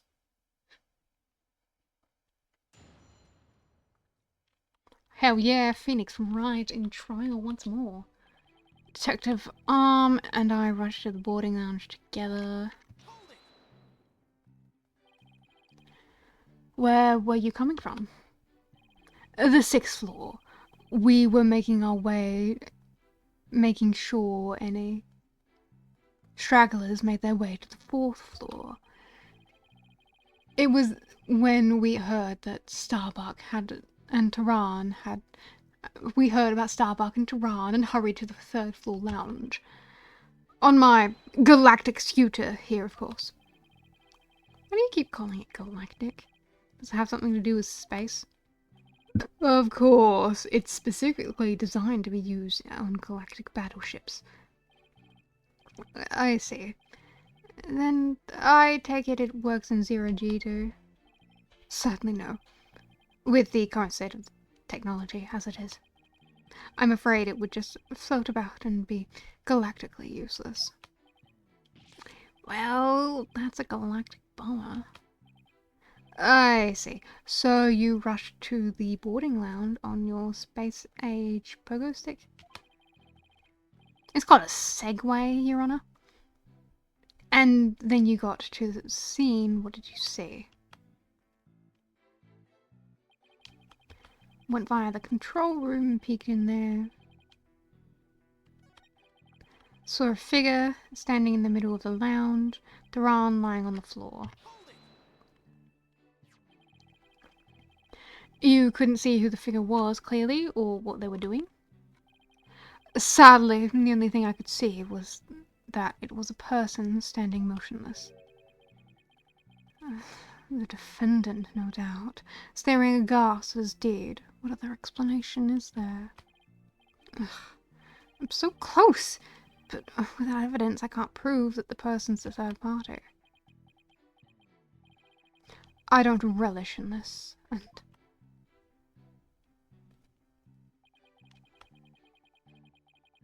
I can only imagine the standing figure there must be Starbuck.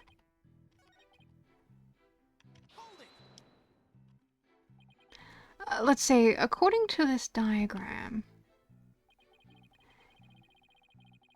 you didn't have to go through the control room to get to boarding lounge 1. It looks like you could have gone from the southern corridor as well. Yes, but in her haste, Detective Arm rushed ahead of me toward the control room. So all I could do was merely follow behind her. I see. So we peeked into the boarding lounge from the control room door and...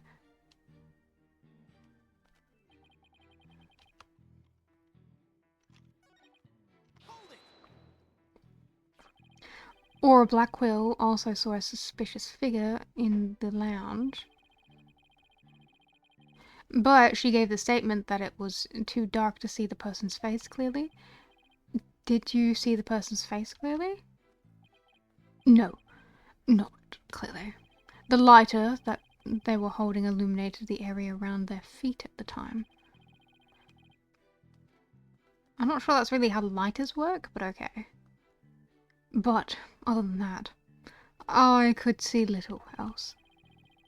That's why I could see Tehran, but I couldn't see who the other person was. So, for all you know, it might not have been Mr. Starbuck, isn't that correct? I would like to believe that. Starbuck isn't the type of man who's capable of murder. When the witness entered the boarding lounge, there was no third person there. Isn't that correct, Great Space Center Director?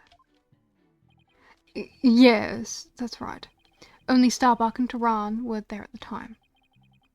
After we peeked in, the lounge suddenly went dark and the figure vanished. You mean they disappeared? That's odd. Objection. The reason the figure appeared to vanish is because it was the defendant. When the witnesses went looking, he fell to the floor and feigned unconsciousness. Hold on, Director Cosmos, did you ever take your eyes off the scene?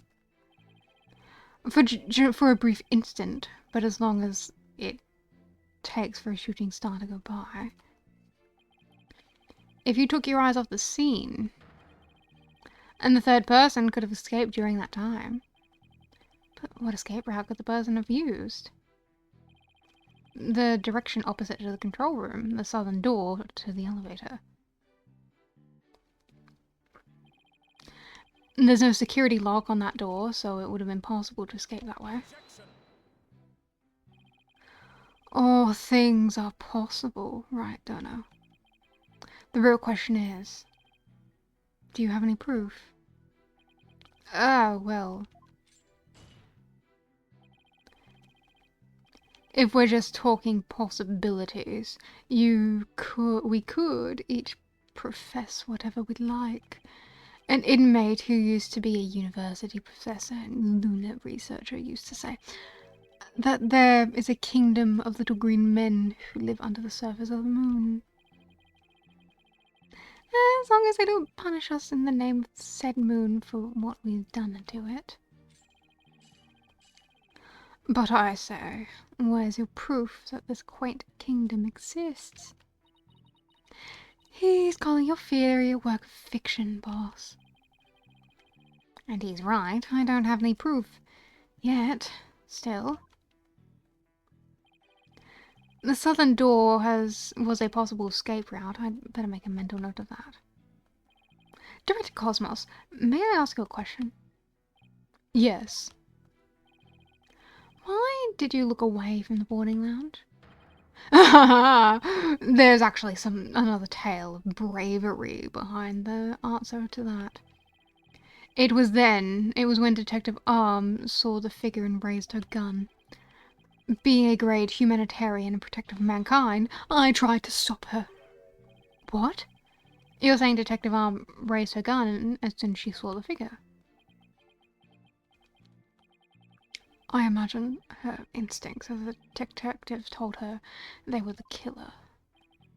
I don't know about that.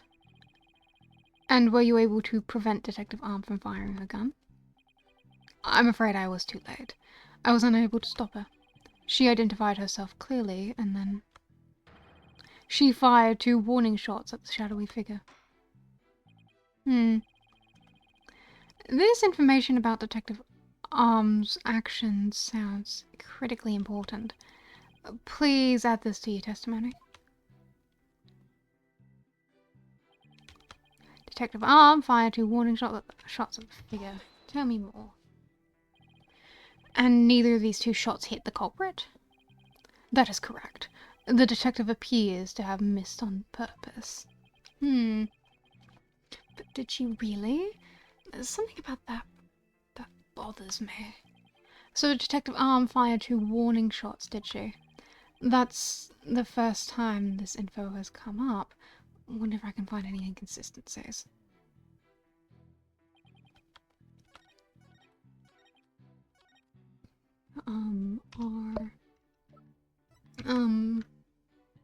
The fact that we only found 1 bullet? That's what I'm thinking. No. No.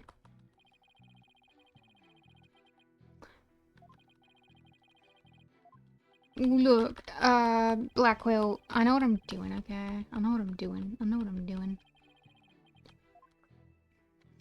I know what I'm doing, Blackwell.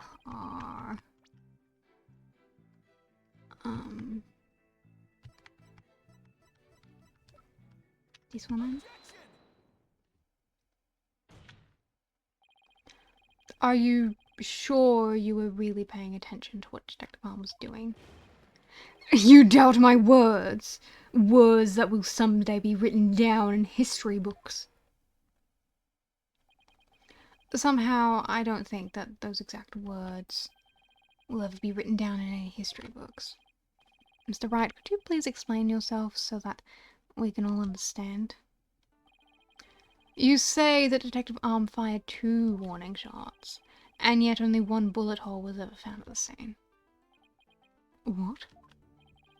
Only 1 bullet hole means that the gun was only fired once, and yet Director Cosmos is saying Detective Arm fired 2 shots. No editor would allow a glaring contradiction in their history books. Unfortunately for you, the witness's words are true. We confirm the 2 shots were fired from Detective Arm's gun. But there was only 1 bullet hole at the scene. Where did the other bullet hole vanish to? Ah!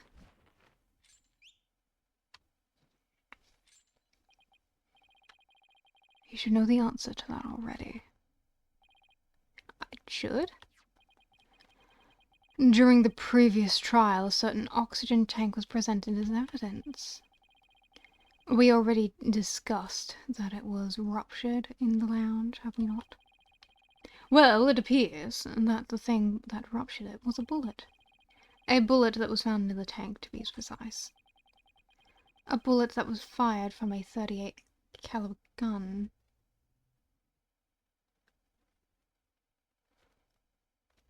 Oh.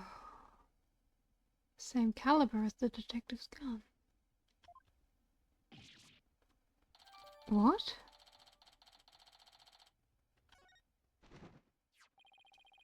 The rifling marks also match up.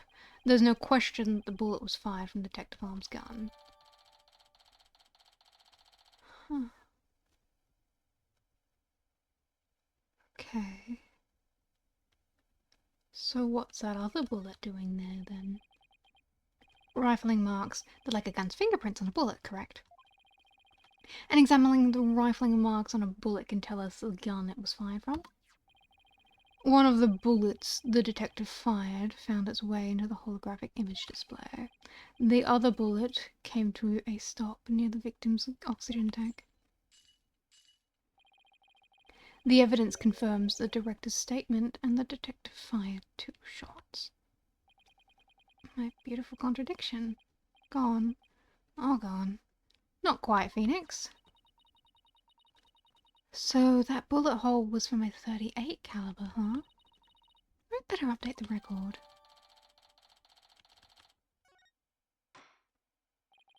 Very good. Now we know the fate of both the shots Detective Arm fired. Mr. Wright, does this clear up all your questions? Detective Arm fired 2 warning shots. One hit the holographic display and the other hit the oxygen tank. Does it really clear up everything about what happened at the scene? No. No, Your Honor, it doesn't. Detective Arm fired 2 warning shots from a .38 caliber gun, but that doesn't explain the existence of a certain piece of evidence found at the scene. A piece that points to the existence of a 3rd person. Oh.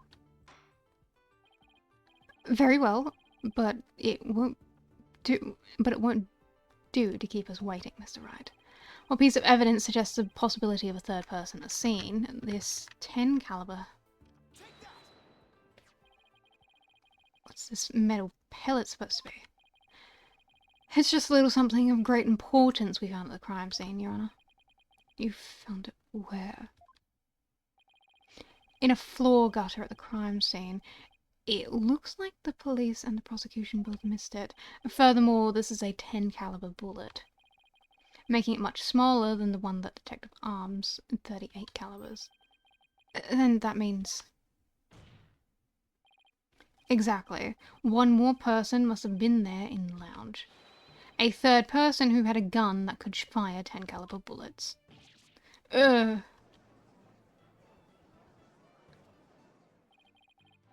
And if that's true, it explains why Detective Arm fired warning shots. The 3rd person fired at Detective Arm and the Director Cosmos with their gun. And in return, the detective fired her warning shots. Isn't that how it really went down, Director Cosmos? Ha! It looks like you've deduced my miraculous tale of survival. Yes, you're absolutely correct. The mysterious person fired upon us both. What's this now? What? You never breathed a word of any of this to me before. Ah, well, all great men have a secret or two, don't you know? Foolish old geezer. So Director Cosmos really has been hiding the presence of a third person all along.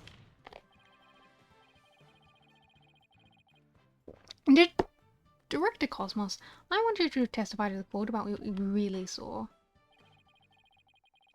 You may be a very great man, but in a court you are just another witness. You will not receive special treatment here. Now, please give accurate testimony.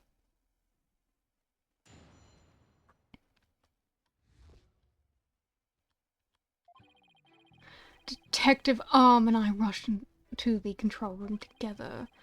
In the lounge, we saw a figure standing in the middle of the room, and Tehran on the floor. We were still in the control room to the east when the figure fired at us. Given that there was no third person in the lounge when the witness entered it, does that mean the person who fired the gun had to have been the defendant? Not necessarily. It's still possible that it was someone else. Most likely, as soon as the Detective Arm and Director Cosmos discovered this person, they escaped through the southern door, the other one that didn't have the security lock. Objection. Double-edged sword's a tricky lot. Mishandled one, and it is you who is cut down. Huh? Your reasoning could apply to if Space Boy were the killer as well.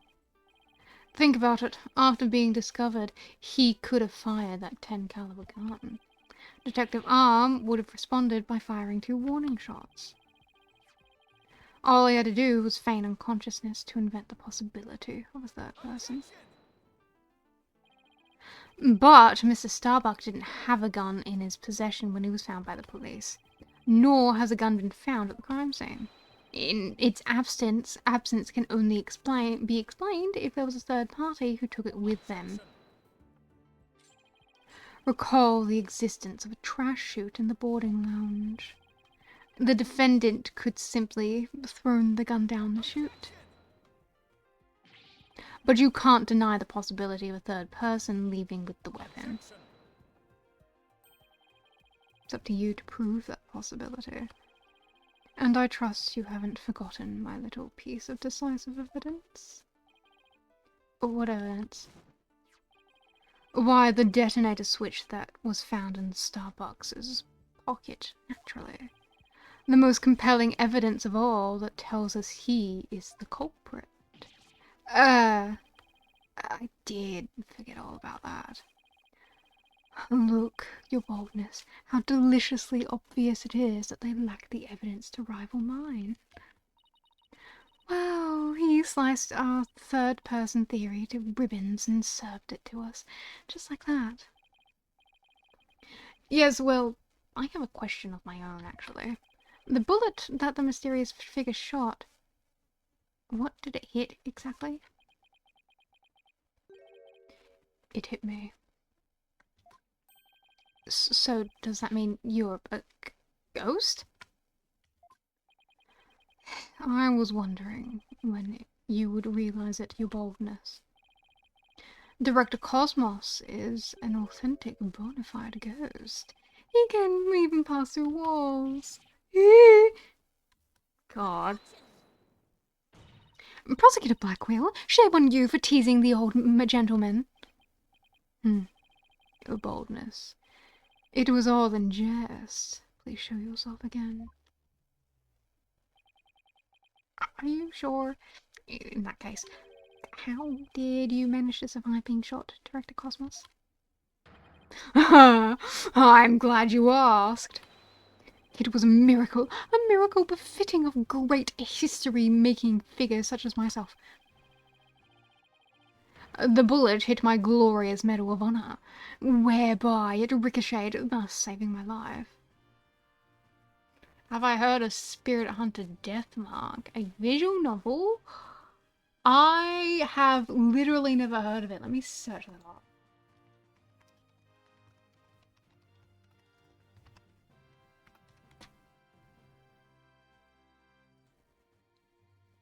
Huh. Oh. Oh my, that's gross. That's gross. Yeesh. Fucking how much is it? $70.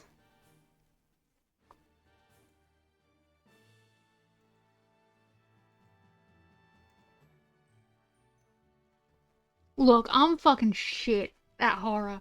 I cannot handle horror, like, at all. Like, at all. Look, you pay me good money and I'll play it. But I can't handle horror. I don't like horror. No, that's not entirely true. I like horror as a genre. I don't like being stressed out.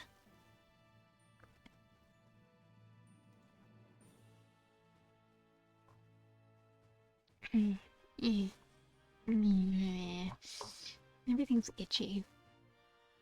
Anyway, let's get back to the game.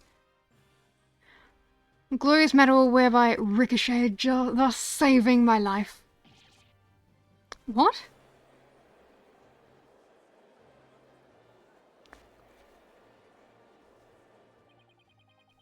That's unbelievable. I have to check this out. Oh, wow, look at that. There's one extra Gaxa star. The odds are literally astronomical. I guess it really was a miracle. Yeah, regional pricing does go hard. It's it doesn't help that the Australian dollar, when you convert it from basically anything, is just so much higher. So much higher. It's apparently 50 USD, but it's 70 AUD. I don't want to pay $70. That's how much my Kyoko Kirigiri cost.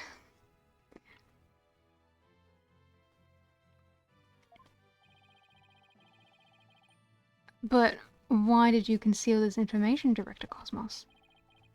A great man such as myself has to hide things on occasion, no matter how much it works. It is the plight of the truly great. It may be hard for this generation to understand.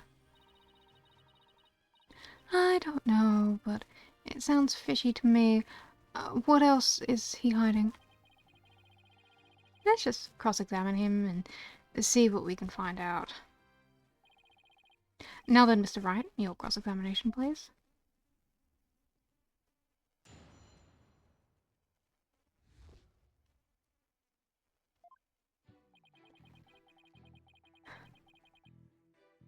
Detective Arm and I rushed into the control room together.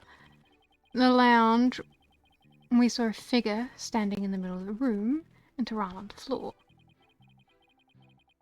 We were still in the control room to the east when the figure fired at us. So, in other words, you were fired at while you were at the control room door? That is correct.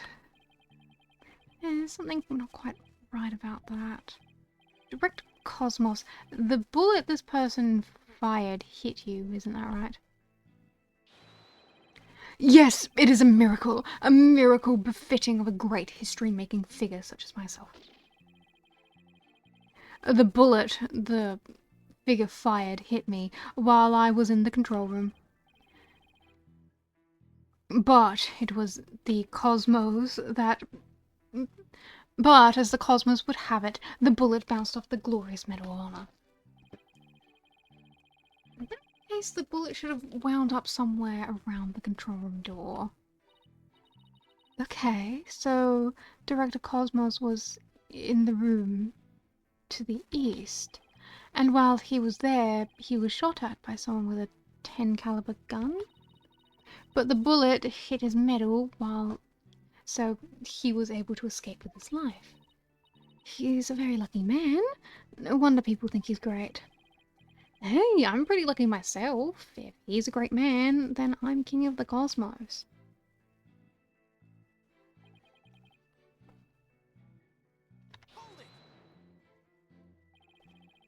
We've already heard all about that part. Don't you have any new information? Well, let me see. If you have an hour or two, I could tell you about the Hat One miracle. We already know all about that too. Tell us about something related to this incident. I see. You want to know about the incidents. Well then, let me tell you about the many incidents that made me the man I am today. Yes, if you have the time, I will tell you all about the upbringing of this great man. You've told us all about that already as well. What we need now is your testimony. I really already told you all about my upbringing. I don't recall doing so. It's kind of creepy. You can't handle horror yourself. You didn't suffer through it. Yeah. Yeah, but... Okay, I don't like gross visuals. I don't like feeling nervous. I can't handle anything where I know that if I do something, then something else is gonna happen that I'm not gonna like. I can't handle even the most basic scary game.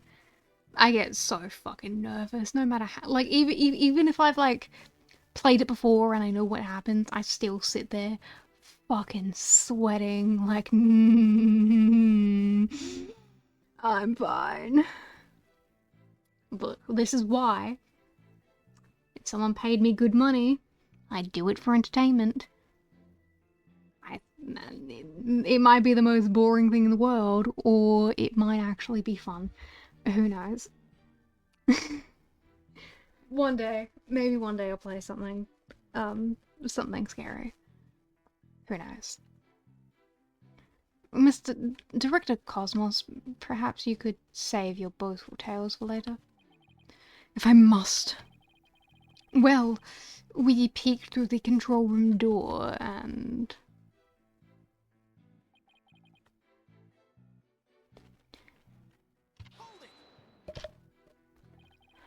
But it was so dark you couldn't see this figure's face, isn't that right? Yes, the room was as deep and dark as outer space itself. Speaking of outer space, during the Hat 1 launch 7 years ago. If it's about that Hat 1 miracle again, you can sod off and tell it to a stray mutt. Oh my god! You pulled out the sod off? You really are English.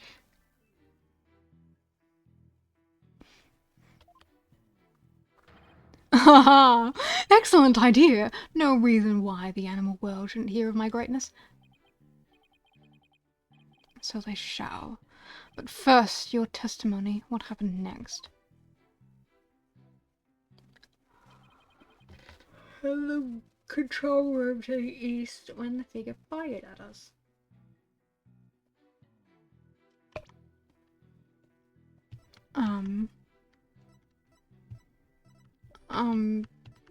Yeah, I guess you were. Other things are in here. That map. Space Museum, that'll probably come on later then. To the east. East and west. Okay. I guess that would be the important part then? Where he was? No? Okay, what's the important part then? What's the important part that we're not asking?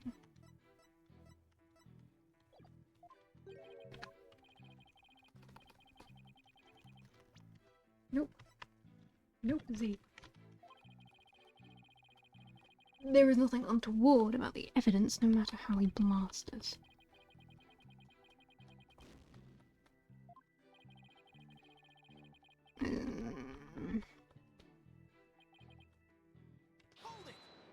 Didn't I already?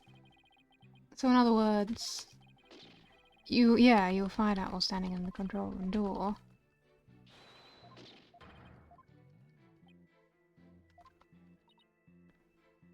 In the room to the east, and he was shot by someone with a 10 caliber gun. The bullet hit his middle, so he was able to escape with his life. Okay. What's the important part here? What's the important part here?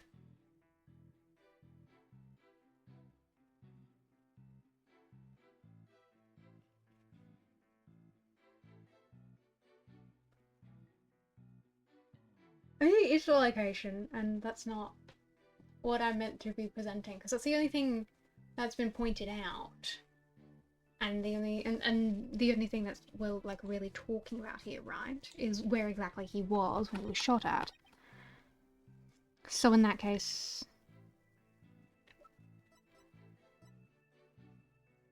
discovered in a gutter.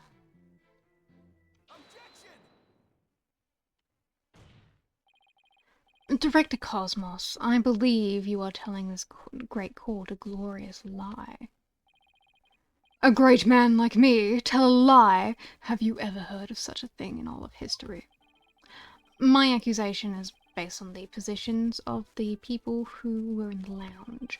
According to your testimony, you and Detective Arm were near the control room door, and the mystery figure that was standing in the middle of the boarding lounge. If, as you say, the figure fired a gun at you from this position, then the bullet would have travelled in this direction. However, we found the 10 caliber bullet here. Oh. The trajectory of where the bullet was found contradicts everything. Everything. Director Cosmos, where were you, really, when you were being shot at?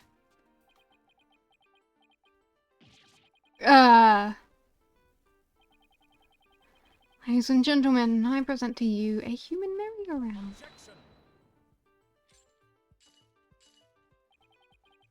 Don't tell me you've forgotten already. Didn't the witness himself just tell you the bullet hit his metal? Of this, there is no mistake. But in this case, the bullet should have been found near the east side of the room. Are you trying to say that you can explain this inconsistency? Of course. I didn't... What? Oh, great Director Cosmos. Yes. Is there something you'd like me to expound upon? You were in fact not in the control room at the east, were you? You were looking into the lounge from the door to the south, is that not right? What are you getting at? Use your own brain. Your head must have some use other than housing that bird's nest. Says the guy with a lot more hair and a literal fucking bird. Bird's nest? Why does everyone pick on my hair? Director Cosmos and the detective witnessed the scene from the southern door.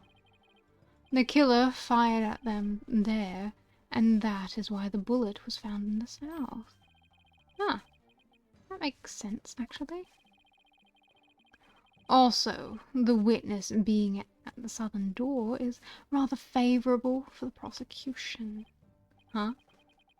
I've got a bad feeling about this. How about it, Director? If you don't tell the truth this time... Yikes! His handcuffs. You will become but rust upon my sword. I relish the chance to cut down a great man. Alright, I'll tell the truth. Just put your sword away. You are correct. I, the great Yuri Cosmos, was looking into the room from the southern door. You like listening to the Chronicles soundtrack? Well, don't you worry, we'll be playing it very soon. Probably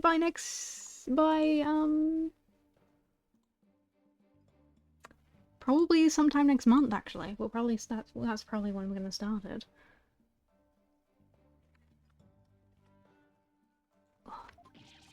What? That's the complete opposite of the testimony he's given so far. And now you have lost your possibility that the third person was in the room. I have. How? The director and the detective were near the southern door. Meaning the killer couldn't have escaped through there. The western door required print recognition. The corridor beyond was filled with smoke. The only escape route left was the eastern control room door.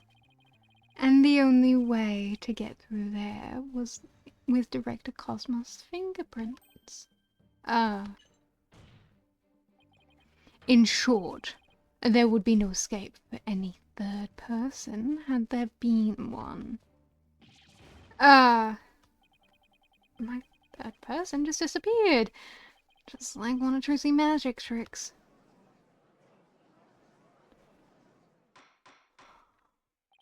Order. Order in the court. Director Cosmos, why did you tell such an outrageous lie? You were covering for the defendant, isn't that right? Yes. It was all for the love of my men. If I said I was in the eastern control room, it would mean the culprit could have escaped through the southern door. It would have meant that there could have been a third person. All I wanted to do was protect Starbuck. I said I was in the control room to invent an escape route for a third person. What a convoluted lie. Was he really trying to cover for the defendant?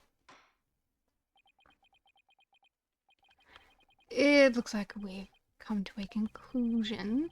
The defense's argument, the possibility of a third person has crumbled. No. It's over. Yikes, the judge is about to hand down his verdict. Think, Phoenix, think.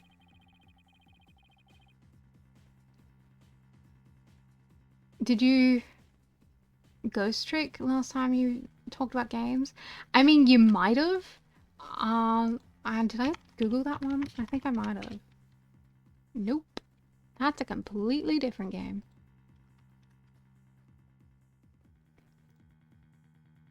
If you did, I did not Google it. I like that art style. Ooh. That's a really nice art style. It's really cute.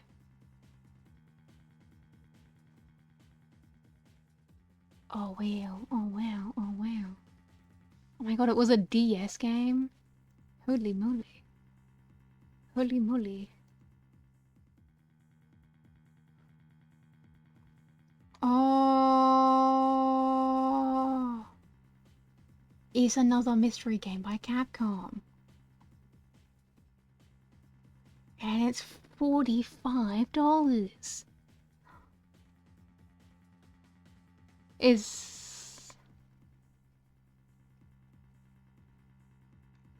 I'm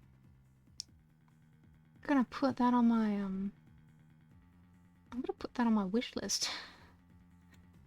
That looks fun. That looks fun. That looks fun. I'm gonna put that one on my wish list. I'm putting that one on my wish list. That one can go on the wish list. Add to wish list. I like that art style. That art style is really cute. This is the perfect time to try and turn my thinking around. If a third person had no way of escaping the scene, then what if one of the people at the scene was this third person? Wait. What if the whole premise is all wrong? Director Cosmos said that he and Detective Arm rushed the scene together. But what if the premise isn't true? What if one of them reached the scene before the other one? A DS era made you play the game. Yeah. I think a DS was like the first piece of technology I ever got.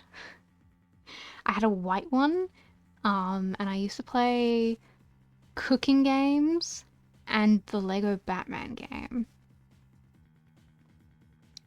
I didn't really get any other games for it. I don't think I ever like went to a video game store and picked something out. I just had like 5 games and I played those and never touched anything else. What if one of them reached the scene before the other one? Lego Batman is super cool, which is why I plan on playing at the very least Lego Batman 2 on stream. Because I love that game. That game's my childhood. I played it so many times over as a kid. So, I want to play it again. And this is a good excuse. What if that person entered the lounge? Then they would be the third person. The defendant is the only one who could have killed the victim and shot at the detective. There doesn't appear to be any room for argument against these claims. I will now render my verdict. Please, wait, Your Honor. There is still one possibility. Oh. This had better be good, Mr. Bright. There is one and only one person who could escape this scene, and that person would be the first person who arrived at the scene. Then, upon entering the boarding lounge, the second person to arrive came via the southern door. That's why the first person fled from the room, using an escape route that was accessible only to them. Very well, let's hear about this theory. Who is this one person who could have escaped from the boarding lounge? Well, the one person who can actually enter that fucking door. What? But that's... Mr. Wright, what are you claiming here? Of all the people who were at the scene, only the witness could have escaped. The director is the only one with the authority to open the control room door, after all. But that means... Exactly. The true identity of the third person is our current witness. Director Yuri Cosmos. What? What?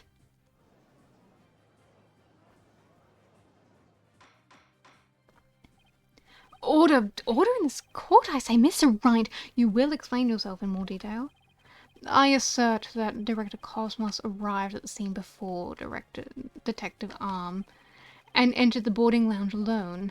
Detective Arm arrived after that, and saw a suspicious figure who was actually Director Cosmos standing in the lounge.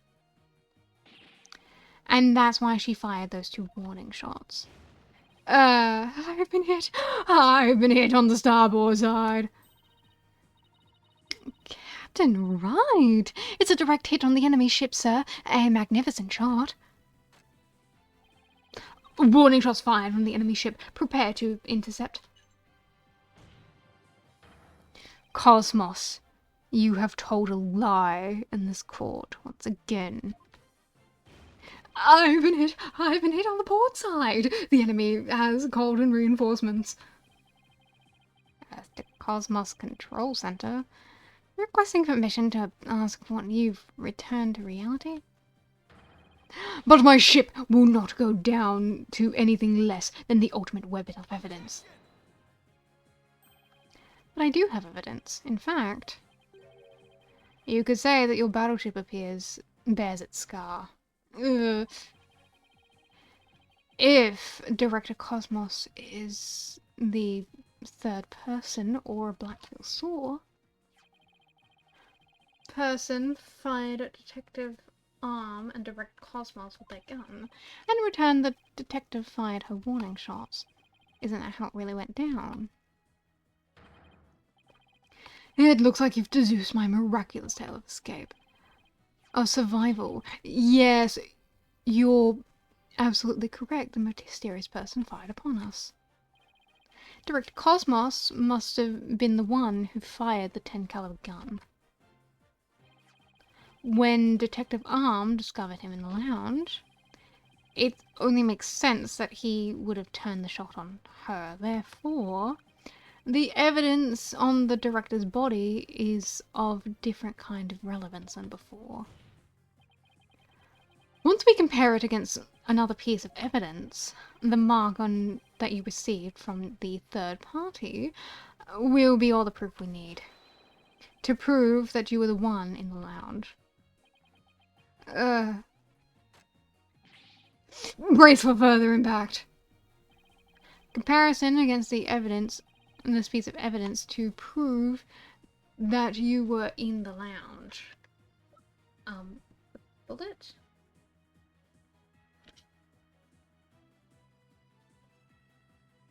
To prove the size of it. A 38 caliber bullet found on the floor at the scene didn't hit the oxygen tank. It hit Director Cosmos's medal. If we have that ricochet mark on the medal analyzed, I'm sure the caliber will match up. And if the mark proves to be from a 38 caliber bullet, it will prove that you were the 3rd person we've been looking for. The bridge is destroyed. Losing altitude. All hands aboard. Abandoned ship. If that's true, then what about the bullet that hit the oxygen tank?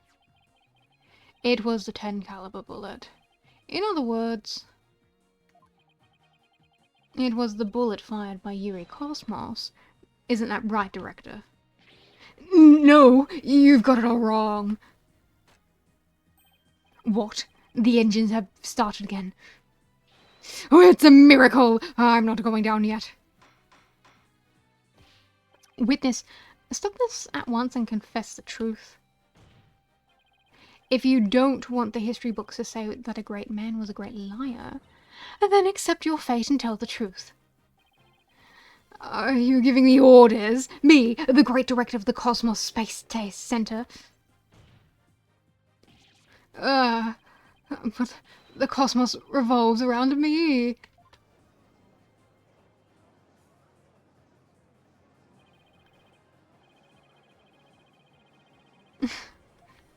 Alright. Order this court. And will someone please stop the witness from spinning?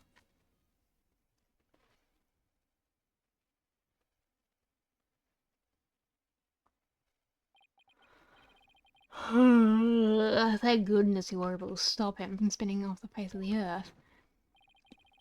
While he was turning, I took the liberty of running an analysis of the mark of the metal. It was made by a 38 caliber bullet, matching it to the size of Detective Arm's firearm. I'm ready to confess the truth, witness. No! You got it all wrong. This is just a misunderstanding. Is he going to start piling on more lies? It looks like it. But no matter how many lies he tells, I'll just expose them one by one. I'll make the big liar tell the truth.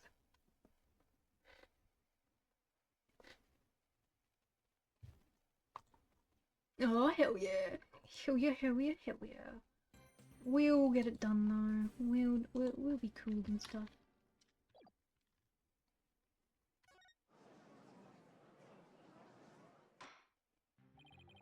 Director Cosmos, a new possibility has been presented by the defense. They are claiming that you were the third person. Forgive me. I'm so sorry. So the great pioneer of space development is revealed to be just another fabulous cur. I only have one question for the likes of you. Shall I send you off quickly, or very quickly?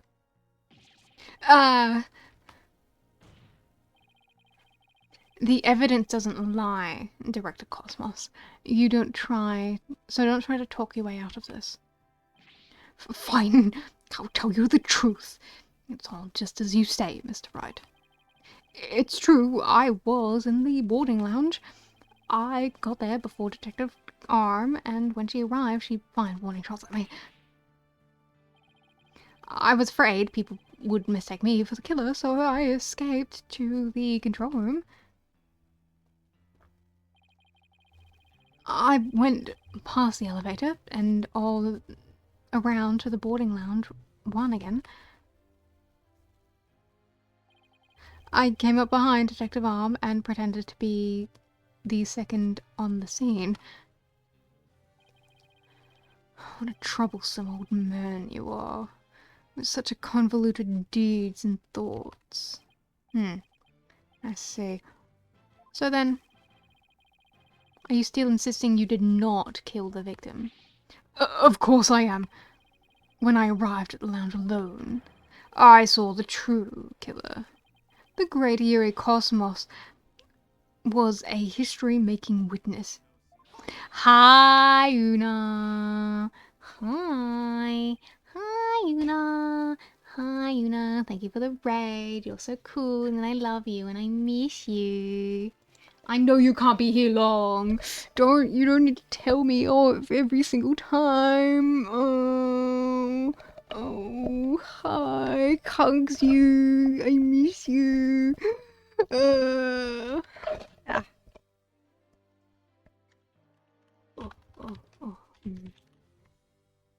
Oh, shout out for Una. Shout out for Una, because I love Una. Una is my baby. I love hanging out with Una. Una's so cool and stuff, guys. Like the coolest Una ever. Coolest Una ever.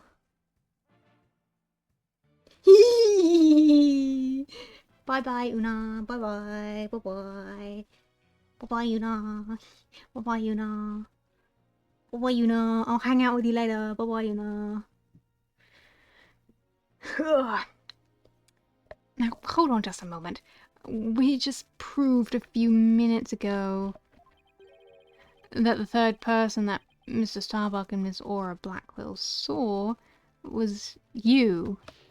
No, it wasn't me. I saw the person as well. If I were the killer, why would I lie to cover for Starbuck? I would just leave him and to take the fall. That is an excellent point.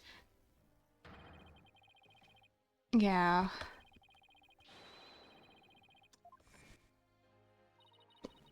Well, it makes some sense if he told those lies to cover for Mr. Starbuck. Still, a lie's a lie, Athena. So, Director Cosmos claims he's not the culprit, But where's the proof? Ah, I just remembered. I have an alibi. Miss Blackwell said that she saw the killer at 10 a.m., correct? Yes, and? Well, I was on the 4th floor helping with the evacuation effort. Ask any member of the staff you'd like, and they'll corroborate me.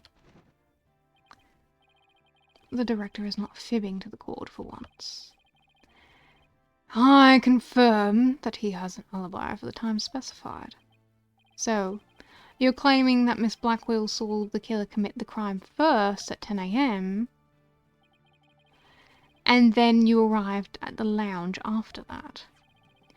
Yes, and I believe the person I saw is the same person that Miss Blackwell saw. Although it was pitch black, so it was more of a shadowy figure and less of a person. Hi, Star Searcher. Hi. Hi, Raiders. Hi.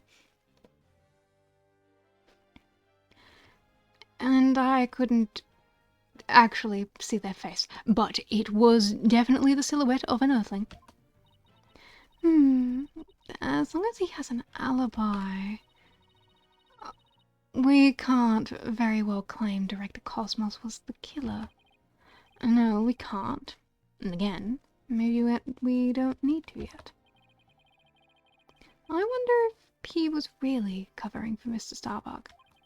Your Honor, the defense moves to have the director testify about the person he saw. Very well. Director Cosmos, your testimony, please.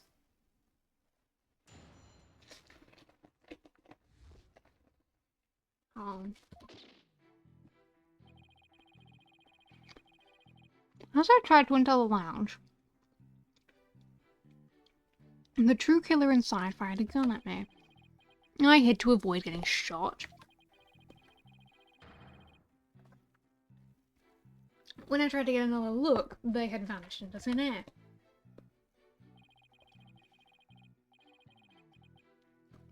I was near the elevator side door, and well, the launch pad door 1 and the control room door should have been shut tight to the killer. So he was shot at by the killer as well, and then they disappeared.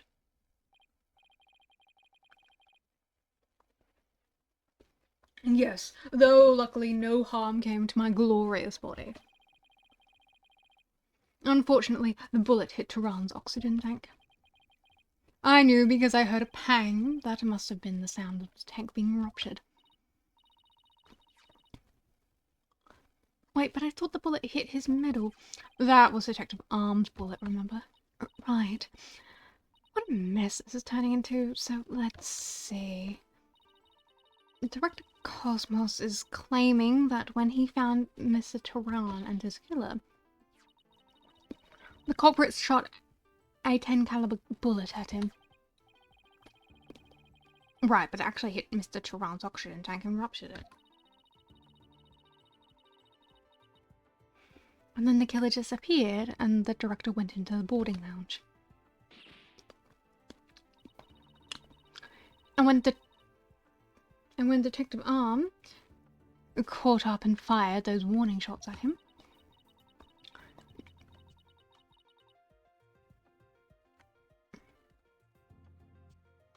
oh no, something's happened to the cord of my headphones.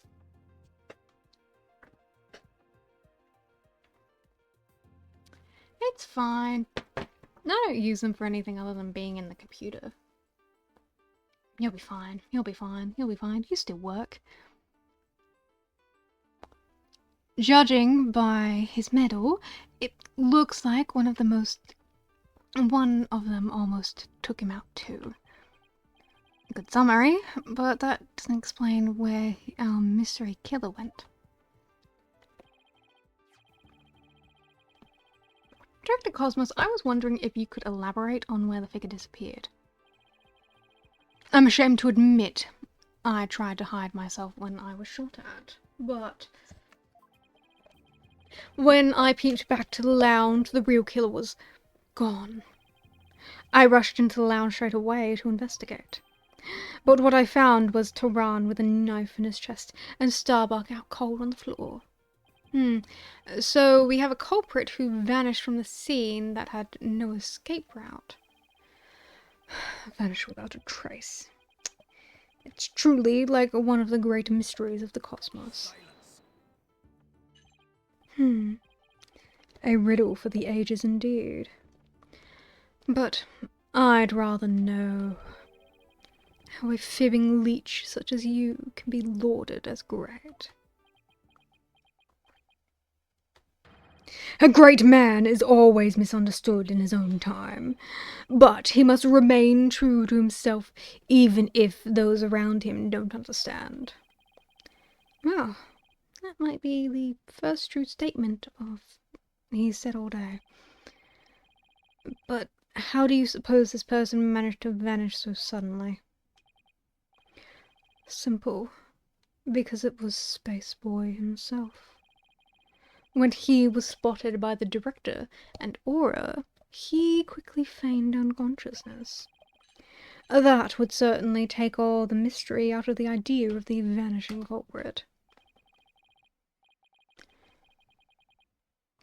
I want to raise an objection, but I don't have any counter-evidence. Director Cosmos, when you saw this person, did you also see Mr. Starbuck on the floor? No, because it was dark as a black hole in there. I didn't see Starbuck until the other person vanished and I entered the room. That wasn't exactly helpful. I'm prepared to accept your surrender, right, Donor? I can't find any holes in this testimony, but I can't give up. Mr. Wright, why don't you let me help? Huh? While the director was giving his testimony, I detected a cacophony of discord, which means he's hiding his true feelings from us, huh? This just might help us find out what happened to our vanished killer. It'd be great, Athena. Let's see what you can do with him. You got it, boss. I wouldn't want to miss this chance to delve into his great mind. Mr. Yuri Cosmos, prepare to hand over the secrets of your heart.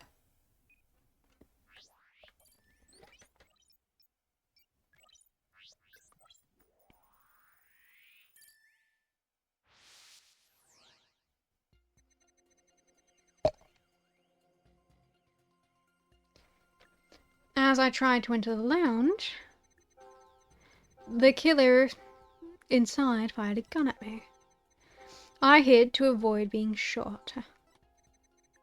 But when I tried to get another look, they had vanished into thin air. I was near the elevator side door. And, well, launch pad 1 door. The control room door should have been shut tight.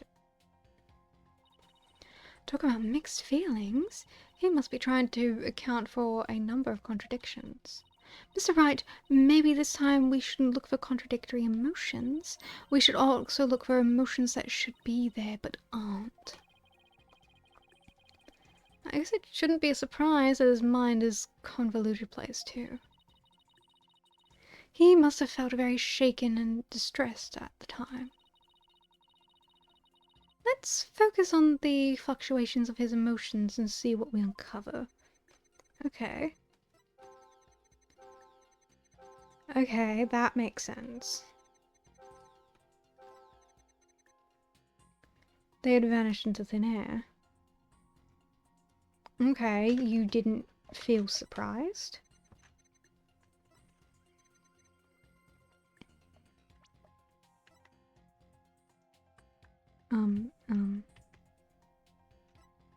There. You must have thought it was very strange that the killer vanished into thin air. I did. Well, that kind of thing just doesn't happen, usually. And yet, at the time, you barely registered any shock at the occurrence. What? Why are you... I can only think of one reason why you weren't surprised by the killer vanishing act. You must have had a good idea of where they went, isn't that right? What? No, of course not. That's preposterous. Only I can enter the control room, and the area beyond the launch pad door was filled with smoke, making it impossible. And as for the southern door, I was standing right there. So there was nowhere for the killer to run to. Maybe, or maybe not. You entered to the room to check on Mr. Starbuck and Mr. Turan, yes? What if the culprit took that opportunity to silently slip through the southern door? I highly doubt it. As you recall, right after I entered the lounge, Detective Arm came rushing towards it herself, via the southern hall. Anyone trying to escape through there would have been caught by her. And yet the director wasn't surprised the killer vanished. So you're absolutely sure that there was no escape route for the culprit to use. Ugh. It's working, boss. One more punch and it'll be a knockout. There seems to be one more motion that's odd with his testimony. Go get him. Okay. Back in the Matrix it is. Time to pinpoint our way to victory. Okay. Here to get a good shot, but when it vanished into thin air. Side door, well, the launch pad door should have been shut tight to the killer.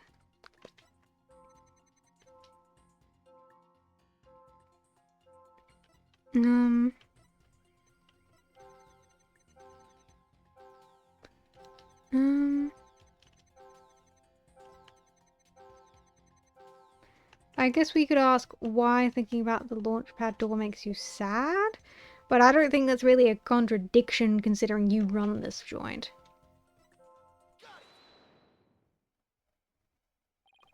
Correct me if I'm wrong, but you seem to be afraid of the launchpad door. Great. Yearly Cosmos? Afraid? And what basis do you have for the outlandish accusation? Whether I have any basis or not, you seem quite distressed by it. I'm certainly not. Director Cosmos, there's something about the launchpad door you're not telling us, isn't there?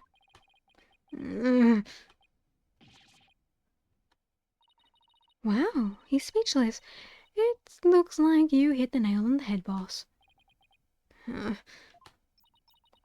I'll just input those two pieces of data and... Yes! Just what I wanted to see. And presto changeo, less discord. It looks like we're on the right track. Thanks, Athena. Now to make sense of what we've learned. Director Cosmos wasn't surprised that the culprit suddenly vanished from the lounge. Which points to the possibility that he knew where the killer had escaped to. Furthermore, talking about the door in the launch pad made him uneasy. In other words, he's probably hiding something about the launchpad 1 door. When we put those two pieces together, only one solution to this puzzle comes to mind. Director Cosmos, did the killer escape through here? Launch pad door? Hang on.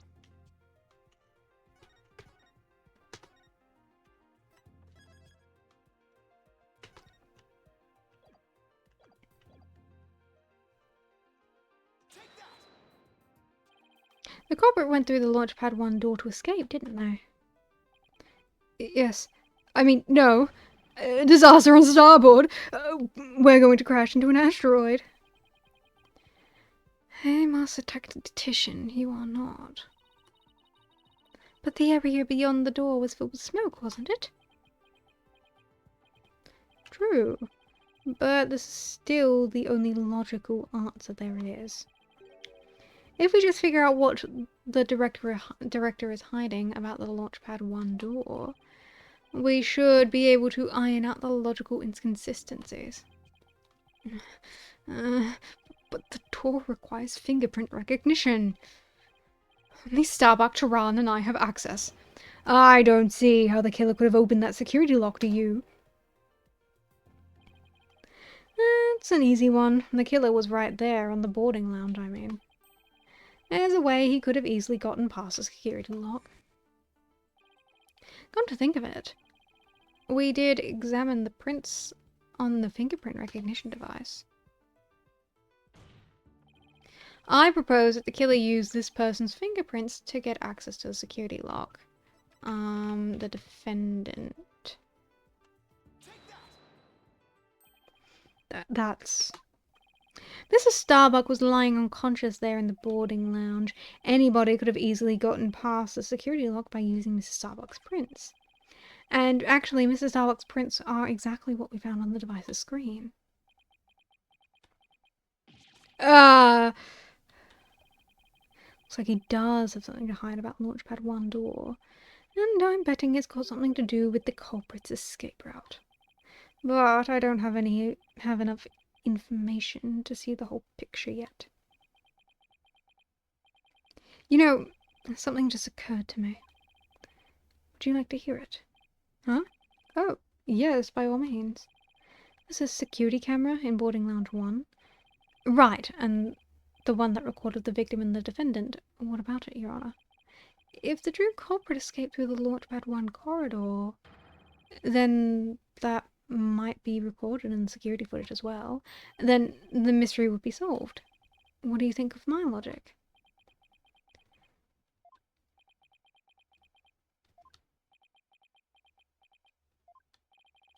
I hope you didn't strain your facilities too much with that, your boldness.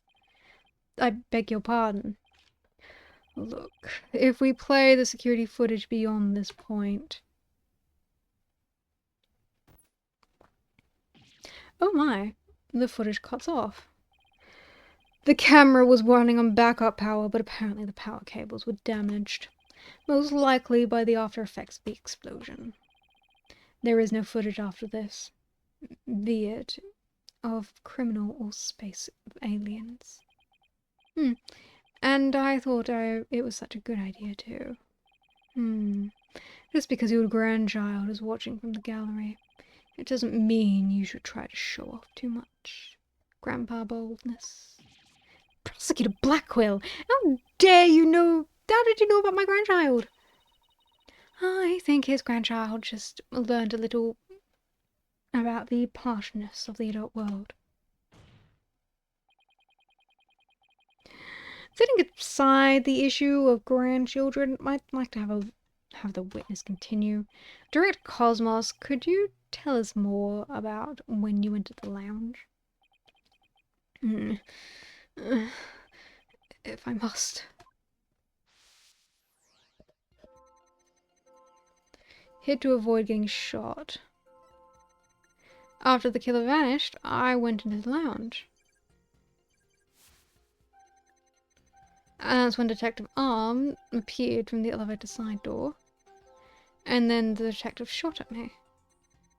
So you see, the killer could have only escaped to the launch pad side, right?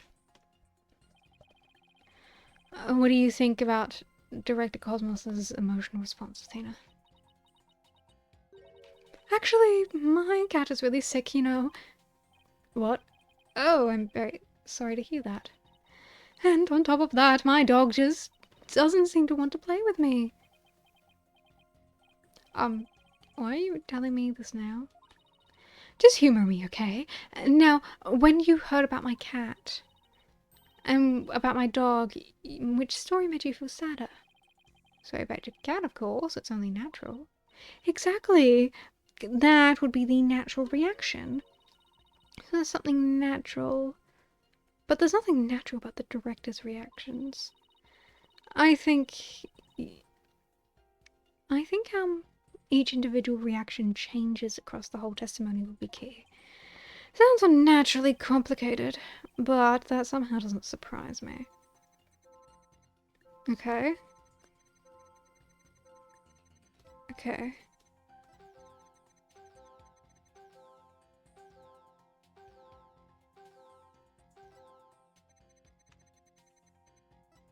Okay, let's see. So you felt really scared here, and only a little scared when you went into the lounge. Really surprised when you saw Detective, but it went way down when she shot you. Okay.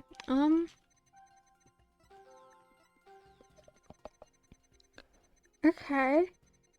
So which emotion should we focus on? I personally think it's a bit weird that your fear goes drastically down when you enter the room. But that could just be me.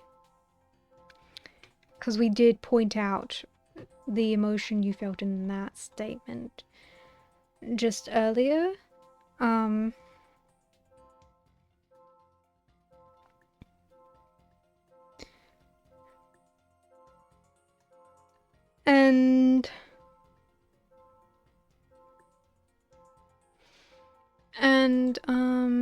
what else do we have here? And also with these three, you were surprised when she came in, but you were drastically less surprised when she started shooting at you. I would think the surprise would continue between the two of them.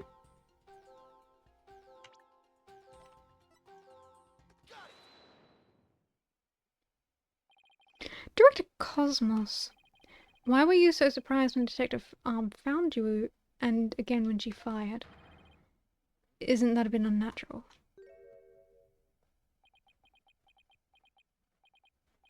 Sadly, even great men such as myself had ordinary human feelings. Our bodies are bound by forces of gravity and emotions. Even a great man such as myself experiences surprise on occasion. Yes, I'm sure you do, but my real point is not the fact that you were surprised, but rather what you were surprised by. Pardon me. First, you were surprised when Detective found you in the lounge. And then after that, you were, of course, again, surprised when she shot you. But considering what you were surprised about, a strange phenomenon occurs here. Direct Cosmos, what is strange about your surprise reaction is you were more surprised when she came in rather than when she drew the gun at you. Sure, you were surprised when Detective Arm shot at you, but the surprise you felt when she found you in the lounge was much greater. The fact that you were more surprised by simply being found than by being shot at suggests to me that you were conflicted about whatever it was you were doing there. The enemy has required a new weapon. Commence Operation Hide Under Your Desk. Ah!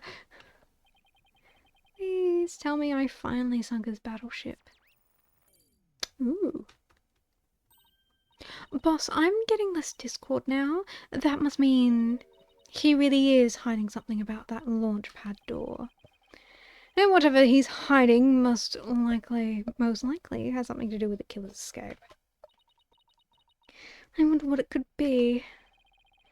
If he was doing something suspicious around the door, maybe we can spot some change between after he came to the room, before he came into the room and after. Detective Fulbright gave us a photo taken after the crime. Let's run a comparison. Let's see. This footage of the door before... that's what I was thinking. It's this thing here. This thing here. Because I noticed it earlier, but I didn't know. Because I didn't really know what it was, so... But this thing here is like... This is turned. But when we were seeing it, it was upwards. What does it mean? Who knows? We'll figure it out. Let's see, this footage of the door before Director Cosmos arrived. And this is how the door looked after the director entered the lounge. Hey, look at that. There is a change. Something's definitely different. Director Cosmos. What is it? What have you been up to over there? Finding the answer to what you were doing when Detective Arm found you, that's what. And that lies clearly in this footage. Well, all we have to do is compare it to the photo that was taken during the investigation. Don't be ridiculous! If you really have an answer, you'd have pointed it out already. He's asking for it. This is what changed directly after the incident. E. The answer is his knob. That's... Your Honor, please take a look at this footage.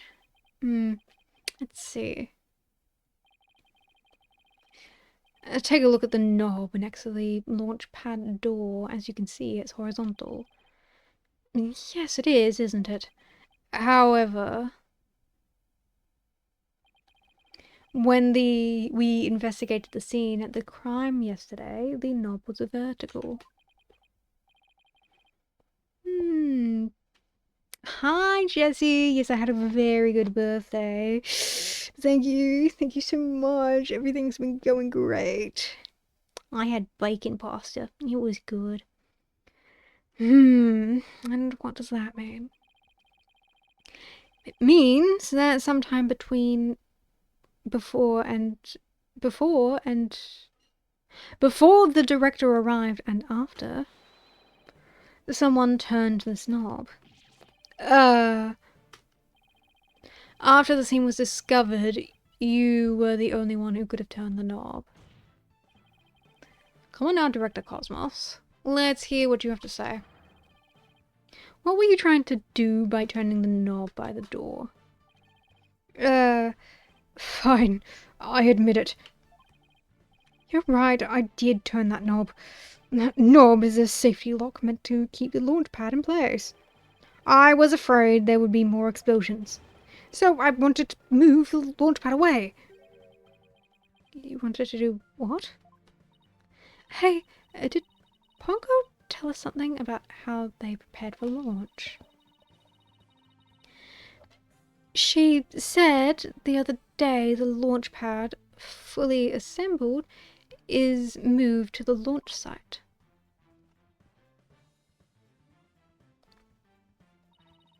But the safety lock on the boarding lounge has to be disengaged first. I guess that clears up what the knob is for. Oh, so if the killer escaped into the launch pad 1 corridor, maybe they were transported along the launch pad by the launch site? I don't think so. The launch pad 1 corridor was filled with smoke. I don't think they could have escaped through that corridor. So then, where did the killer escape to?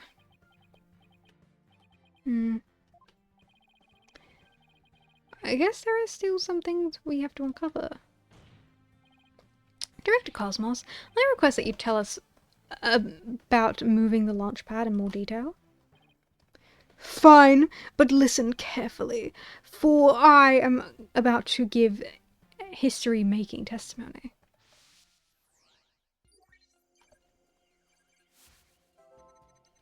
I had no choice but to disengage the safety lock. I feared there might be more explosions, so I had to cut the launch pad loose. Surely the only escape the killer had was through launch pad 1.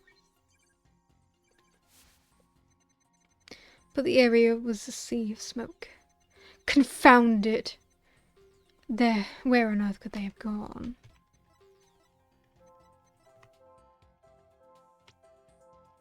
Why are you happy about that? I had no choice but to disengage the safety lock. You sound like you were reluctant to do so. And yet when you did, you felt some joy, as if you were very pleased with yourself. How did you do that? How did you know everything as it is, as if you were there? Pretty impressive, isn't it? This is the power of analytical psychology.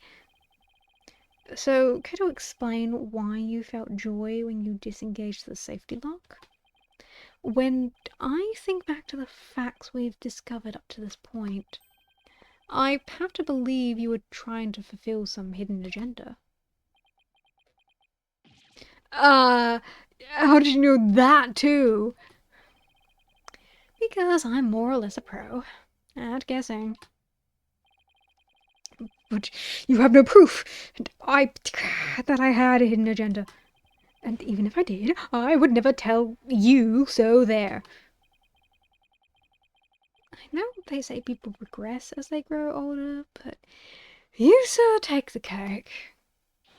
And how could you doubt a man with such great intensity, intelligence, and integrity? Silence. You, a man of integrity. Don't make me laugh. Prosecutor Blackwell? What came over him all of a sudden? You've spouted nothing but falsities since you stepped up to the stand. You're not the kind of man that will be glorified in the annals of history. Not for greatness, anyway. Unless you consider greatest barefaced liar in an honor. Liar? His words bite harder than his blade. You moved Launchpad 1 after the explosion. My, how naive you are.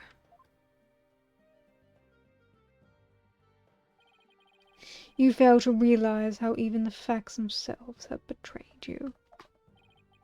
You know, just a thought, but modern English can be your friend. And here's a thought for you immediately following the bombing. Launchpad 1 was on the boarding lounge 1 side. The police confirmed this on the scene. What? Liar! So that means the director didn't move the launch pad? Curse my judgment for calling history's greatest liar to the witness stand. But let us leave him to indulge in his lies and war games to his heart's content. Liar? It doesn't make sense. You can't deny that someone turned that knob. And once the safety lock was released, I'm sure the pad must have went somewhere. If we chase down the truth of this kind, we just might find where the killer escaped to. You're sure it must have went somewhere? We just might find out. Your arguments are nothing but conjecture, bluffing, and wishful thinking. Stop chasing your fantasies and see reality for what it really is. Or are you not man enough to, boy? Talk about hitting below the belt. Youngins these days. You're not that old, Phoenix. I don't understand it. I'm sure Director Cosmos must have moved the launch pad. The knob is definitely turned after he came to the lounge. But the launch pad is right there. It's where it's supposed to be. Wait a minute. Maybe I have it all backwards. What if the director turned the knob not to move the launch pad away, but to bring it back to where it was supposed to be? What are you blathering about? What if the launch pad was at the launch site before the incident? And then, after the incident, Director Cosmos moved it back to its usual spot. All he had to do was turn the knob and call the launch pad back. And it would be right where the police found it. Ah. Can't believe you cut his hair. You made him sigh like Mr. Starbuck. Was I really that off base? It pains me to have to explain this, how wrong your own logic is to you. However, our great liar turned the knob after he discovered the crime scene. Indeed, the pad existed beyond the lounge when our astro wonders made their escape. In fact, that has been recorded for posterity on this film. Oh, right. So, to reiterate, stop chasing your fantasies and see reality for what it really is, boy. Get a grip, Mr. Wright, and focus. We know the launch pad must have been moved. But our deductions and the actual facts of the case are in direct contradiction with each other. Well, maybe the two astronauts never actually boarded the rocket. The footage could be fake, taken with body doubles after the incident or something. On second thought, maybe that's too far-fetched even for me. Never actually boarded the rocket. Hey, wait a minute. Maybe... just maybe. Huh? Prosecutor Blackwell, what if I told you that the two astronauts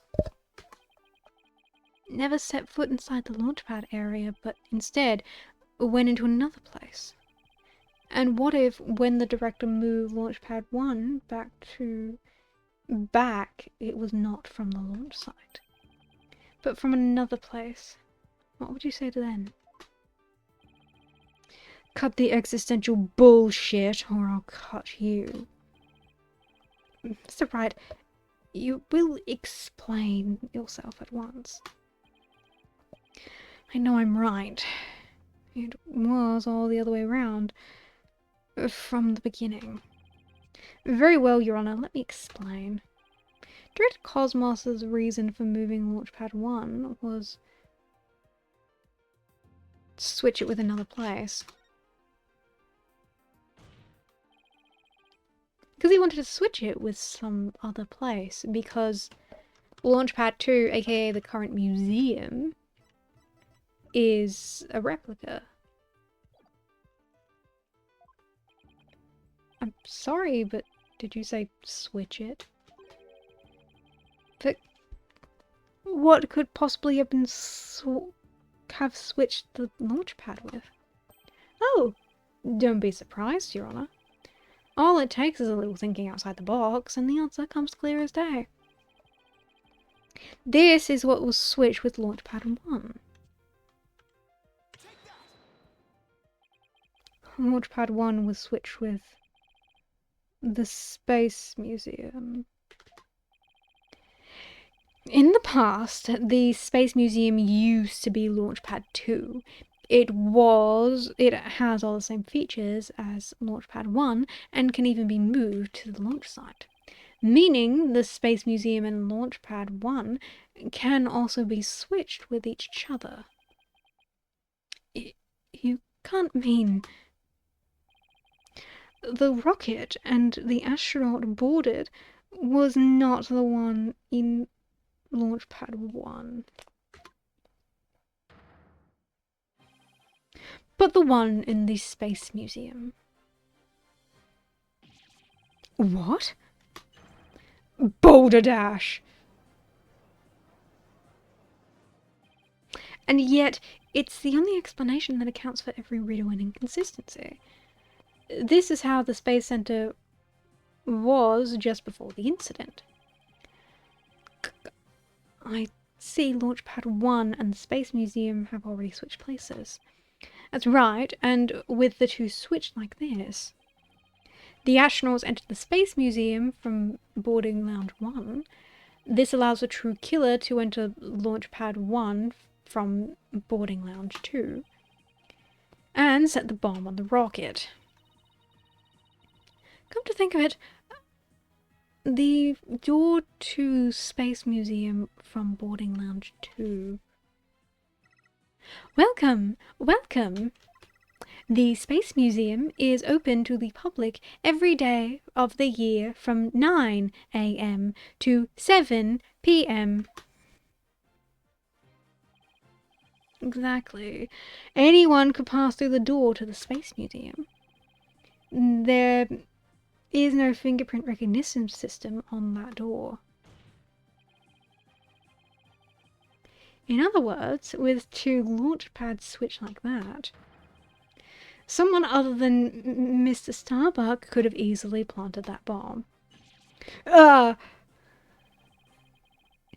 After setting the bomb on the rocket, the culprit snuck into boarding lounge 1 and waited there concealed, in order to kill Mr. Tenra when the two astronauts emerged from the Space Museum. Recall that Miss Blackquill, Mr. Starbuck, and the director all saw a suspicious figure, who we can suppose, after killing Mr. Tehran, made their escape into the Space Museum. After that, Director Cosmos switched the two launch pads back, without realizing that the killer was inside the Space Museum.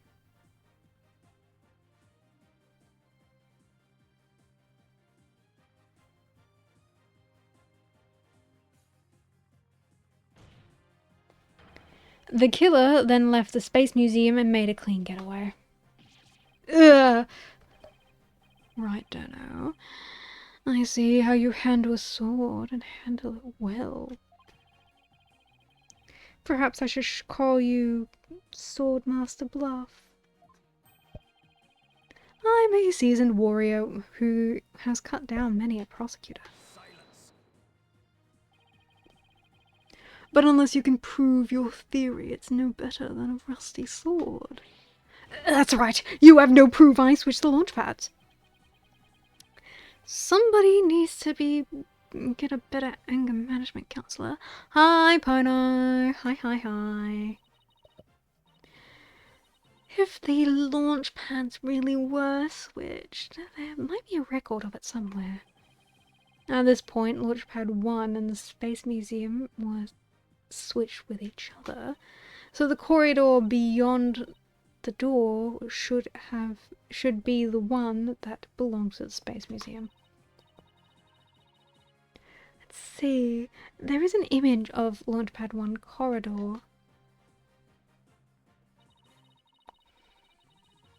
Do you see anything different than when we compare it to the security footage? Huh? That number on the floor. Well, what do you know? It looks like we have proof after all, Prosecutor Blackwell.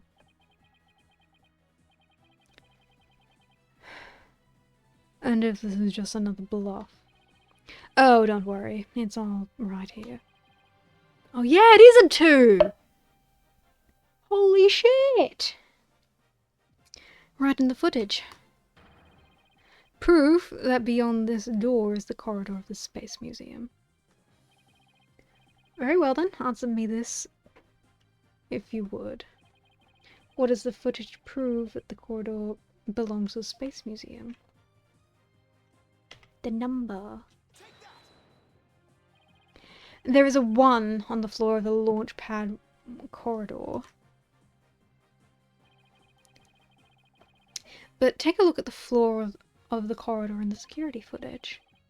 Do you see the number on the floor behind the astronauts? It doesn't look like a 1, does it? That's because what you see is actually part of a 2. What? Why is it a 2 and not a 1? That's because the corridor you see is the one to the Space Museum. Yeah. And so that means the corridor in this footage was not filled with smoke. That's right, because the explosion didn't occur in the Space Museum. The explosion occurred on Launchpad 1 on the side opposite to the Space Museum. And now that we know the two astronauts escaped from the Space Museum, the mystery from the previous trial is how they got down the ladder is cleared up. Mr. Tenrek, carrying Mr. Starbuck, simply took the elevator from the upper level down to the middle level. Just incredible. The two launch pads were actually switched. But you'd think someone would have noticed an event of this magnitude. Everyone was down in the basement shelter when the launch pads were swapped back. There was no way anyone could have known it was happening on the surface. Ugh. Hell yeah.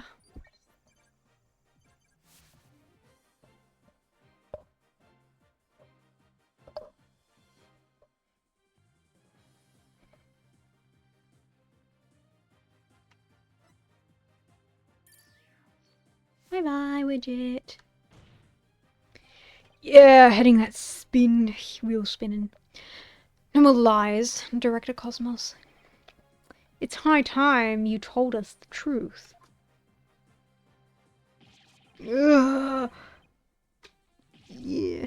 My honor, my glory, everything is slipping away. Time to deploy my ultimate weapon. Galactic engine, ignition. What? It's gone haywire. Alright, dude. You were fun with it.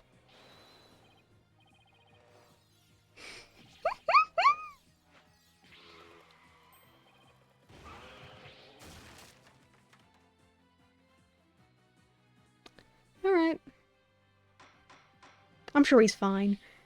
Bailiff, on your seat and after that witness.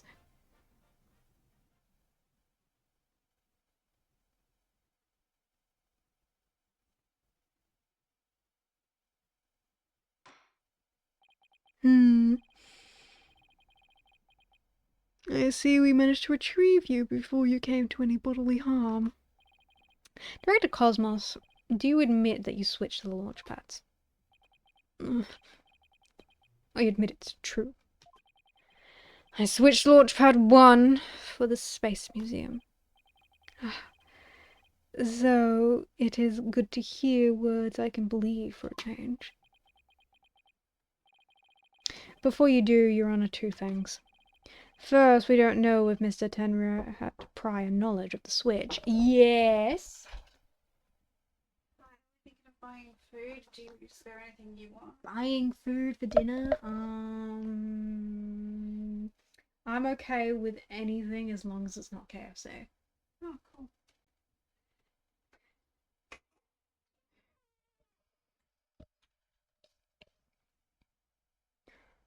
We don't know if Mr. Tenra had prior knowledge of the switch.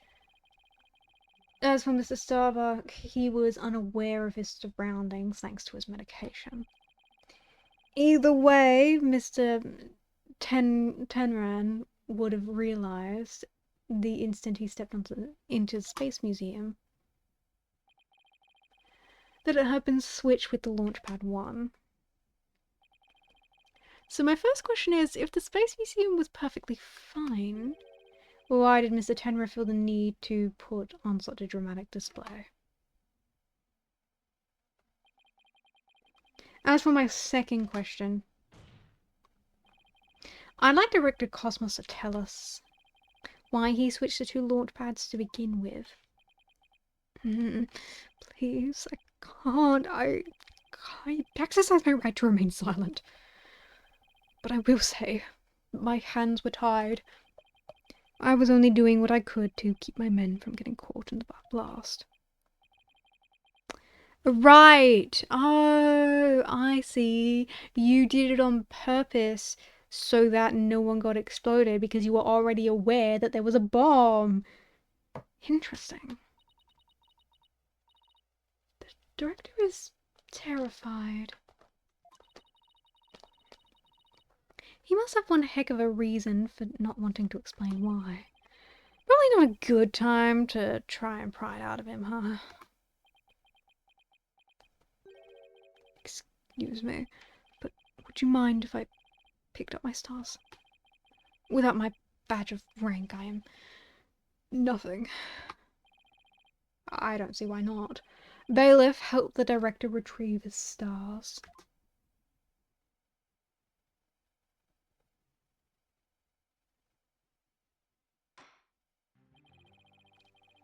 It appears the possibility of a culprit other than the defendant has presented itself.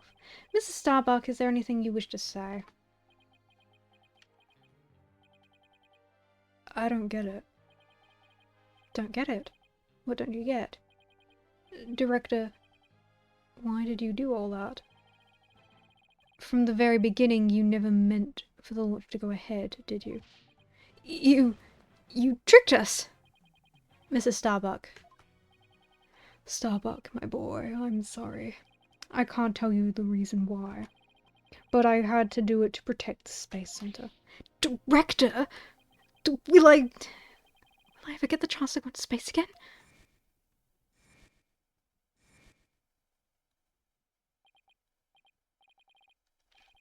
Yes.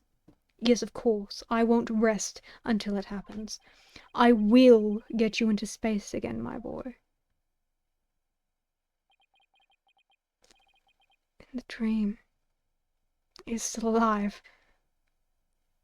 You should take that spacesuit off now, mate. You've been wearing it for a long time.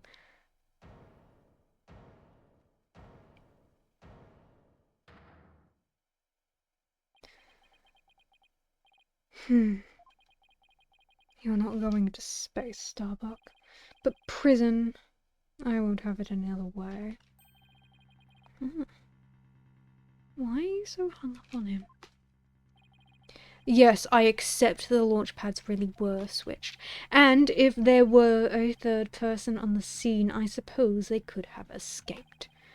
But I have yet to see proof that this third person's escaped via the Space Museum.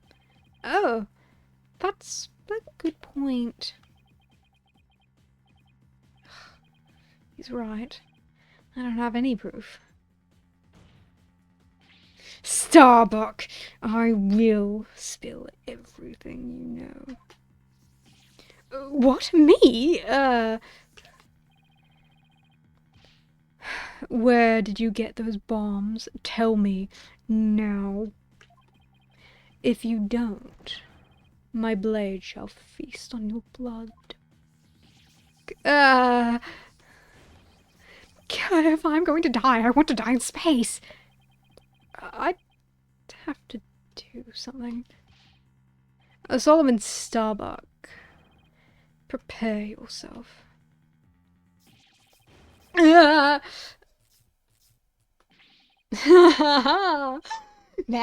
you know violence isn't the answer, Prosecutor Blackwell. That annoyingly cheerful laugh is none other than... Hi! Champion of righteousness, Bobby Fulbright here, in Justice We Trust. Detective Fulbright? Sorry to keep you waiting, Mr. Lawyer. I hope I'm not too late. I don't believe we had an appointment. I tried to hurry, but I ended up helping a little old lady cross the street. And then I had to break up a cat fight. I tell you, justice is sure is a full-time job. Was it a fight between cats, or... Why are you here again?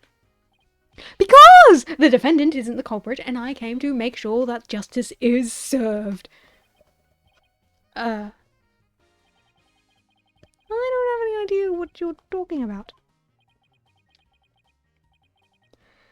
Fulbright. I always thought you were a bit touched in the head. But have you finally succumbed? Nope, but it looks like you succumbed to this phantom of yours. Open your eyes and let the evidence of justice uncloud your judgment. What evidence? Come to think of it, he did say something about finding us some evidence. Thanks to you two, I feel a lot better now that I've been able to get that off my chest. I'm going to work extra hard to find that perfect piece of evidence for you. I didn't think he was serious, though. So, what is it, Detective? Is it something that will prove Mr. Starbuck innocent? It is indeed! Have a look at this. What's this? A lighter? That's right, a lighter thought to have been used by the culprit, no less. The Space Museum's cleaning robot picked it up. It has the victim, Clyde Tehran's blood, along with his killer's fingerprints on it. What?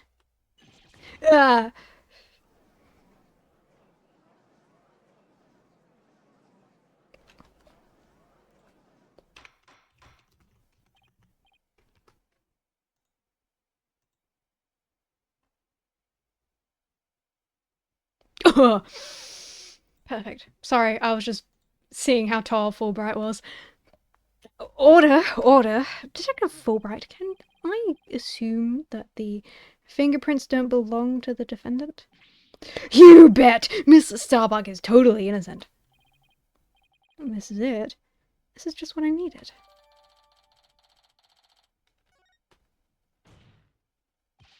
Your Honor, this is decisive evidence that supports the defence's earlier claim. Explain yourself, Mr. Wright. With pleasure, Your Honor. Recall where the lighter was found. Based on that, we can extrapolate that after the killer murdered Mr. Tehran, they escaped with the lighter in hand into the Space Museum, where they dropped it. And the switching of the two launch pads occurred. And then the killer left through the boarding lounge too and made their escape. Meanwhile, Mrs. Starbuck was found in the boarding lounge 1 after the murder, a fact that Director Cosmos was terrified, as testified to. Therefore, Mr. Starbuck couldn't have possibly been the one to drop the lighter there.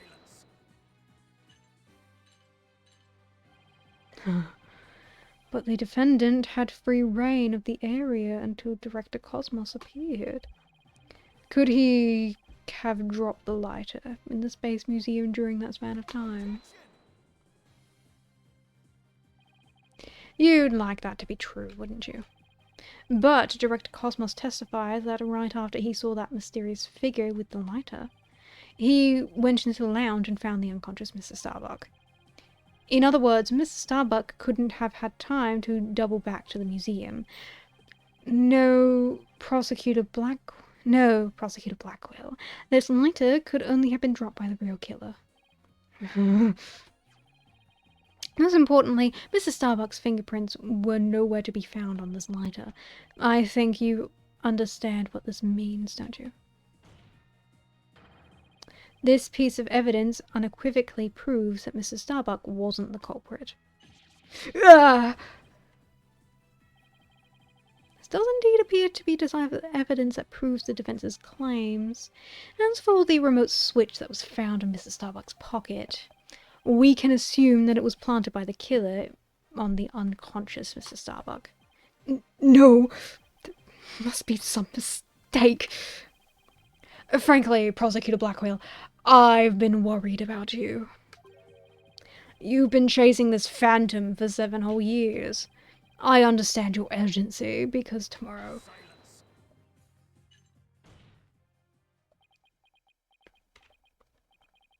Fulbright, you promised never to speak of that. Huh? Tomorrow? What about tomorrow? Let me guess! Something case expires. Given the body of evidence, I think it's safe to say the defendant is innocent, in light of the fact that it is possible for him to have committed that it was impossible for him to have committed the crime. A few unanswered questions remain, so I look forward to seeing what you two uncover. But for now, the court finds the defendant Solomon Starbuck not guilty.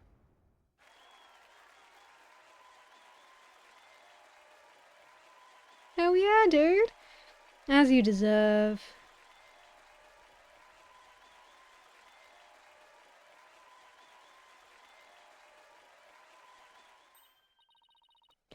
Yes, we did it, Mr. Wright. Looks like we pulled it off somehow. Huh? With some help from Detective Fulbright.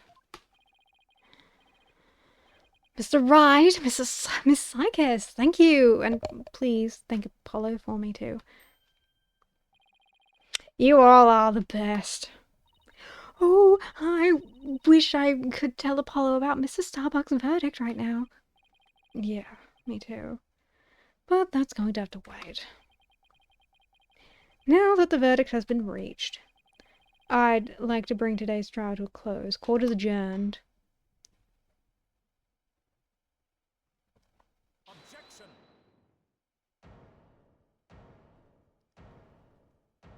What's up? It's too late to object, isn't it? It simply isn't possible. Something's wrong. Prosecutor Blackwell, are you dissatisfied with the verdict? Fulbright! What were the results of the fingerprint analysis for the lighter? Huh? Results? Well, I was in a hurry, you see, and then there was that cat fight, and well, I kinda got carried away when I heard the prints weren't Mr. Starbucks, so you have yet to read it. Prosecutor Blackwell, can you read out who the prints belong to? Upon thorough analysis, the fingerprints were found to belong to Athena Psychis. So says the report. What? What? Huh? Me?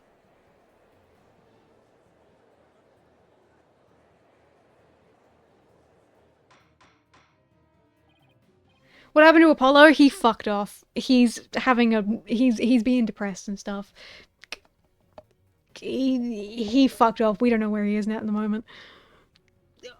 Order, I say, order? Miss Psychis, tell me you have an explanation for this. We just finished proving that this lighter could only belong to the killer. So, finding your prints on it can only lead us to one grave conclusion. I don't know how they got there, but I know I'm not the culprit. This can't be happening. We built our argument piece by piece, and I don't think of our reasoning as faulty. So how could it have led to this? What have I done? Oh, please forgive me, I'm sorry. Order, Detective Fulbright, stop your crying. What in the world is happening here? It's like the world's gone mad.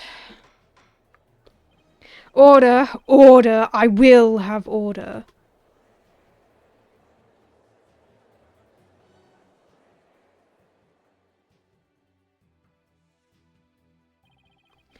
Confusion spiraled into utter chaos. After all, we'd fought for the truth, and had turned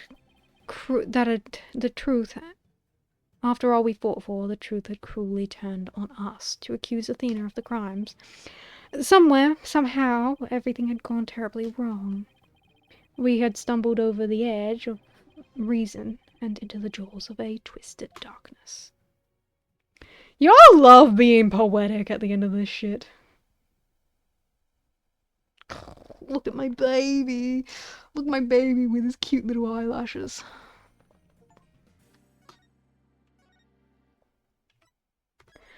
I know that this one is a bit short. Ugh, investigations take ages though. Investigations take ages though, and there's a whole investigation thing. What am I looking at? What is this?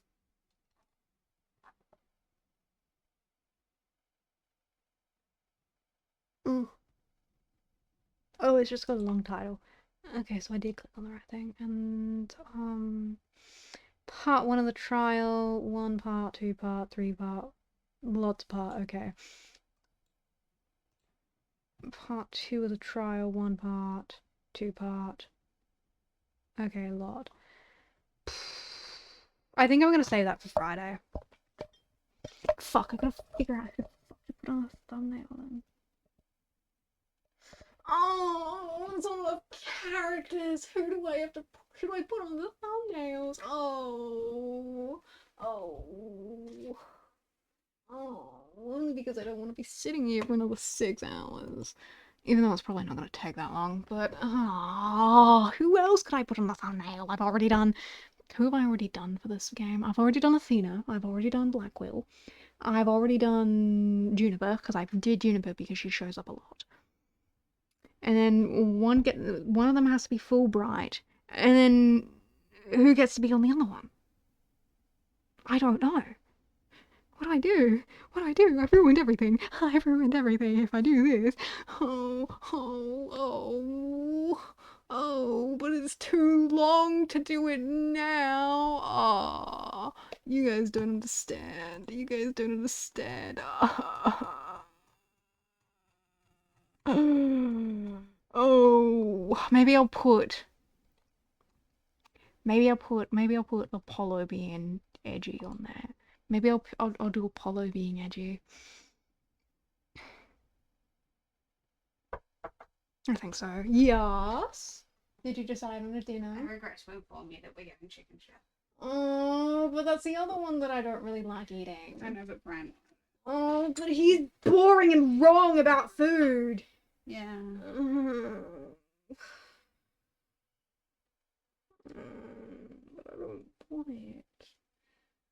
I don't want it. The fries are shit. Well, I could The like chicken is shit. send you $10 and you could just go get yourself something from somewhere else. Where would I go? I don't know. Hungry Jacks? Zambrero? I don't like Zampy. Here's the problem, you don't like anything. Oh. So you just get yourself some nuggies and or just get yourself a little salad. You like salad.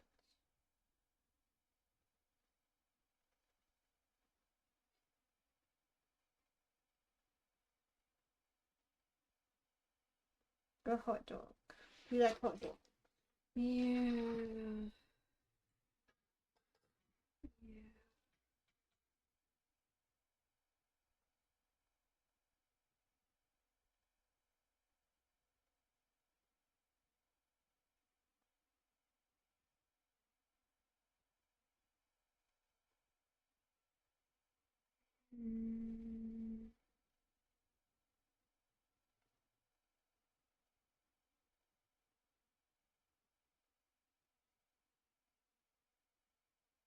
But if I get a hot dog, then they're gonna put sauce on it because no one ever gets it right if you order it. Can you just order it with no sauce? You can, but whenever I do stuff like that online and ask for things to be taken off, they never do it. And especially on hot dogs, people always assume that you want sauce on it, and so they don't bother reading that shit. I mean, Like I've even ordered it in person, and they've done it in front of me, and I'm like, that's not what I asked you to do. Well, that's when you say that's not what I asked. And for. I do, but it's like, I asked you specifically not to do sauce. Why did you put sauce on it?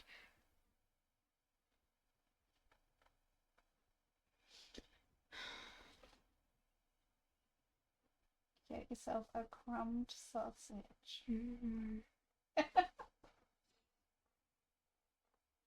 You could even have like 3. It's fine.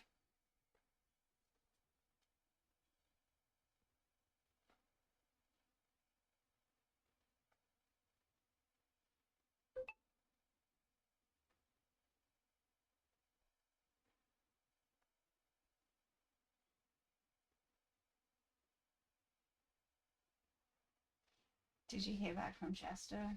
Yeah, he said the weekend. Oh, okay. Well, that's cool. That means you can still come shopping with me. Yes, I can. That's We can go shopping exciting. tomorrow instead. Yeah. I don't want any of this. Okay. What are you gonna eat? I don't know. Do you want to just make yourself some pasta? Not really. But I Do you- will.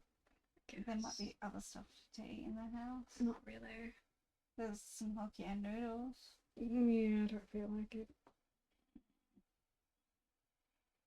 Okay, do you promise you'll eat something? No. Wow, at least you're honest. Can you please go into the kitchen and try to find something? Maybe. Go do it now. Anyway, yeah, maybe I'll probably just put Apollo being emo on that cover. Anyway.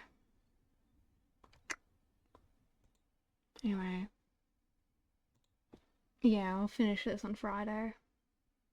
Hopefully it's long enough for a whole stream thing. Hopefully.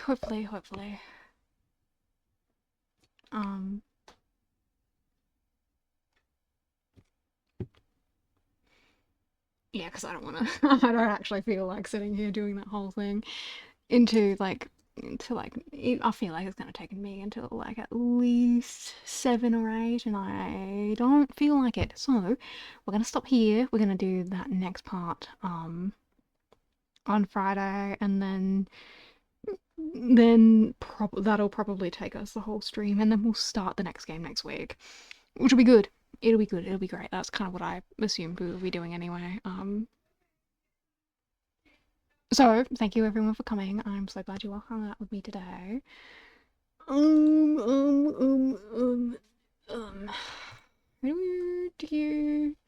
Yes, I do hope you all hang out with me on the Friday.